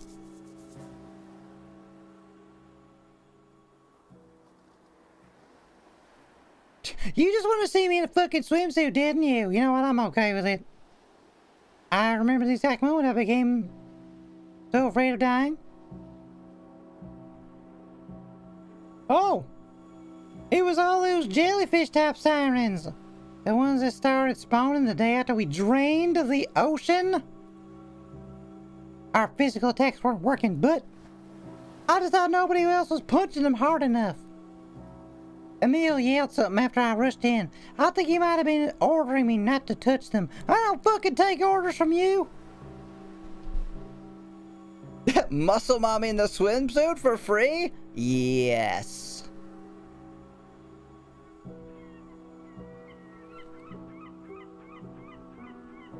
But it was a new type of enemy and I wanted to show off for you guys because, well, you fucking met me, right? I mean, geez, that's like my whole thing. Shit, I'm not even really sure why. Maybe I thought taking it down after Ashton's lame attempt would inspire you on some way, maybe? Like if the sirens seem powerful, then maybe killing it would motivate everyone to shape up a bit. I should've known y'all lazy fucks. Oh, I accidentally clicked that. Accidentally. But that was nothing more than senseless grandstanding. I think you have a good guess of what regression does now. Neat. Yeah, it kind of like puts you in a spot where you're talking about the events in terms of the game that they would have played rather than the reality of the events. I think. There's someone who works out. Ah! Yeah, this is similar to your type, right? Is that my... I guess it kind of is my hand over there. A good coach thinks of the team first, not herself. Image shouldn't even matter. But I was too concerned with looking cool, and because of that. And, well, it was only a couple seconds after the kick landed that I was certain how stupid all this was. There was no pushback. It was like its whole body was actually made out of jelly. The feeling I remember most me being thigh deep in the body of some barely sentient freak. Thigh deep, huh? It was horrible. I made all sorts of promises to every guy I could think of in that moment. It was only after I started hearing Judith scream my name over and over that everything became clear. I was absolutely gonna die in this place. I began vomiting after that, I think. And the crying started. I was so unsatisfied. I'd always painted myself as some kind of powerful warrior. Oops, again. But in reality, I was gonna die being the only thing I've ever been. A stupid kid and nothing more. Yeah, what I do to be that jellyfish? To be thigh deep in Andy? The logic of the beach episode. The logic of the beach episode is literally make up any excuse to be at the beach.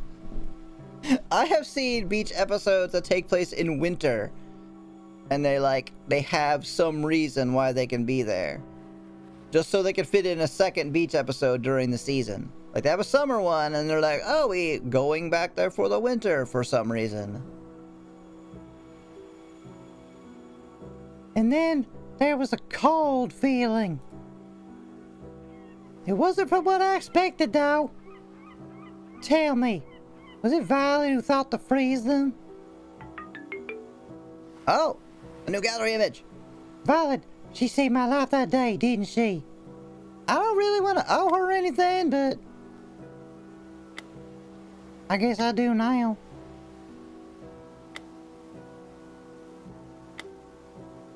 Oh. Whoa, wow, she looks so different. She's sprite work of Andy in her swimsuit. Unlike her sister, Andy is focused more on performance than style. Having a one piece just made sense. Unlocked by experiencing both versions of Andy's beach monologue. Oh, okay, then that makes sense. So the regress is like, listen to the real thing that happened, maybe. The real or the fake, and then you go back and listen to the other one. Interesting. I wonder if I can go back and do the other ones. Might have to play like a new game. Do you ever complain about the beach episode? Hell no. Usually they're not even like important to the plot. They're just kind of like nonsensical. They just show up out of nowhere. But I mean, that's why it's perfect, you know? You don't need a real excuse. It's just like, well, they wanted to go to the beach. Good enough. That makes all this shit even worse, doesn't it? Oh, that's what I was just saying.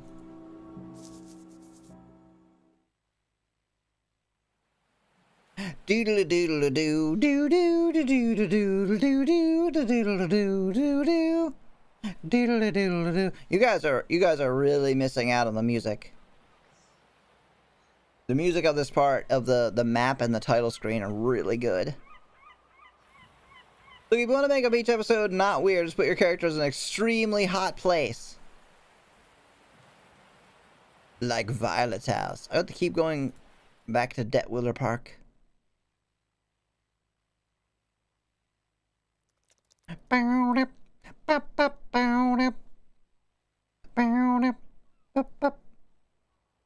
Huh, no music in this whole part, I guess. The beach is completely empty, save for Andy sitting on a nearby bench. I cannot help but interpret her inactivity as some sort of horrible omen, so I do my best to approach her tactfully. You okay, coach? She swings around and punches me in the face.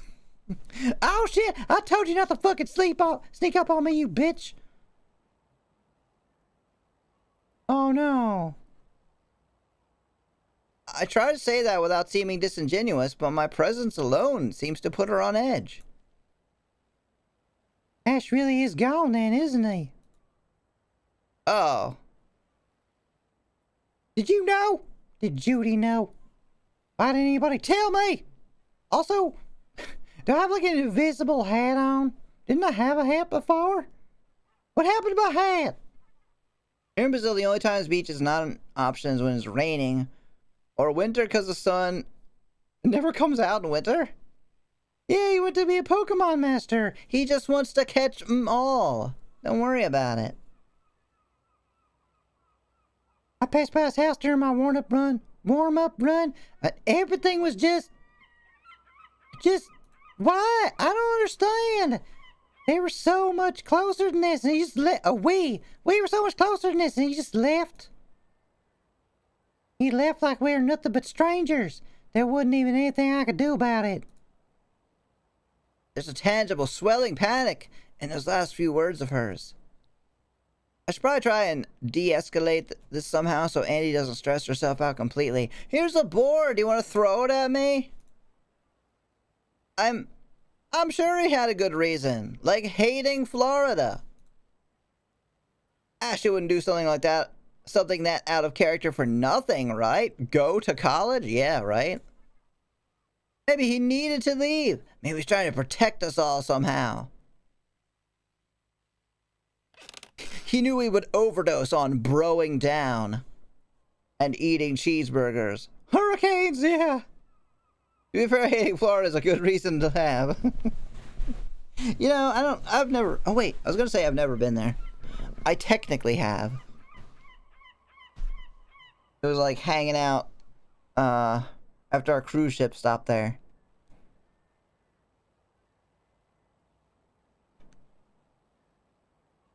Any particular reason this takes place in Florida? I think because Jacob takes place in Florida.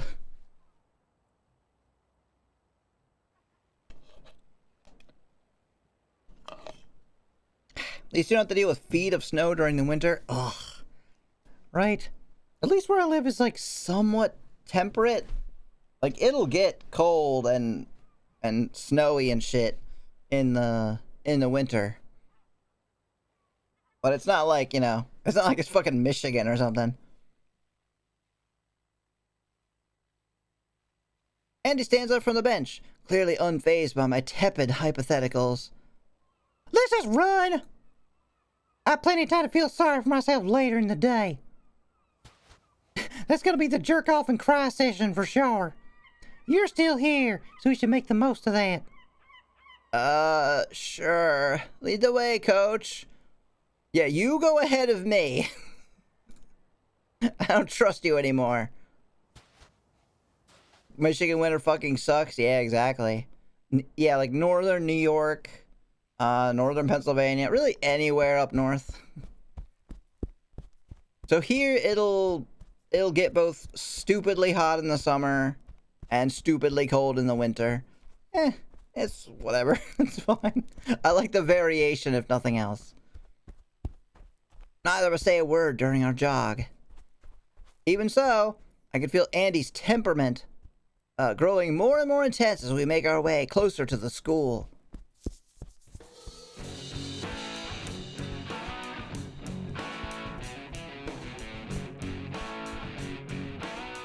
Oh, yeah. All right. To my surprise, she doesn't slow down after reaching our usual stopping point. Instead, she simply hops the gate in one fluid, aggressive motion and keeps running. Continues running. Andy, what the fuck? I can't jump over that thing. Takes a hard left towards the baseball field, the opposite direction of our normal access point on the roof. I scramble over the top of the gate, doing my best to keep up with her. By the time I find my footing, she's already running back my way, carrying something long and shiny in her hand. I found a fucking katana! Let's go! We gotta see if you can survive this. It's always when you hear like 10 to 30 miles per hour all the time. Oh god, that sucks. I hope you escape someday. I looked up a summary and it literally only said the game is good. Oh, that's true. There you go. I guess that's all you need to know. Game is good, confusing, interesting, thought-provoking, and weird and a little scary. Are those baseball bats? Andy, what the heck are you doing? Are we gonna break into the school? Are we gonna smash the school up? She seemed to have like a dislike of the school for some reason. Oh, I'm just going into the school to blow off some steam. Wanna come along? You don't have a fucking choice, let's go! Just one of the metal bats through the air and into my hand. It's not midnight, so there's no way she's going into the underworld to look for sirens.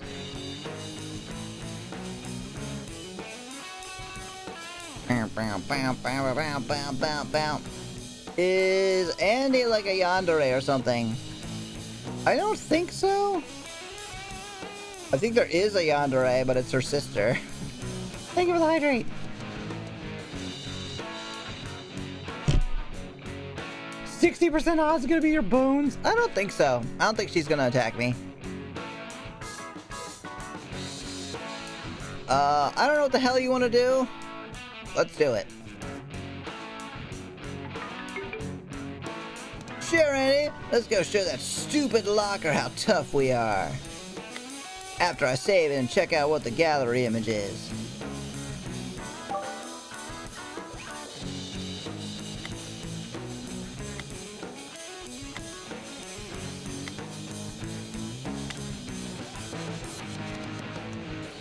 This is Ashton?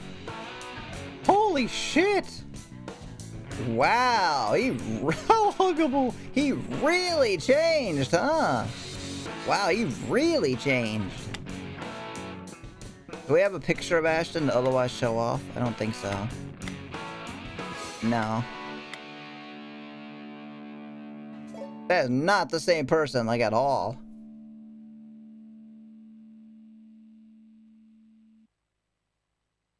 That'll fix this shit, right? That'll fix everything up real good. Unreal. Absolutely unreal. He's changed a lot. I needed him to be thick in the final version. It was a must. I mean, he seems perfectly characterized, yeah. I really couldn't imagine his character being that guy, being the early sprite. He was just so perfectly... so perfectly Ashton. Kyle Lowry thick? I don't know who that is. Don't be stupid, Andy. You know, smashing up the school like this isn't gonna bring anybody back. Nope, it'll make me feel a hell of a lot better than I do right now.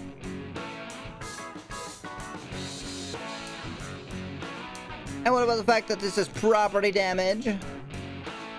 You really okay with getting arrested? Nobody cares about what we do anymore, Oliver. I thought you knew that already. I thought that much was obvious. You do whatever, I'm going inside. Peace out. Have a nice life, bitch.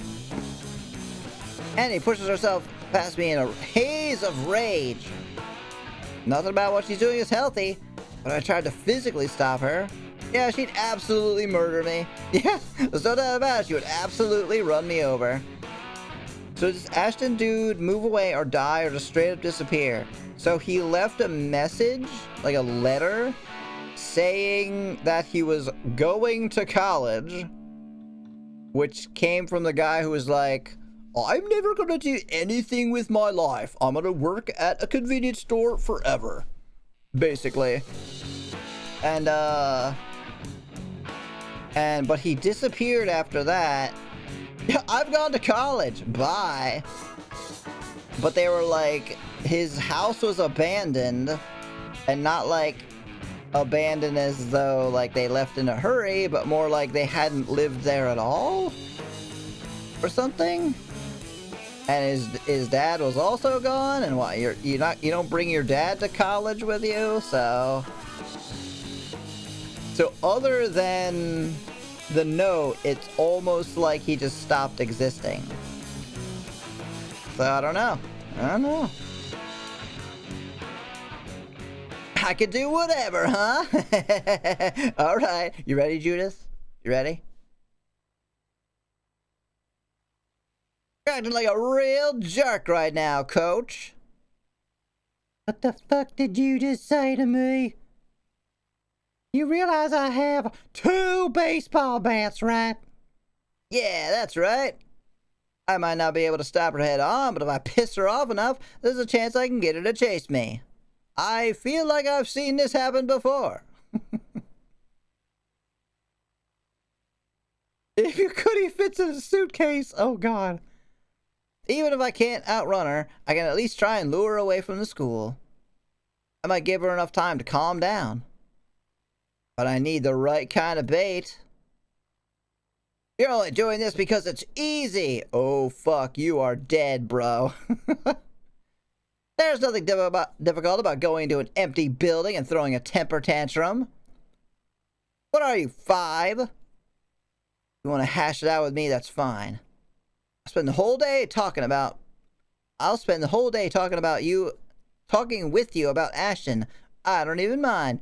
You know how long I was on the beach with fucking Violet? Oh my god. All I want to do is talk.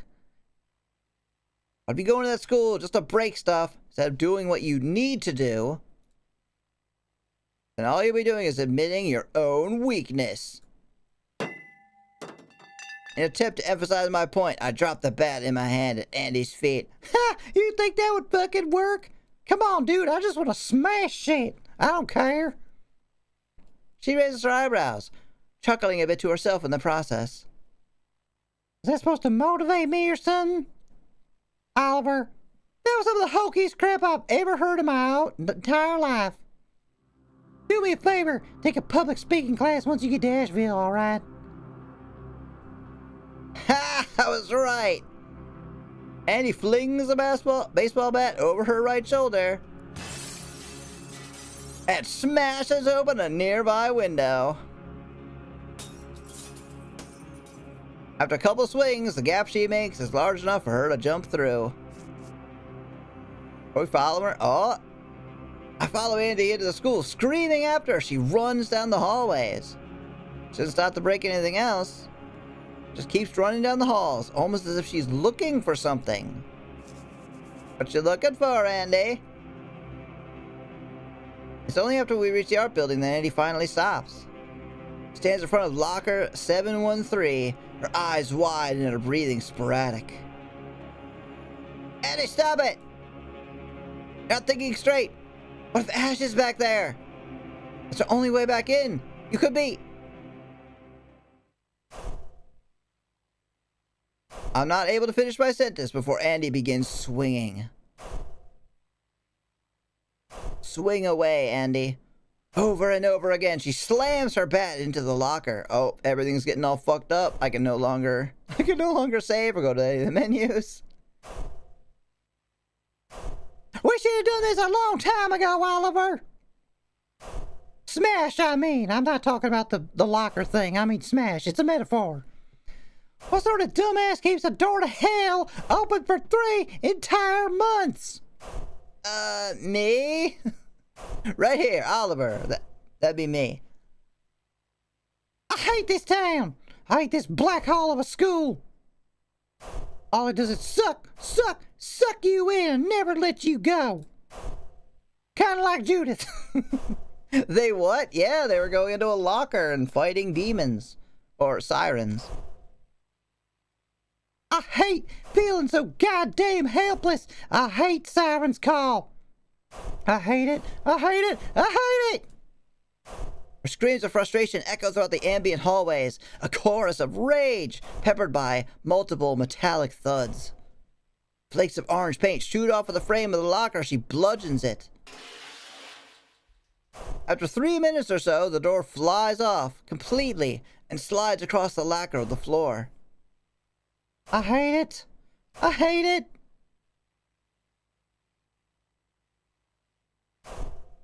The tip of the bat bends a little as Andy weakly smacks the top of the locker. Oh shit! Damn. This sounds like Florida. The door to hell is left open. Hello, Rafina. Welcome, how you doing? Is that you licking yourself? You know, if you're able to, why not? Live the dream. Hi, Queen. Hi, hi. She finally stops moving, her dented baseball bat making one less audible clang as it falls to the ground beside her. A light sob bubbles up from Andy's throat. Figures Florida is a place with a portal to hell. Somebody mentioned the door to darkness? Wait, what is that?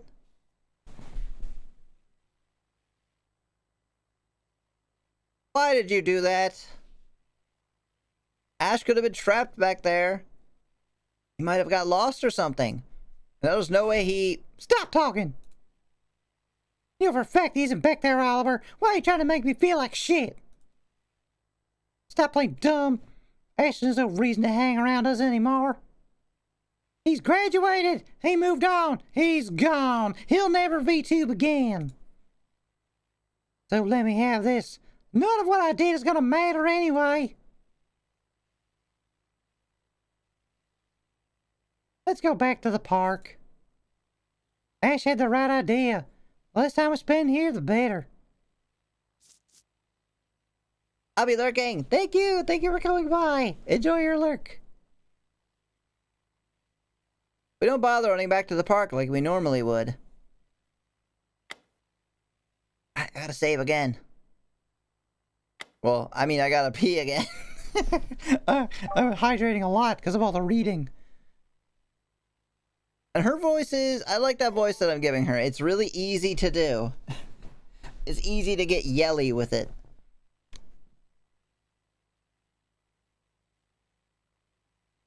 Alright, so I will be back very shortly. I need to get more beverage. Hopefully you can stick around. If you gotta go, have a good night. Thank you for being here. Otherwise, I'll see you very Very soon. Where's the music?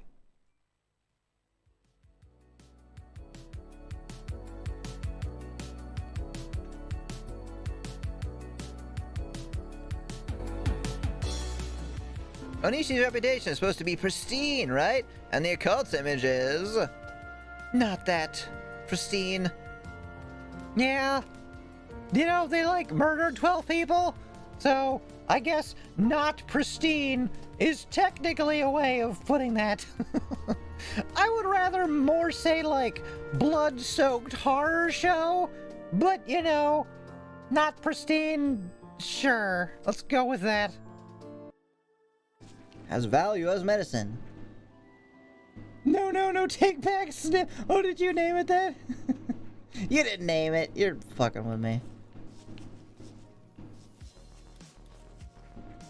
There! Prickleborn! Oh, there is monster.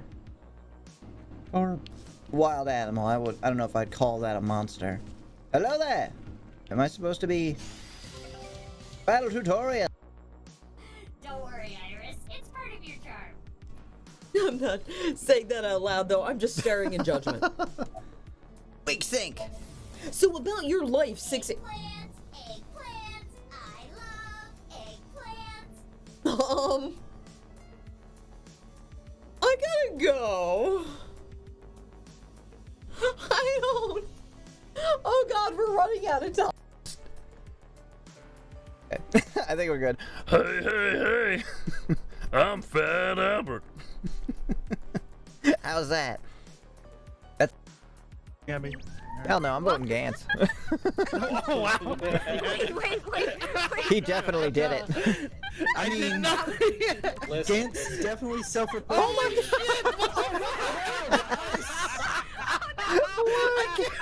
Oh my god! Oh, he was not having fun, damn it! Well, shit. We have made that much harder.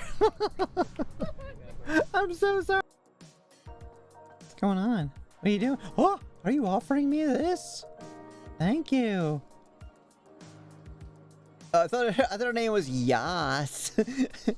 I am the fortunate Yas. Well, I won again. How many times have I won now? Just shove it up your ass. Oh, I mean, you have really good luck. You should buy a lottery ticket and then shove it up your ass. Just then. What? A crow exploded! It was sucked in through the ventilation system.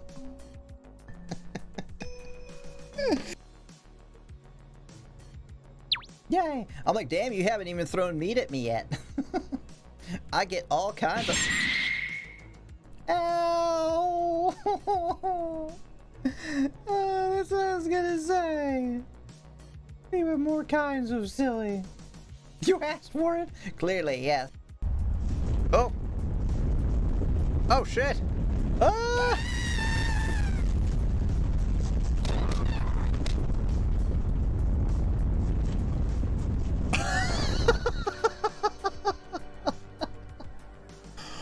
Well, then.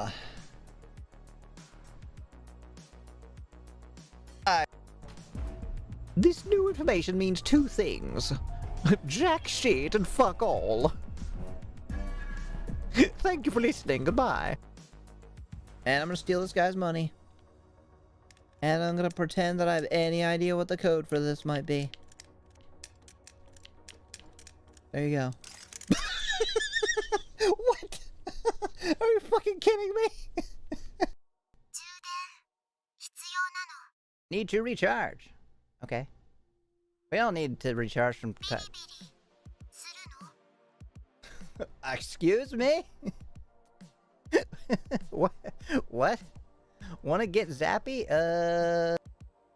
Yes, I do. Oh, I mean...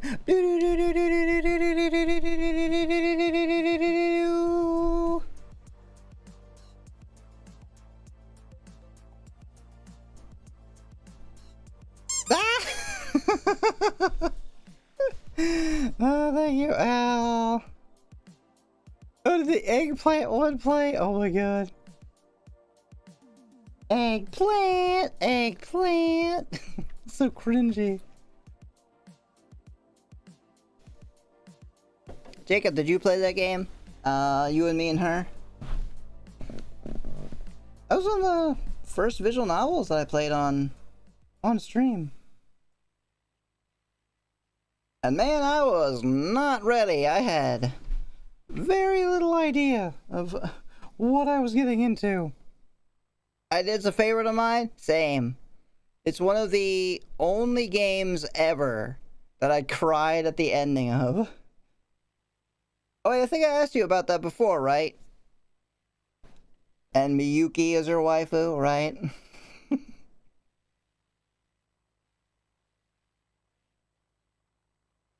Needed a notepad to escape Miyuki's hell. I literally needed a walkthrough. I couldn't. I was just like, well, I never would have figured this out on my own. My brain doesn't work well enough with that kind of stuff. I would have been trapped there forever. Which is what she wanted.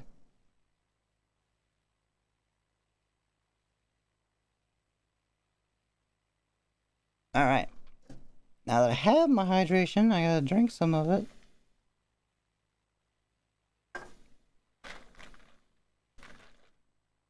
It's weird. It is weird. Oh wait, the game? You and me and her? So cool though. They could have used an editor, though. There was a lot of scenes, and they're like, yeah. You're saying the same thing. Wrap it up. Oh, I feel like I truly didn't have a waifu until I started playing Blaze Blue. That rhymed. Wait, who is it? Who is it in Blaze Blue, then? We don't bother running back to the park like we normally would. About halfway there, Andy begins mumbling something to herself over and over again. But I'm too far away. Too far away from her to make out what it might be. 204863. 204863. 204863. After what feels like hours, we finally make it back. I found the nearest bench and collapse on it. Even though we didn't run as much, I've still been on my feet all day, so my legs are stiff and unresponsive. Coco Noe, the pink-haired Catwoman. I actually like don't like her. No offense, just not my style. Wait, the like teacher one? Or am I thinking of a different? I might be thinking of a different game series entirely. Andy hovers over me with a disgusted scowl on her face. Stretch! Give me like 30 seconds, okay? I'm really not feeling it right now. You gonna be feeling it? I kept the bet, bitch.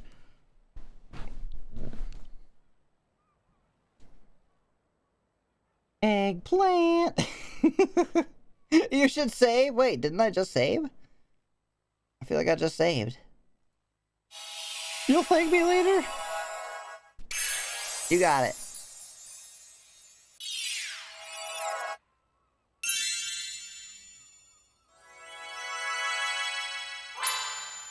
Unless you nail this? Oh, that's funny.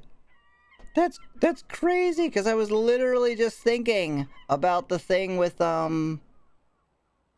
Ashton, where you get into that like RPG battle with him. I was like, I wonder if there's gonna be something like that for each character.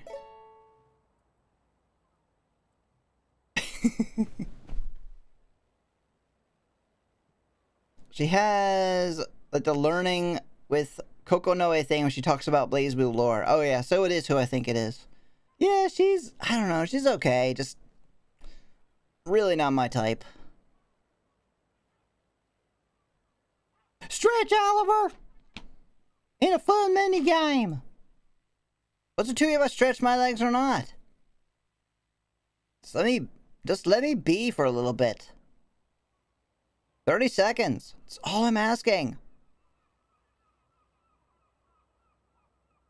Annie puts her hands on her hips like a disappointed mother and digs her heels into the sand. Literally and figuratively. Why is she always so forceful about this stuff? Dude, you already know why. Whatever.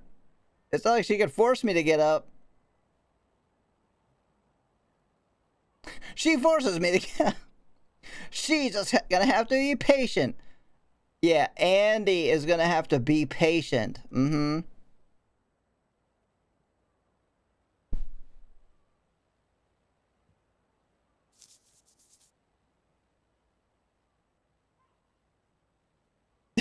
Vibes. Oh my god! I knew it! I knew it was gonna happen! Because I was like, fuck it. I'm gonna actually wait 30 seconds and see what happens. That. She's not gonna back off, is she? I get up from the bench and stretch the bare minimum I need in order to appease Andy. Having met my quota, I leave the park without so much as a single goodbye. Sleepy time. Thank you for being here, Lisa. Have a good night. Have a good rest.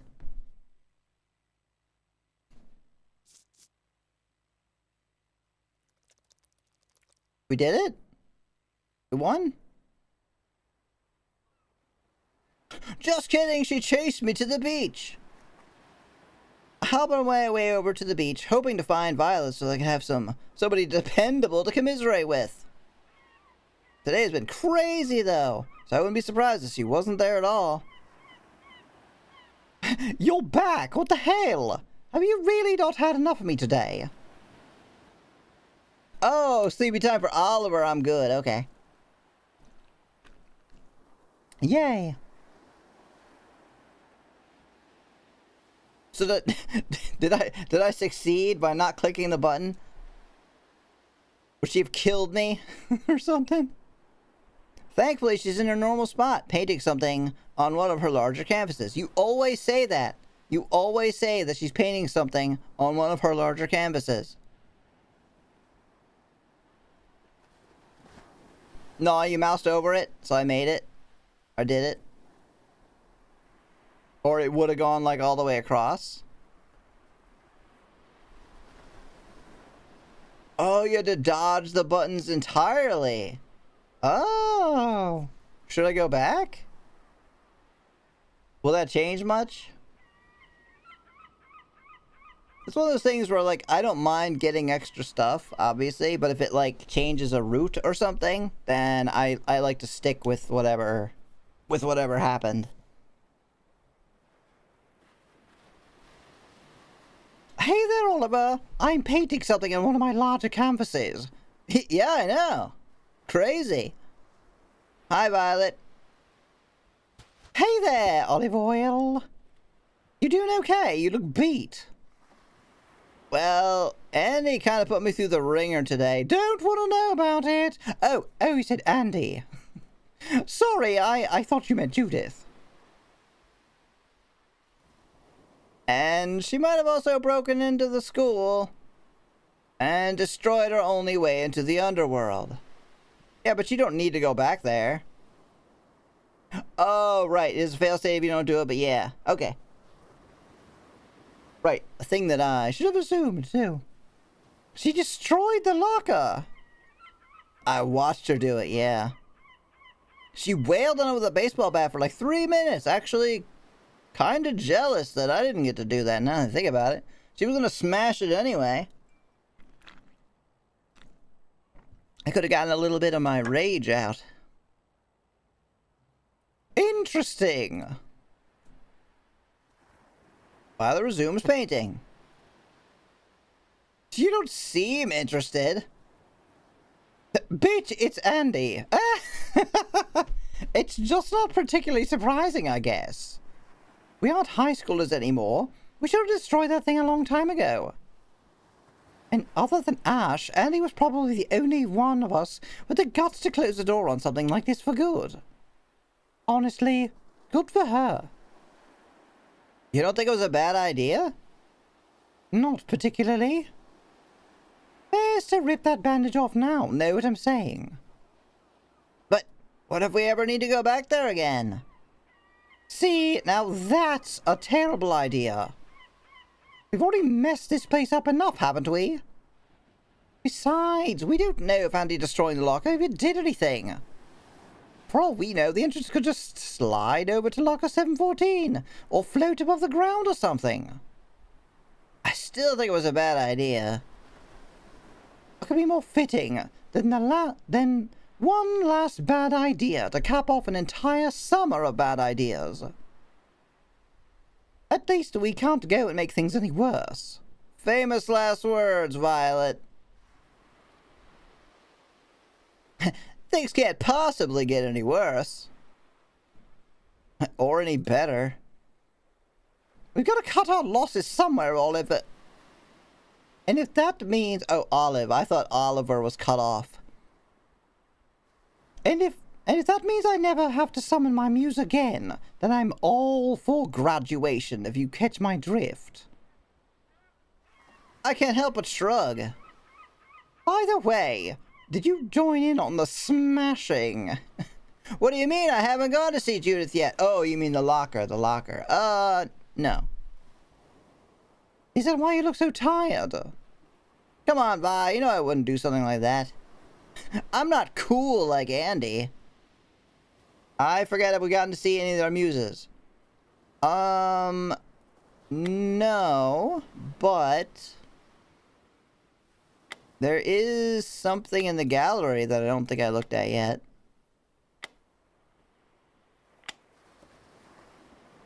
This is Ashton's Muse. A gorilla thing. Caldera might have looked like. And then, plants. Feed me, Seymour. Concept art drawn by Bethany Begay. Oh, what? Miss Lawrence's muse? Huh. Miss Lawrence's muse. So she is involved in this in some way. Interesting. Unlocked after sitting in on Judy's lecture about chemicals. Oh, yeah. we definitely sat in on her lecture. Yeah, it's kind of cute. And horrifying. That seems like a little bit of a spoiler in the in the artwork. Oh, really now? What if everyone ends up being evil? They might be. Maybe they're the villains. I don't know. I could easily see some part of you enjoying it, at least a little. Well, I didn't. I'm a nerd. Shut up. I'm just sore from being on my feet all day. Andy made me exercise a bunch before she broke into the school. After we got back to the park, she made me stretch for like 6 hours. You're exaggerating. You were on the beach for 6 hours. She made you stretch. How does it even work? She had a baseball bat. Did he blackmail you or something? If anything, you're the one that's got dirt on her.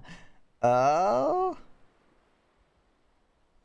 No blackmail, but she was glaring at me the whole time I was trying to relax. She glared at you? Wow. Really twisted your arm on that one, didn't she? Hey, shut up. You know how persuasive she can be? It was really intense. I know. But still, Andy didn't actually make you stretch. She didn't make you do anything. You're just being pedantic. You think so? Ella gives her painting one last decisive flick of the wrist before standing up triumphantly from her seat. This would have been better if I hadn't eaten all the other colors of paint besides blue. No rocket today, I suppose. Oh, I don't know. I think we can get back to your place pretty quick. Oh, you mean like a space ship? Yeah, no. That's fine though, that's fine. Come on, let's go home. Yes, I knew it. You could tell me all about how terrifying Andy's glare was. I'll even let you hold my hand on the way back if you end up scaring yourself. Rude. Fine. No handhold of you, Mr. Man. Clearly you don't need it. Head back home and pack the rest of my things. Miss Lawrence pulls in the driveway with alarming news. There's been a hot air balloon accident. Oh no! I love the way that that's written. Because there's no reason to have this here. If you were being serious at all, you would not put, oh no. Who could have seen that coming? That's probably the failure you were told about. Well, no, he said it was a... Oh, I thought he meant fail as in like one of the things you can't go back to. Like you have failed that extra bit. Oh, okay, cool. We'll go back to it then. They were doing a movie shoot for some John D. McDonald adaptation in Orlando, and one of the hot air balloons crashed right into the airport's control tower, killed 16 people. Ah, what a shame. Thankfully, there were no casualties other than the 16 people. Still, it looks like I won't be leaving Siren's Call anytime soon. How unfortunate.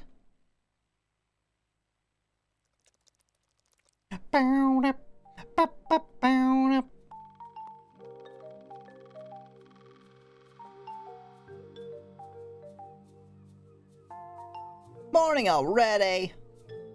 Fine. Alright then, bring it on.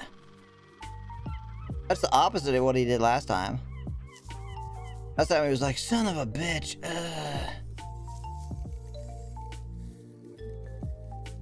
You have no new messages? Ha! Again. Check your save message. Press 1 now. I'm just gonna keep checking.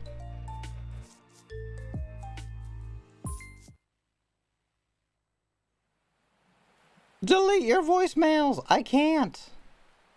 They don't give you that option. The story didn't progress until you figured out how to resolve things with Ashton. I bet you have to succeed with Andy as well. Oh, I gotta succeed with Andy, huh? But yeah, you're right. Alright, so I assume then I can skip stuff, probably. Oh, there you go. That's right. That's so convenient. I really like that. That's such a good idea. Would you like to skip to the fight with Andy? Well, I didn't know there was a fight, but sure. Oh, this is gonna be like, it's like fucking, what's her name? Oh. Andy cannot make you stretch. Try listening to it Oliver once. I didn't read the rest of that. Like Undyne or whatever. We don't bother running back. Yep. Let's fight. Oh, hint system, right? Skip.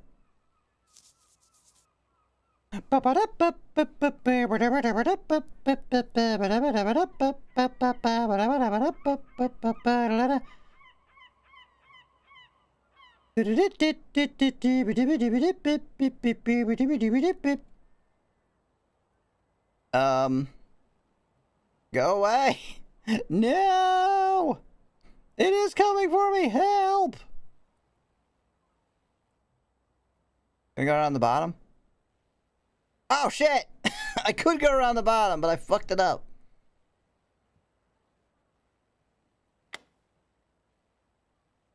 What I would do? Load?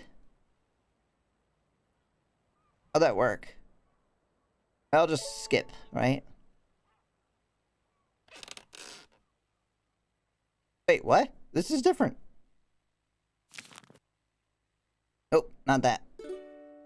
What'd it say?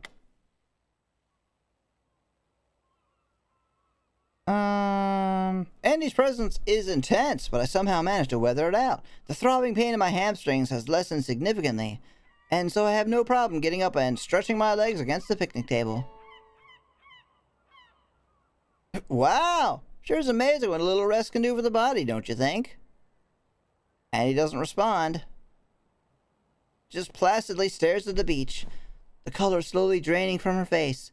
Now I have to leave because you succeeded! I'm going to college!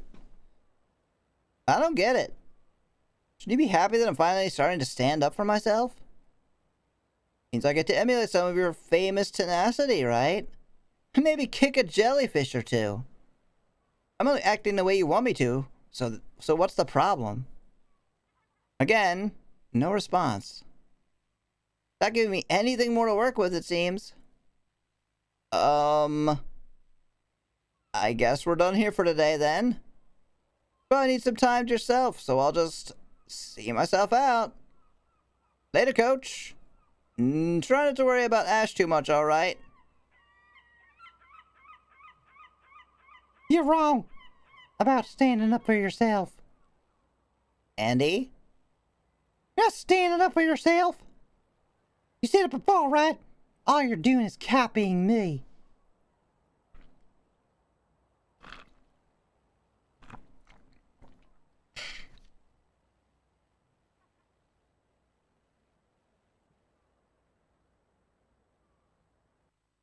And that's all you ever...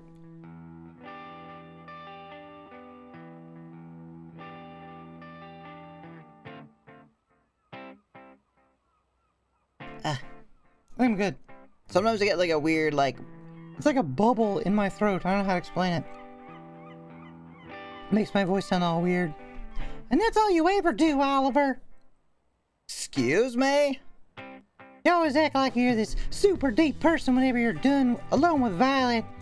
But you're really just following her lead, aren't you? Because you sure as hell are nothing like that whenever we're alone together. It's the same with Emil too, and my sister. It's definitely the same with Ash. You're the most white bread guy on the planet. But whenever he's in the room, all of a sudden you're this badass dude that's down to raise hell and break the law. By like throwing peanut butter at stop signs and shit. Bullshit! You're nothing more than a stupid robot. You're not defending yourself, there's nothing there to defend. You got no soul. Everything about you's either borrowed or stolen from someone else. But hey, that just comes with the turf, right? Spurgs like you don't know how to be actual people. They can only be what they're told to be. What the fuck is a spurg? Is that a slur? I don't think it is, but I've never heard splurg. Spurg. Gotta hop off, feeling sleepy. Thanks for the stream. Thank you for being here. Bye bye. Thank you for the hydrate play. Have a good night.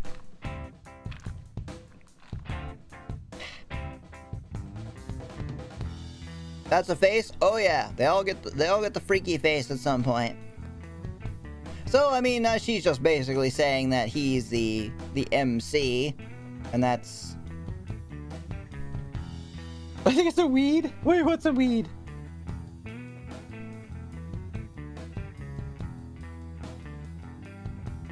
Oh. Oh, wait, yeah, it is a slur. It's Asperger's, right?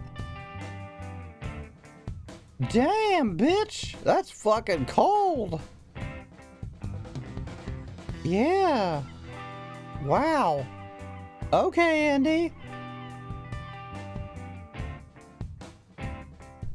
No wonder Miss Lawrence loves tinkering with you so much. You'll eat up any chipset she throws on your damn plate.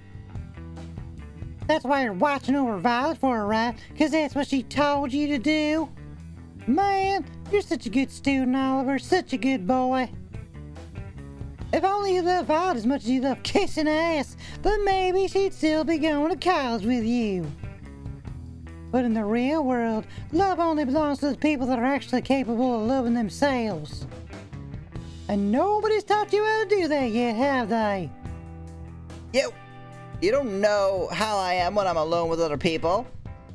There's no way you could. I know everything you know, Oliver. Which is why I'm damn sure you're not in love with Violet. Not really. But whose fault is it that she wasn't able to graduate again? Hell, you never even freaking looked at her till Miss Lawrence ordered you to. You don't really care about her. You were just another shitty caretaker. And now we're here, yelling at each other in the park over stuff that should be obvious. Obvious? Wait a minute. Man, you two could be picking out furniture for your dorm together or thinking up ways to end up in the same classes. But nope, you're hearing Siren's call. Get beat on like the doughy loaf of bread you are. Go on and stand up for yourself, Oliver. 'Cause believe me, I'm dying to see what that would look like. I got no soul, huh? You know, except for the slur, I like her. Like, obviously that's an awful thing to say to somebody, but as a character in the game, you're kind of awesome.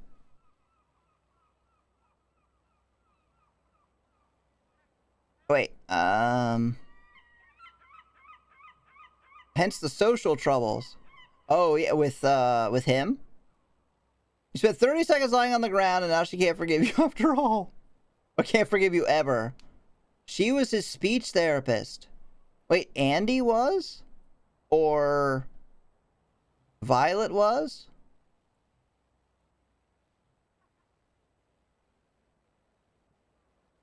Guess I should be offended by that word? I mean, you can be offended or not offended by whatever. Like if it doesn't bother you. Oh, Miss Lawrence was. I think she was trying to make him mad enough to yell back at her and prove her wrong, I think. Yeah, I think that's what she was like. She was like, defend yourself or whatever. I hear the people above me walking around. I hope they're not like getting bothered. Like yelling. Got no soul, huh? You honestly think that, Andy? Or is that just something you've been told by someone else? I wonder, would you be shouting all this crap if I just joined in on smashing that locker with you? Yeah, throw a wooden plank at him. That's the key to all this, isn't it? Right. You may be tough, Andy, but this isn't your kind of battleground. I've got this. I know I do. Well, Andy, you're right about one thing. I do like giving people what they want. Tickle fight! And yes, That is something I picked up from someone else. So fine, I'll defend myself if that's what you're after. But you're dead wrong about me being soulless. Are you gonna have some scathing remarks for Andy? I really hope so.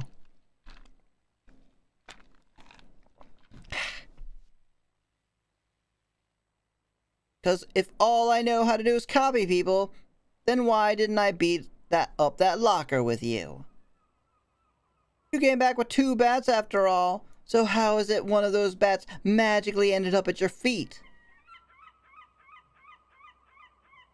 Easy! Joining in wasn't something that even occurred to you, obviously.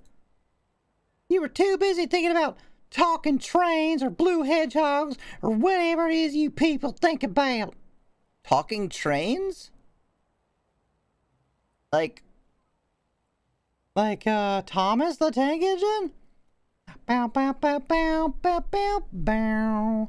Ba da ba da da da da. After all, you got a real fire in your belly, so you probably just wanted to look cool and we're quoting a movie you like or some shit. Yeah, but if he likes the movie, the hell are you talking about? I don't really get, like, what she means. This is a logical fallacy, thought Thomas as he went through someone's train of thought. Oh my god. Thomas gave me nightmares as a kid. Oh yeah, no, it's a scary looking show. For real. It's like Betty Boop. Or pretty much any cartoons from that era. Oh, Claymation also gets to me that way. Like, it's not as horrifying, but it, like, bothers me. What's it called? Oh, I can't remember now. Gumby is a little weird. The one with the dog and, like, the guy with the wide, toothy face.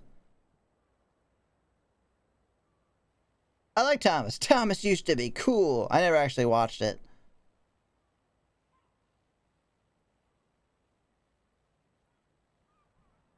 I see.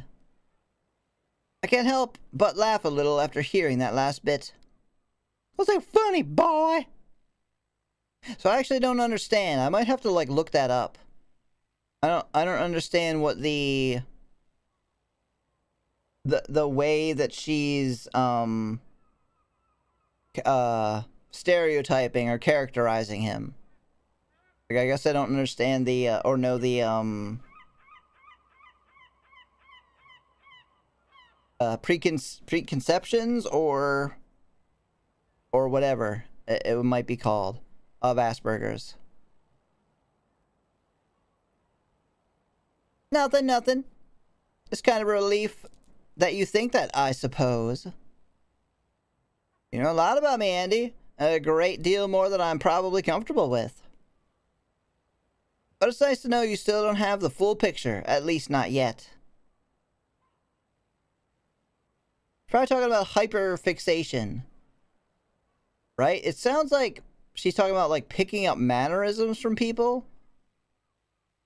And, like, acting like them and not having, like, his own personality. I do that all the time, though. Or at least I used to. Maybe still do.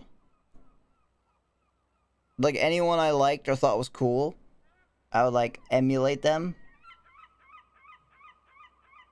Maybe not specifically when I'm around them, though. It's really more like people or things I thought was cool. What? I don't know if you're acting like this because I've been acting different or because there's something legitimately wrong with you today. But for what you've gotten right, it's good to know that you're still able to be wrong where it matters.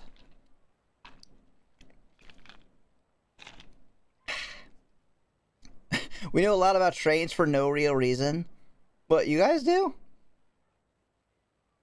Oh, I'm missing stuff. It was... Wait.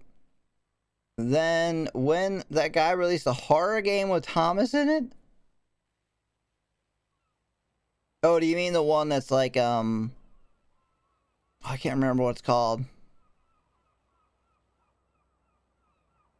I know it was Ringo Starr's a narrator and Thomas the Tank Engine? Really? My speech patterns are an amalgamation of practicalities and cool things I heard other people say. Yeah. Is that not most speech, though? Maybe it's just more noticeable. I picked up, does the Tin Man have a sheet metal cock for my older brother for a question where the obvious answer is yes. I mean, you could have like a riveted steel, right? You could have stamped aluminum. I have Asperger's, though it's now just autism because it was thought up by a Nazi or something. What? No idea what you mean. I'll probably look it up after stream, just to get a better understanding. I know everything you know, Oliver. I'm super totally turbo smart, I promise you. Then you would know how much I care about you being happy, Angelica. I'm yelling at her, aren't I? Oh. To have all my good work undone yet again. What do you mean? She's not gonna care if you yell at her. She's gonna like that you're yelling at her. That's fine, though. I don't have to be better than her. I only need to be honest. Of course it was an option for me to beat out that locker with you. It was always an option. Although they didn't actually give me an option. I want him back too, Andy. Maybe not in the same way you do. But if you feel half as much for Ash as I do for Violet. I try and lower my voice for this next part. Then I completely understand why you wanted somebody to smash that locker with you. Got pizza in the hand, a keyboard in the other. Hell yeah. Dual wielding is an amazing skill. I just searched up who invented Asperger's. I don't know if it's invented. Ah! Wait, it is? What is? It is invented?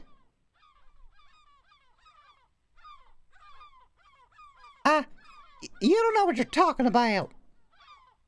I wanted to blow off some steam, that's it. It has nothing to do with Ash. I'm not crying, you're crying. Remember that jab you made at me earlier? with the piece of wood? Oh, the dual wielding. Yeah, that's really hard for me. Due to, ADD. I might, like, forget what I have in my other hand. Remember that jab you made at me earlier? The one about my interests? You want to know what my real obsession is, Andy? The personal equipment to your own fervent and insane exercise routine? Your sister! Ha! It's affect. Trying to understand how the rest of you guys are feeling. Not plumbing, not dinosaurs, not 17th century French shipping routes. Just piecing together and evoking certain emotions. My brain could have given me anything to fixate on. But much like you, it glues my thoughts to the one skill that people I love need from me more than anything else. How lucky is that? I don't understand. I have entire journals worth of poems about you guys. Stacks and stacks of desperate attempts to make sense of all this crap we're going through. Turns out, one of the big perks of being an ass kisser is that you're pretty much always on the lookout for these sorts of things. There's always a new ass to kiss. And poetry is a pretty good way to keep track of it all. Again, isn't that lucky? Well, yeah, except for the part where you're a poetry nerd. I guess it depends on your definition of lucky. Personally, I think it's really creepy sounding. I am totally not super endeared to you and about to cry about your honesty about how you feel about us. Get away from me. Where's my bat? I'm sick of having emotions. Hello, Spike. Welcome, welcome, welcome. How are you doing tonight? Read that in my mind went to Asperger's. I mean, that is the thing as well.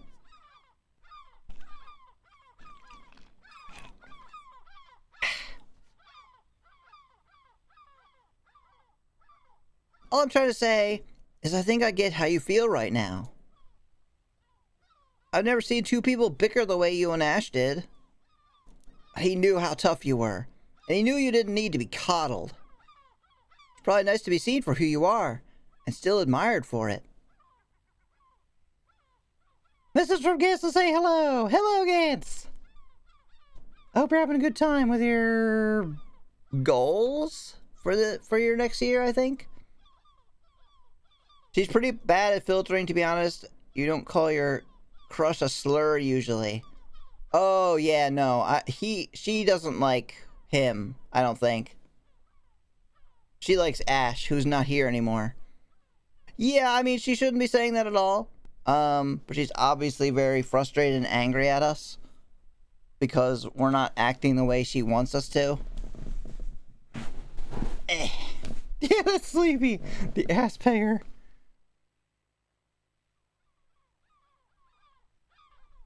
So now that he's gone, some of that's gone too, right? Can't really get that from anybody else. At least not in the same way. That really, really sucks, right? Stop trying to psychoanalyze me, you freak! Andy tightly curls her fists. You're not supposed to know how other people feel. I don't care how much shitty poetry you write, because you don't know fuck all about me and Ashton. Maybe I don't. I want to know, Andy. I want to be a good friend. I want to understand what you're going through. Doesn't that amount to anything? I don't have to go running around acting like everything's great. If I'm wrong, please tell me how I'm wrong. You are wrong. Tell me how, damn it. No! Oh, shit. Andy's scream pulses through the air, scaring away a nearby group of seagulls. Before I know it, she's on the ground, slamming her head and fist against the bench. Andy, stop it! You're gonna hurt yourself! I move around and try to get a better look at her. Skin in her left hand has already begun to tear! Oh, God. And the deep red of her blood is beginning to mix with the dry, cracked wood. I'll stop by again and tell him you say hi. Yay!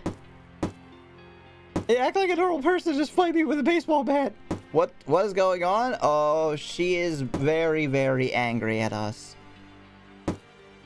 Which means she is probably mostly angry at herself for probably not telling Ash what she wanted to tell him before he left, and now he's gone, and now she'll never get the opportunity to do so. Is what I assume. Andy, please, stop! No, no, no, no! Go away! Bring him back! He's a dick, at least he's real! There's nothing real about you, nothing! Nothing, nothing, nothing, nothing! She's not stopping.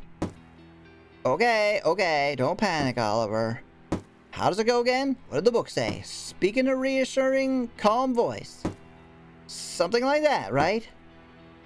He's not a child, though, and if I try to help her... No, I need to do this. It's the only way.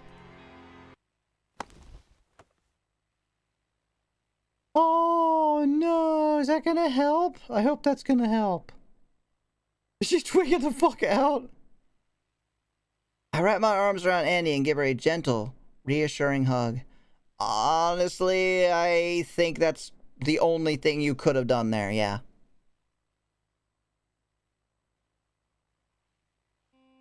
What? Get off me! Only if you tell me how a hug is worse than what you're already doing. Shut up! I'll kill you! If hurting me makes you feel better, then I won't stop you. Just stop hurting yourself, please. I have no idea if this is the right thing for me to do. So I just try to be the kind of person I needed way back when stuff like this was common. Even if it's not who I am, even if it's not real, I try and be that for my friend. You're pathetic. You have zero self-respect. I stepped in shit that has more going for it than you. Okay there, Dad. Nothing I haven't heard already. So who are you copying this time? Violet? My sister? No idea. All that matters to me is that you stop.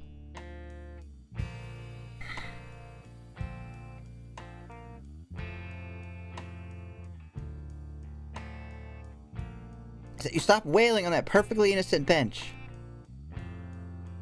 I don't really care about much else right now. Okay, I get it. You let go of me now. You're all sweaty and smelly and stuff. It's weird. I told Gantz you said hi.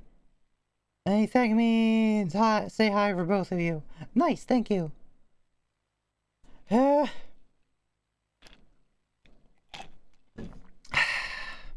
Let's not cry. It's not that sad yet. Annie lightly shakes me off her body and pulls herself onto the bench. I stay on the ground, but sit up, looking at my friend as she begins to collect herself. The redness in her face and stillness in the air around her feels painfully nostalgic. I've never met anyone who gave less of a shit about staying alive than you. But that's not bravery. Ash was brave. You're just a crude imitation of the real thing. That's not something I think I could ever respect. I don't need respect. I'm just happy that you're safe, that's all. And what about Ash? Who's gonna be there to make sure he's safe? His brain dead drunk of a father? Thank you for the magic. Please. The only reason any of us survived this summer was because all of us were there to support each other. Yeah. Who's to say he isn't already dead? You can't think like that, Andy. Just because you love somebody doesn't automatically make them your responsibility. He's graduated. He's moved on. We just gotta let him go. Hypocrite. Huh? Never mind. I already put you through the ringer enough today. I can't believe you actually called me Angelica again. You don't really have that big of a dash with, Cap? Well, a death wish would make some sense, right? Given the context for your name and all that. Huh? Never mind. I'm just being facetious. Oh, like Angel, Angelica.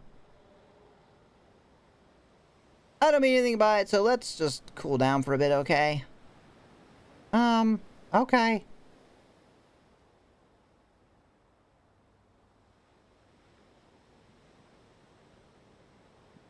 I already know he doesn't love me back.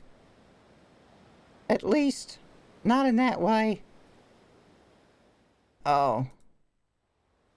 I used to think it was because he didn't really view me as a woman for some dumb reason. I thought he was just being stupid. After seeing the way he looks at Emil now, well, I'm pretty sure me being a woman doesn't have anything to do with it. Which sucks so much more. So much more. That sounds about right. We don't know for sure if he feels that way, though. Maybe all you gotta do is ask him. Ash does not believe in tomboy supremacy. No. Could he?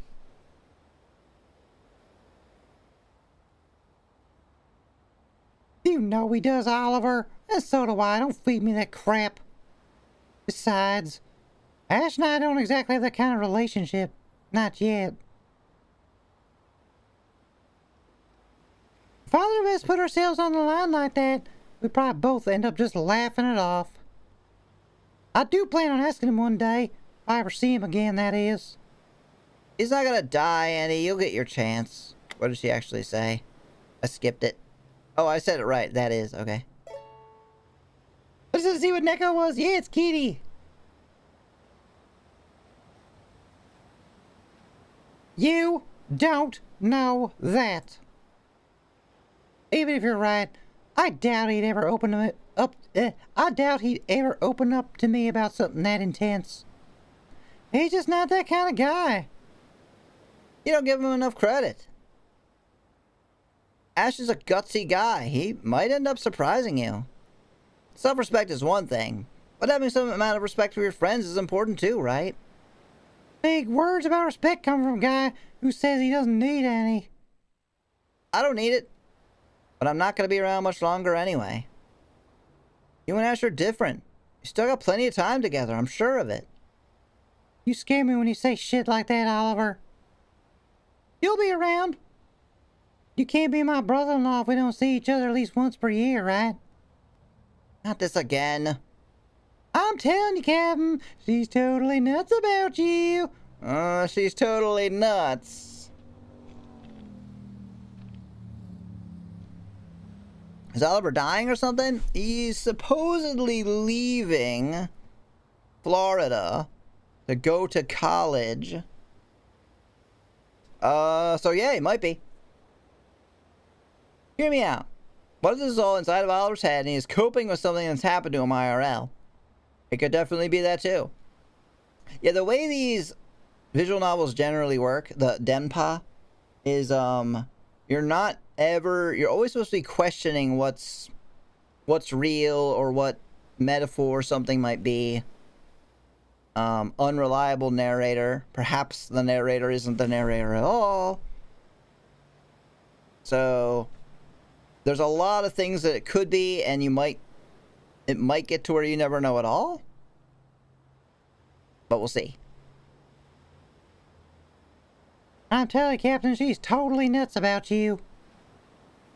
And that's a bona fide fact straight from the girl's diary. I'm not dating her, Andy. I say nothing about dating. Being with Judith that way doesn't sit right with me. Fine, your loss. She too good for you anyway, seriously. Andy hops up from the bench and brushes the dirt off her legs, swaying a bit in the process. Speaking of Judith, would you mind giving her a call? I'm not feeling so hot.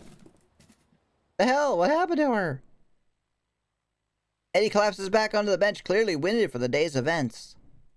Holly, are you okay? Judith? Please, get Judith. Oh, alright, can I borrow your phone then? I need to call her. Okay, but don't look through the picture gallery. After a bit, Andy manages to hand me her phone. I call Judith, communicating only what's needed for her to understand her sister's situation. Within minutes, she pulls up in an old minivan, and the two of us somehow manage to stuff Andy in the back seat.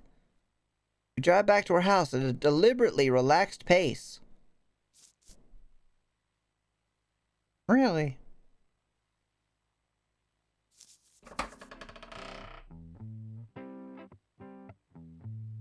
I guess she's not dying, so we got the happy music. This is gonna be good, though. We're at Judith's now. Oh, I don't know. It's almost midnight. Technically, I should be going to bed here. That might be the best idea, honestly. We didn't finish the chapter, but... yeah! And nothing bad ever happened with Judith.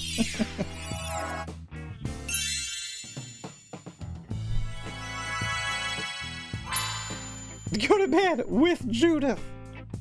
Is there a while left at my pace for this chapter? But I have to run to the bathroom either way, so I'll be back like just 2 minutes. I've been hydrating a lot to do her voice.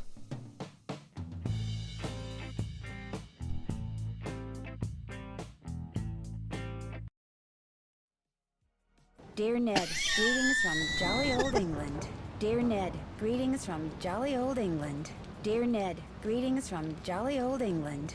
Dear Ned, greetings from jolly old England. Dear Ned! Dear Ned, greetings from jolly old England. Greetings Dear Ned, from jolly greetings from old jolly England. old England.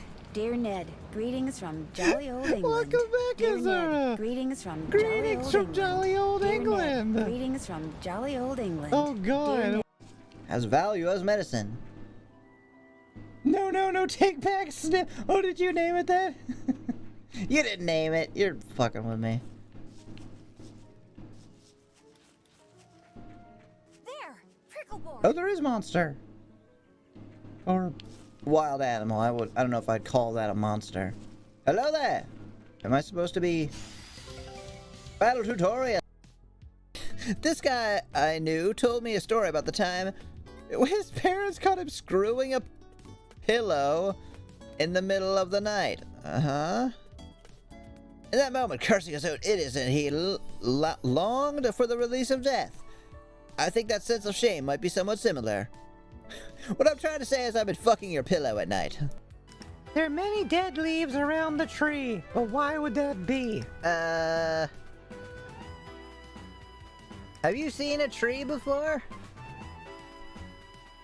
Gonna go out on a limb here and say maybe you're not too bright.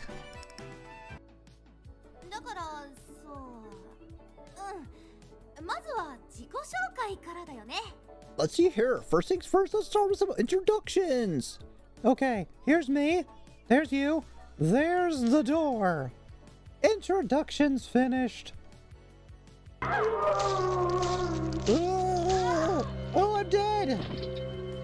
Ew, he's eating my ass. Gross.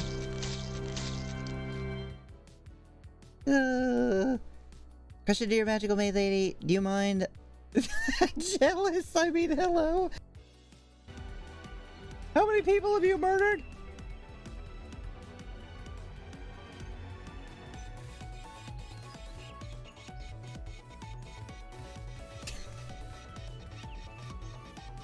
I don't know. Yeah, who let this kid in my short skirt, big chest RPG? Get out of here. そうそういろいろあったんだよいろいろまあ相変わらず不思議な場所よ If you're not adding to the average cup size, you don't belong here. I took a bunch of drugs. Ow! Metakingaru! Hello from the floor. Cool. I thought it was like secretly imposter first round. I'm like, no, I'm not. All right, Nebu, let's go to your task. Where's your task? I want to see you. Ah! Nami, help! Wait for me. Why are you following us? Because I want to protect you. Oh my god, I know exactly what you're up to. Look at my little dance. It's the dance of peace. The dance of peace on my ass. The dance. Wait for me. Okay. We have to go fix the thing. ありがとう Hello again.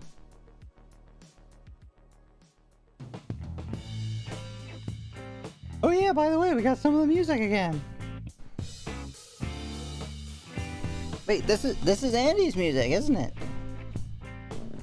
I know, because you would normally be doing that like little stretch thing, like eh.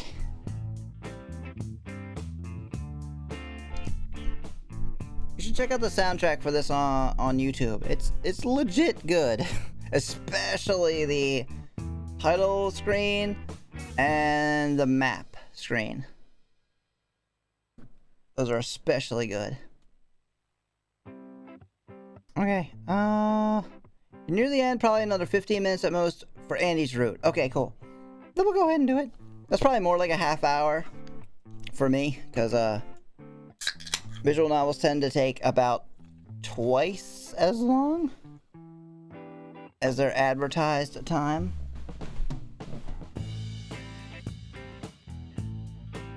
It never ends. What was it?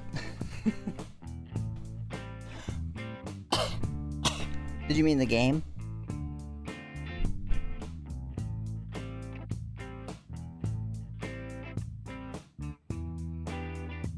Waffles? Waffles never end?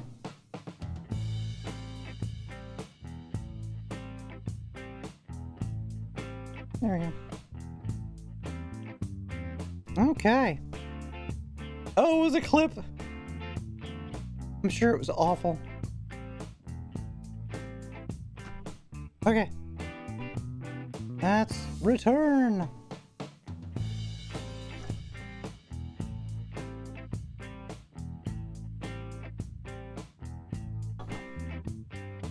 Oh, hydrate.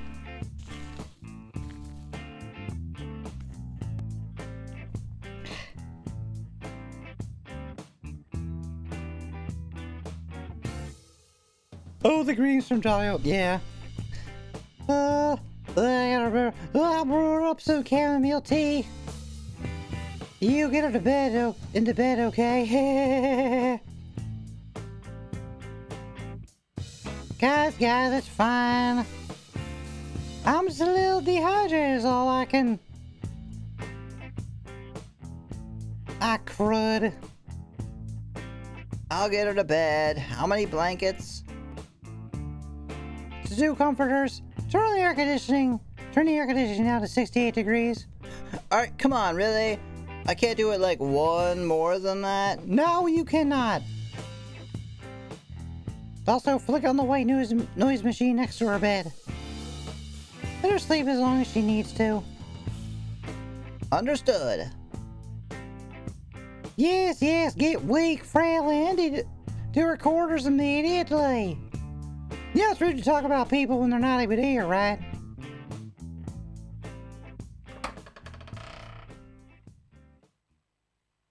I do as I'm told and guide Andy to the bedroom. After confirming that she's comfortable, I turn off the lights, flick on the white noise, and begin making my way out of the room. Hey, get your ass back here. I'm sorry you had to see me like this.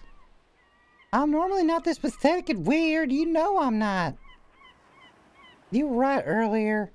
Something's definitely wrong with me, but I honestly have no idea what it is. So please, don't think less of me for today. I don't want to lose another friend. Not like this. Sure enough, Andy has presented me with one last challenge. A gauntlet of uncharacteristically sincere statements. I'm not even sure if this is the right thing for me to say, but if I stand here too long, it's probably just as bad as saying nothing. You're incredible, Andy. All of us still love you tons, don't worry. Get some sleep. We'll talk more about this later, okay? Time to bang Judith! Judith, of course, is waiting for me in the living room with a cup of warm tea. Is she doing okay?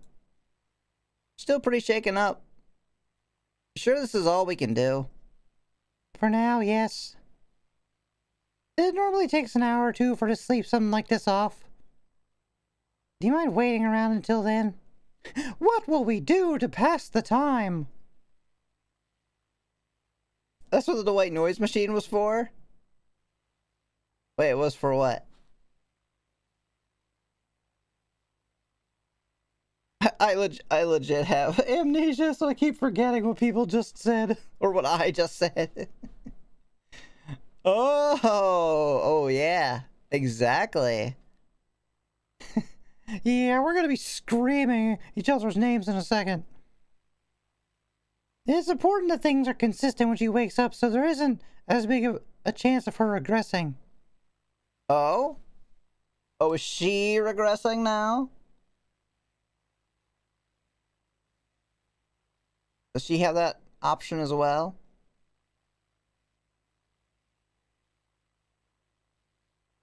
Of course, I wasn't planning on leaving anytime soon anyway. Sweet, that's good. I think it's best if I'm the one that goes to checks on her, though, if that's okay. If only for the sake of familiarity. Please, take the lead. The last thing I want to do is make things worse than I already have. Wait, what? Oh, that was Judith saying I think it's the best. Okay, I missed that. I thought Oliver was saying that. Because he moved.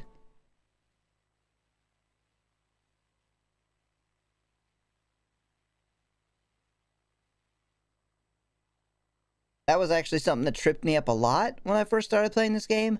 And, I think UI he made does that too.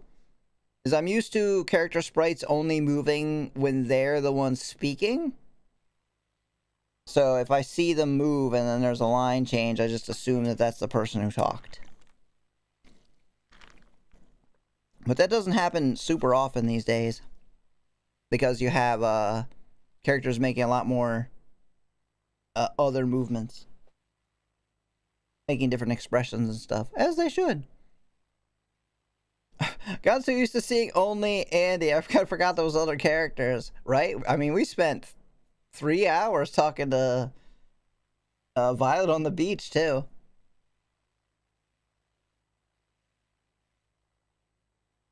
How often does this happen to Andy that Judith can estimate the recovery time?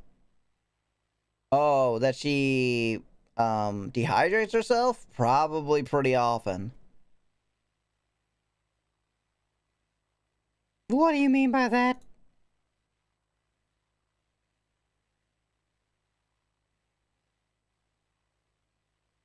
I told Judith everything that Andy and I did today.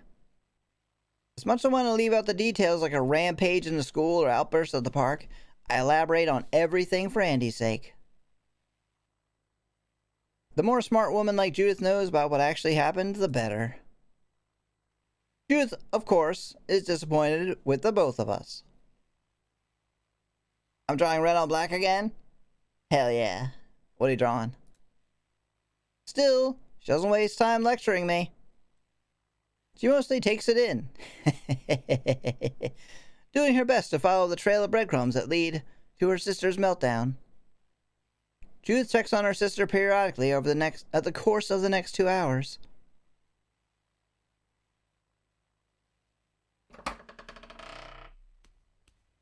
After a much longer intermission than normal, Judith walks back over to the couch and taps me on the shoulder. She's awake. She wants to talk with you. Do your best, okay? My best? Even though there's so few of them, Judith's words to me are nebulous and hard to unpack. Okay, I will. Thanks. I'm here to do my best. I get up from the couch and make my way into the bedroom. Judith must have dragged one of the chairs out from under her desk because there's already a place for me to sit next to her sister's bed.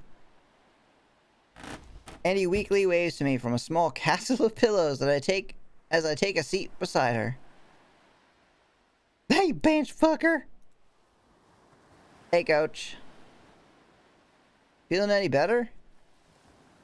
Other than the constant waves of shame and humiliation, yeah, I'm doing swell. How about you? Me? I'm fine. Why wouldn't I be? I wasn't exactly pleasant to you back there.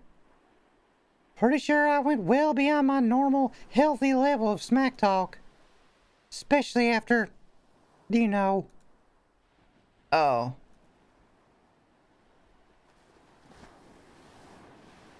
I shouldn't have called you that. Come on, Andy. No! Let me finish. I'm an adult now. I gotta do this right. And I was wrong.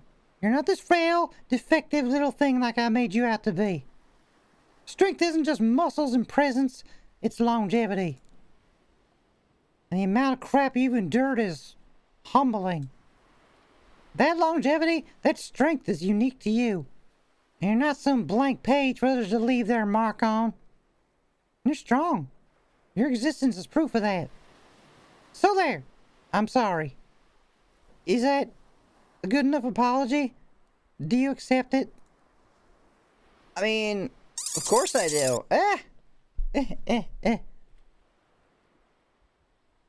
But I don't really care about being strong, Andy.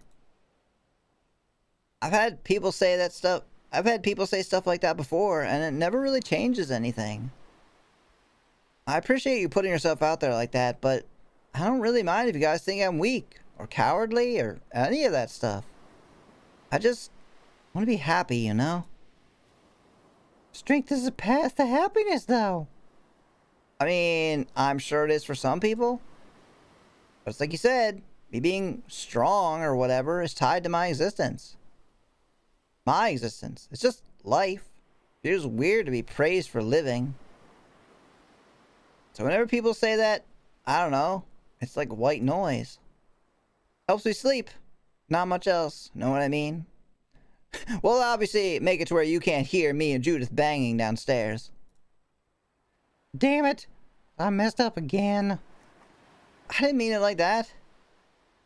It's fine. It's not like you said anything mean that I haven't already heard before. I'm not really used to having someone apologize this much, I guess. Andy looks away and begins fiddling with the fabric of her comforter. Shit's been weird lately, so I might as well lean into it. If you're able to magically start standing up for yourself, I guess a weird, dumb change is due for all of us. And hey, adapt or die, am I right? Maybe it's better that Ashton's not around anymore. At least now I can't see how lame I've become after just one day of him being gone. To him, I'll always be Andy the Invincible. Not Andy the doughy and emotional. You were Andy the Jellyfish Queen to him for like 2 weeks and lived through that just fine. I'm pretty sure you could be Andy the Toenail Collector and he'd still find something to love about you. Please don't say that word right now. Toenail? No, dumbass, love. I'm still trying to accept that you know about all that. Oh well, at least it's only you that knows. And I'm pretty sure you can keep a secret, so I should be safe. I already told Judith. So, on a scale of 1 to 10, how secret do you think that secret of yours was? Because you're not exactly subtle about most things, if you catch my drift. How many other people know Oliver? We might have all placed bets on when you'd confess to him. That's amazing. Probably not Andy the Toe Sucker. I don't think anyone would accept that. Yes, I know some tree-punching gentlemen who would accept that quite a bit. Yeah, $50 an hour. I don't think Ash ever found out, though, so that's good, right? And he slams her face into a nearby pillow. To be fair, Amelia and I thought you would have told him by now. We believed in you so much that we both lost 20 bucks on you. I'm saying you owe us. Yeah, I said that everyone lost their bet. Is that supposed to make me feel better? Yes? God, I hate this. Today sucks. My life is over. Time to get fat and start watching cooking shows all day. Fuck.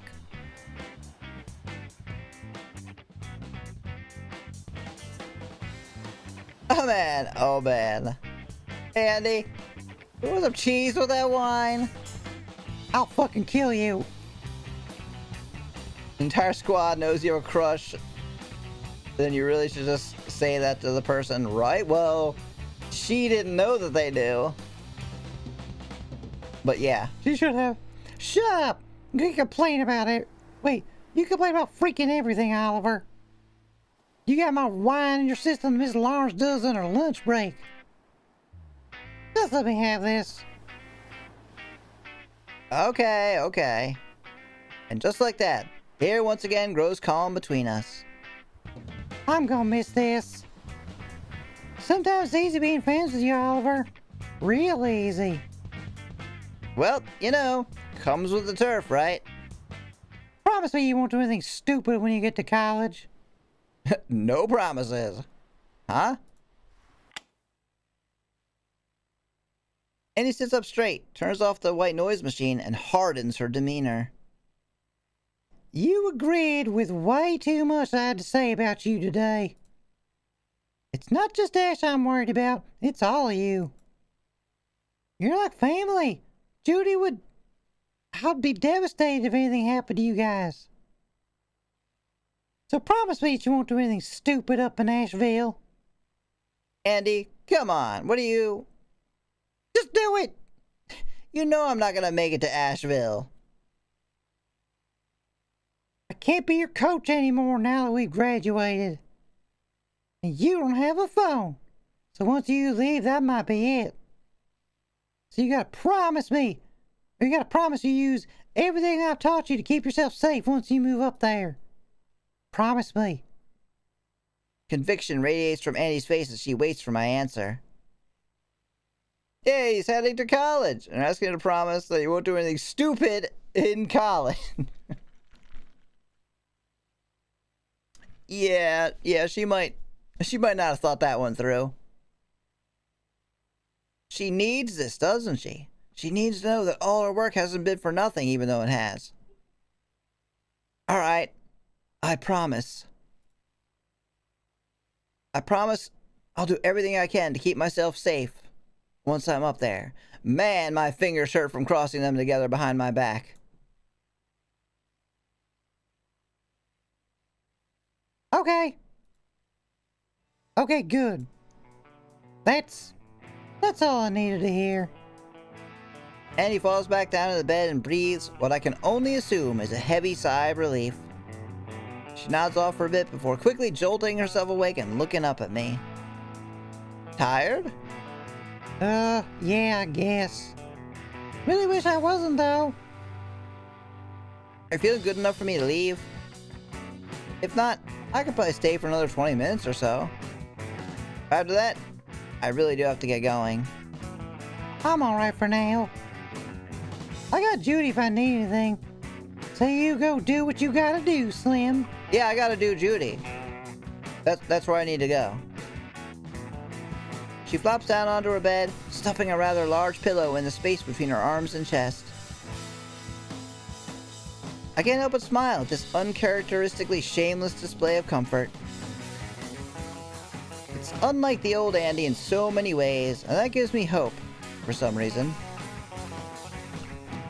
Okay. Goodbye, Andy. Thank you, I really do appreciate this. Goodbye, Oliver. Stay healthy. And yes, that includes lots of stretching. Of course. I get up from my seat and begin making my way out the door. Why did the music abruptly stop?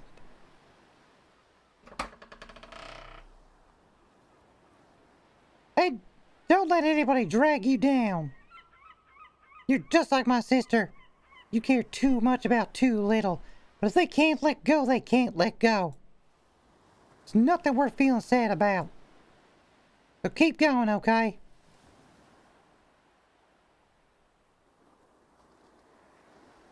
Just keep going forward. Keep moving forward. How is she? You two were there for an awful long while. Anything new to report? Nope, just some apologies and she went back to bed. Nothing to worry about, nothing at all. Anywho, sorry we couldn't hang out much longer, but I really need to meet up with Violet and start packing. So if you don't mind, dear miss, I do believe I'll be taking my leave. Why is he acting all weird now? I gotta go feel motivation. Looks at someone with motivation on their shirt. Hell yeah. Hello, motivation.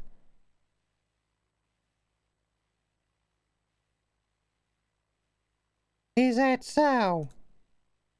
Well then, you better get going.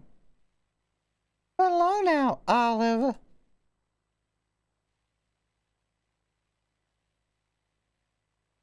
I'll see you soon.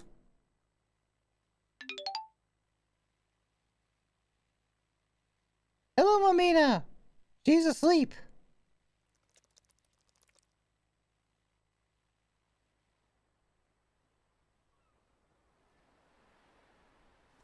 After saying goodbye to Andy, I make my way over to the beach, hoping I'll find Violet there. Yeah, she turned into a cat. That's true, she did turn into a cat.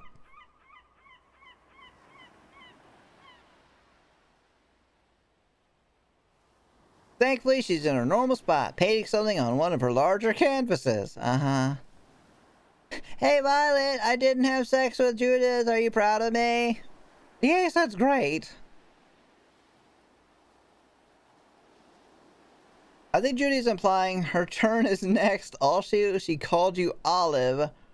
No R on the end. Yeah, I know. I mean, you saw the scene where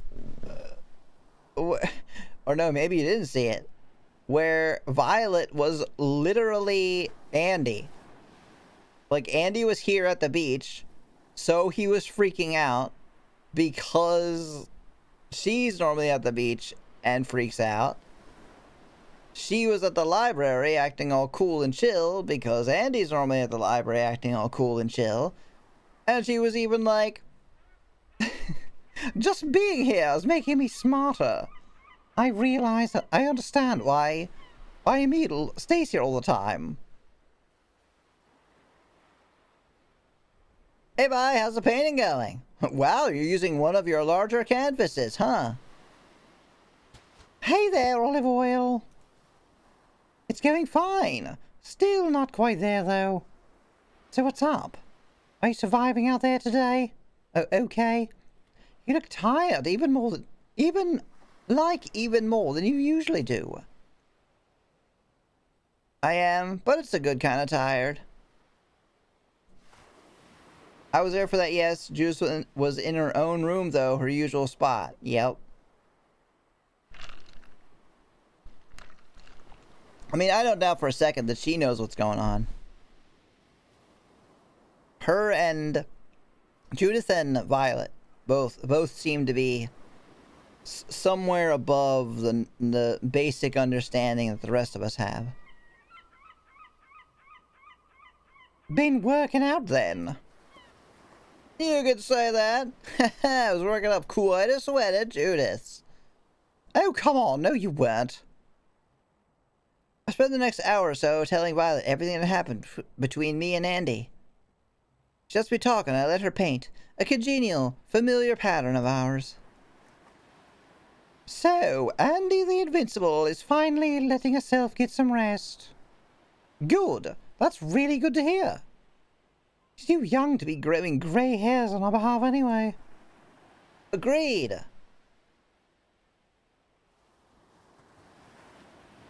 Can I have free cookies? I don't have any cookies. Still, I wish I could do more to ease her mind. I wish I could stick around. All you need to do is keep your promise to her and she'll be fine. I don't know, Vi. It seems like a pretty hard thing for Andy to enforce. It's not like she'll be checking up on me anytime soon. Our goodbye was pretty final after all. She's definitely going to have graduated by tomorrow. So what? Even if she never sees you again, it's still worth being healthy for your own sake too. Honestly, even if you've said goodbye, who knows how things are gonna... Hydrate.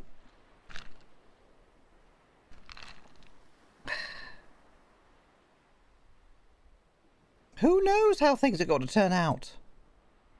We've been wrong before, clearly. Despite what Andy thinks, she could still easily run into Ash again someday. So who's to say she won't run into you too? And if you're not well off when she does, don't you think that'll hit pretty hard? I guess. You're brooding again, Broodmeister. No. I feel like it's a little presumptuous of you to put me in the same league as Ash. Would Nix welcome me if I followed them? Yeah, of course. She doesn't stream, though. She hasn't streamed in a long time. Feels a little like false equivalency. Ash is the freaking moon to Andy. So even if she's right and never ends up seeing him again, she'll still try to seek him out more. Obviously. God, I hate that word. You know who cares? You know who cares. You know she cares about you too, Oliver. Yeah, but that's different and you know it. Besides, it'd be better if she chased after the people she could actually build a life with. It's simple math. We're human beings. Our resources are limited. And we're not in school anymore. No convenient way for us to all hang out together again. Unless... beach party? I mean, you're always here. I'm kidding. Judith would murder you. Even if there was, she only has so much time to get where she wants to be. Sure, I'd love to stay in her life, but if it's for the best, then I'll set fire to what we had. It'll be my gift to her. Even if it's only for a moment, I'll lift her up with ungodly amounts of force. I'll burn it all. I'll use what's left of our friendship as fuel to help her reach escape velocity. I just hope I'm burning the right things. Hope I'm not making another mistake. Another mistake, huh? Isla turns away from me and starts moving her brush again. Do you know why I paint the way I do, Oliver? Huh? I mean, it's pretty much your style, right? Nope. It's borrowed. Like how most things are, really. Borrowed? I don't paint to be unique or special, or any of that goofy claptrap. I paint this way because there are no mistakes. What are you talking about? Mistakes. Those aren't worth getting too upset about. Because most are really small. Because the vast majority of the time, people are only going to see the big picture. They're not going to know if that tree of mine was once a telephone pole, if that ear was once a nose. They're not going to know unless an expert points it out to them. They'll only see the landscape, or the monster, or the person. That's how most people are. They see what they're shown. Which is super ideal if you ask me. Because as long as you can forgive yourself for these little mistakes, well, that solves most of your problems right then and there. But there's an art to forgiveness too. You can be great at forgiving other people, but that doesn't mean a thing if you can't forgive yourself. Sounds like more false equivalency. You think so? I'm almost positive the mistakes in the painting aren't equal to whatever it is that I do. What about the locker? What about all the sirens I killed? Were the things I did this summer not a mistake? Oliver, you didn't do what you did in the underworld out of compassion. You did it because you felt helpless. But what you're doing for Andy is different. You want her to be happy because you love her. Even if you choose to view both sets of actions as mistakes, I don't think that second one is worth losing much sleep over. That's all I'm really trying to say. But hey, that's just me. You're still the only one that gets the final say on what actually matters and what doesn't. It scares me a little, though.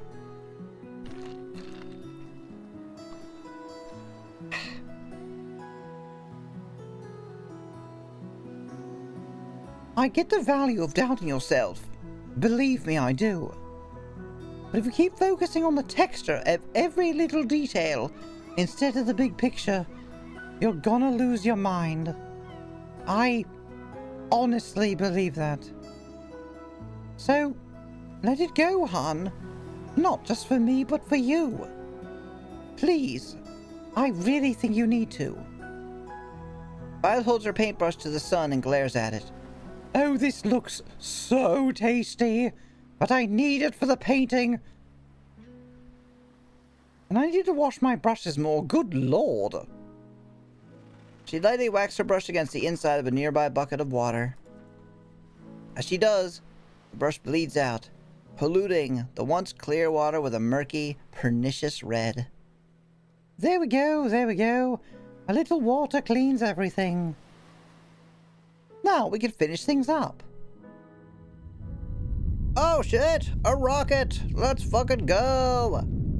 The ground around us begins to lightly rumble. Or not. I guess it's about that time then, huh? Good, good, good. Violet stands up and begins packing her art supplies.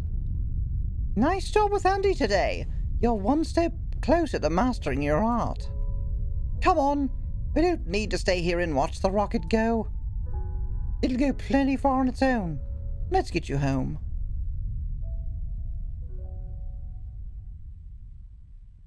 We don't talk for most of the walk back. It's only until we're about halfway home that the stillness of the air is finally broken. I'm sorry I wasn't able to help you graduate. It was never your job to. Why even focus on that? You've got promises to keep. Are you going to keep the promise to her, Oliver? Are you going to keep yourself safe? I don't lie to other people. You know that. Lies are sticky. I'll take care of myself once I'm up there. Guaranteed. Violet and I packed the rest of my things. Eventually, Miss Lawrence comes home and we load everything I own into her car. It's all for naught, though. Hear a loud siren ringing in the distance. Miss Lawrence's neighbors run up to us in a panicked frenzy. It's awful, they say. A rival state has stolen all of our oranges. A statewide lockdown is initiated. Nobody's allowed to leave their homes until further notice. Drat! Looks like I won't be leaving Siren's Call anytime soon. How unfortunate.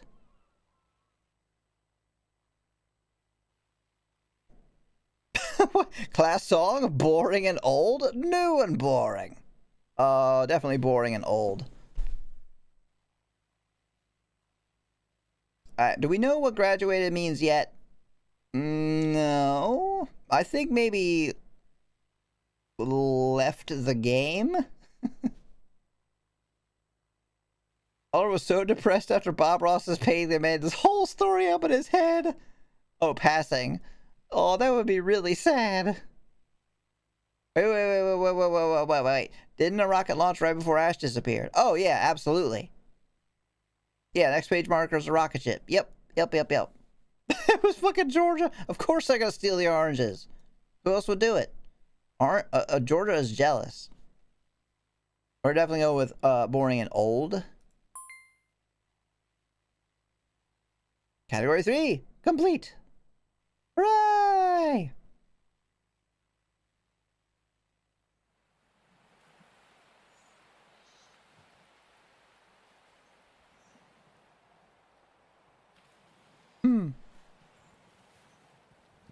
Still no music. Seems like there's maybe still a little bit of creepy whispering. Not a lot, though. Alright. What an awesome game.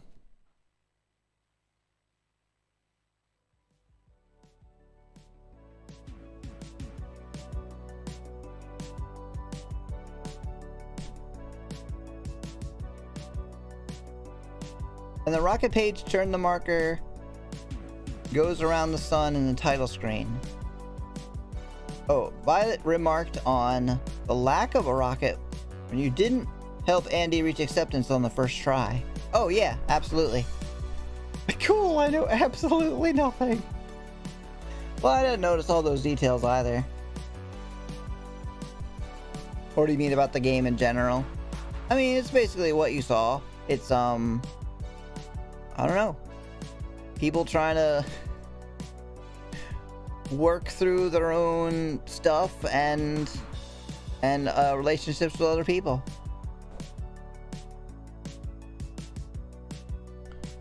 Whew, man, my voice is dying. I don't think I have done... Well, it's been 6.5 hours. Obviously, it's a long time. I've definitely not done voice acting for that length of time in a while, if maybe ever. But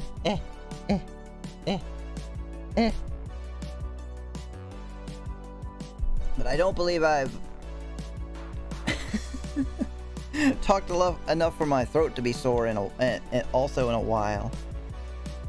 Are the other characters literally going to space? Is this even real Florida? I'm sure it's not real Florida. They might actually be going to space. If anything goes wrong when you try to leave, did Ashton just Hail Mary leave in a rocket? Yeah, it really might have. I think it's like metaphorical. And like they've moved on, they no longer need to be there for the main character. But I don't know, because other characters are still referring to them. So it's not like they cease to exist. Just have to wait and see. Alright, so. Whew.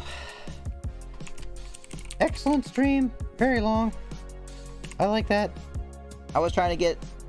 I set a goal for a certain amount of hours, and I'm really trying to hit it, and a 6.5 hour stream definitely helps with that. So, there's my links to Discord and all my other social media stuff. Please join the Discord if you're not there already, and there's other links you might want to check out on the link tree. Twitter and other things. Yeah, the Rocket could be those characters moving on from the friend group. That's kind of what I'm gathering. That I think the game is entirely metaphor in a kind of way.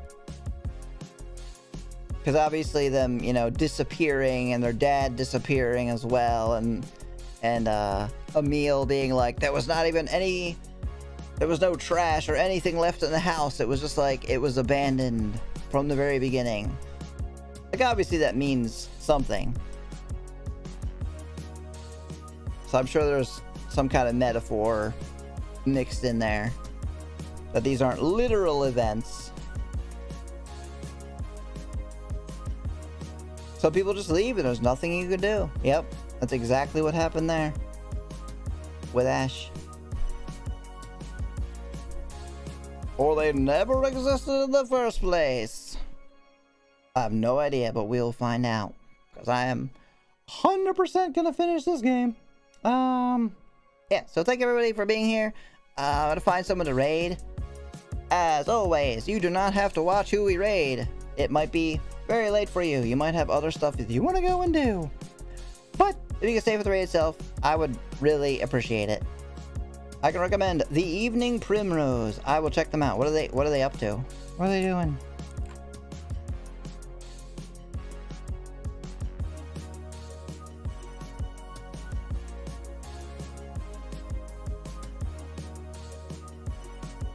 The real Ashton is the friends we didn't make along the way.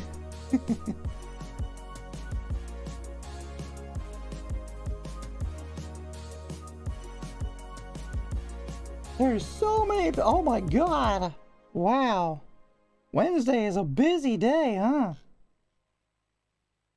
There's so many people I know on.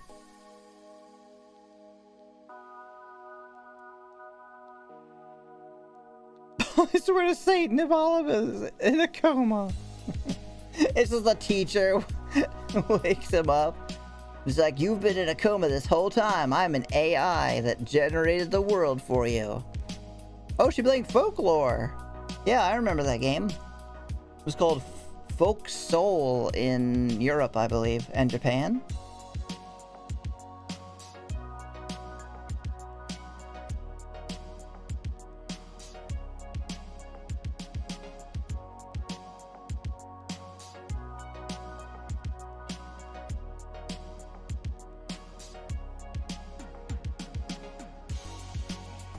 Okay.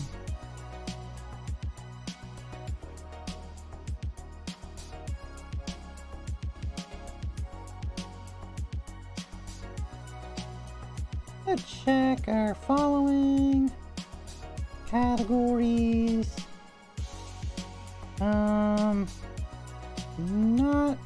Not really.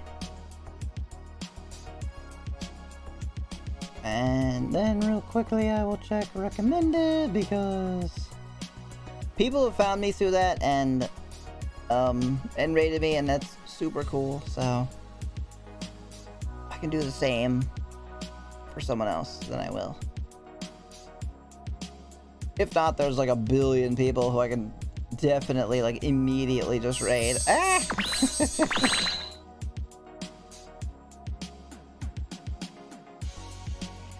Yeah, I can't regenerate. If you explode me, I'll just be dead. You shouldn't do that. Don't explode me, please.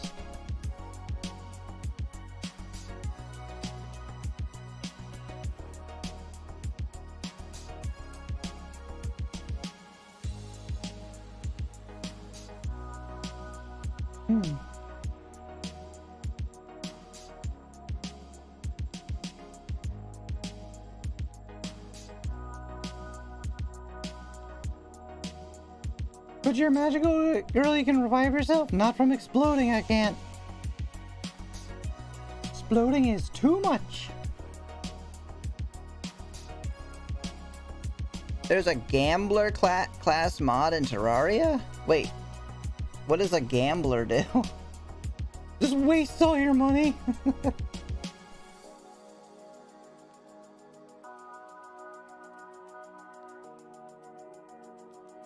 Okay. Alright, I'm just gonna raid somebody that I already know.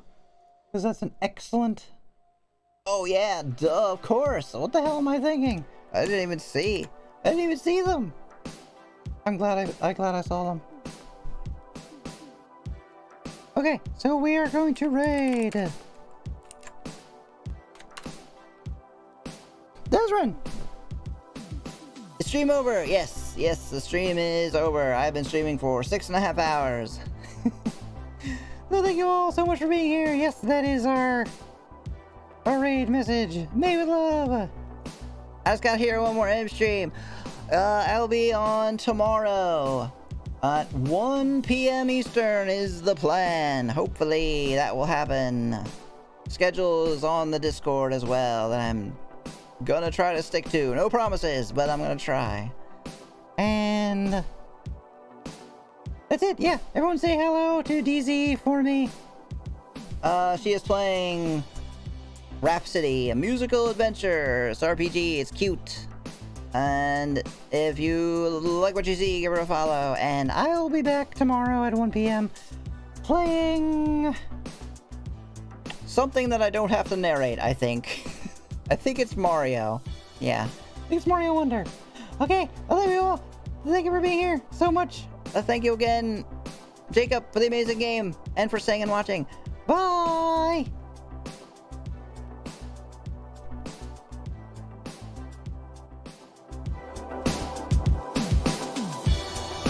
That's the break stream. Okay. No, but I'm...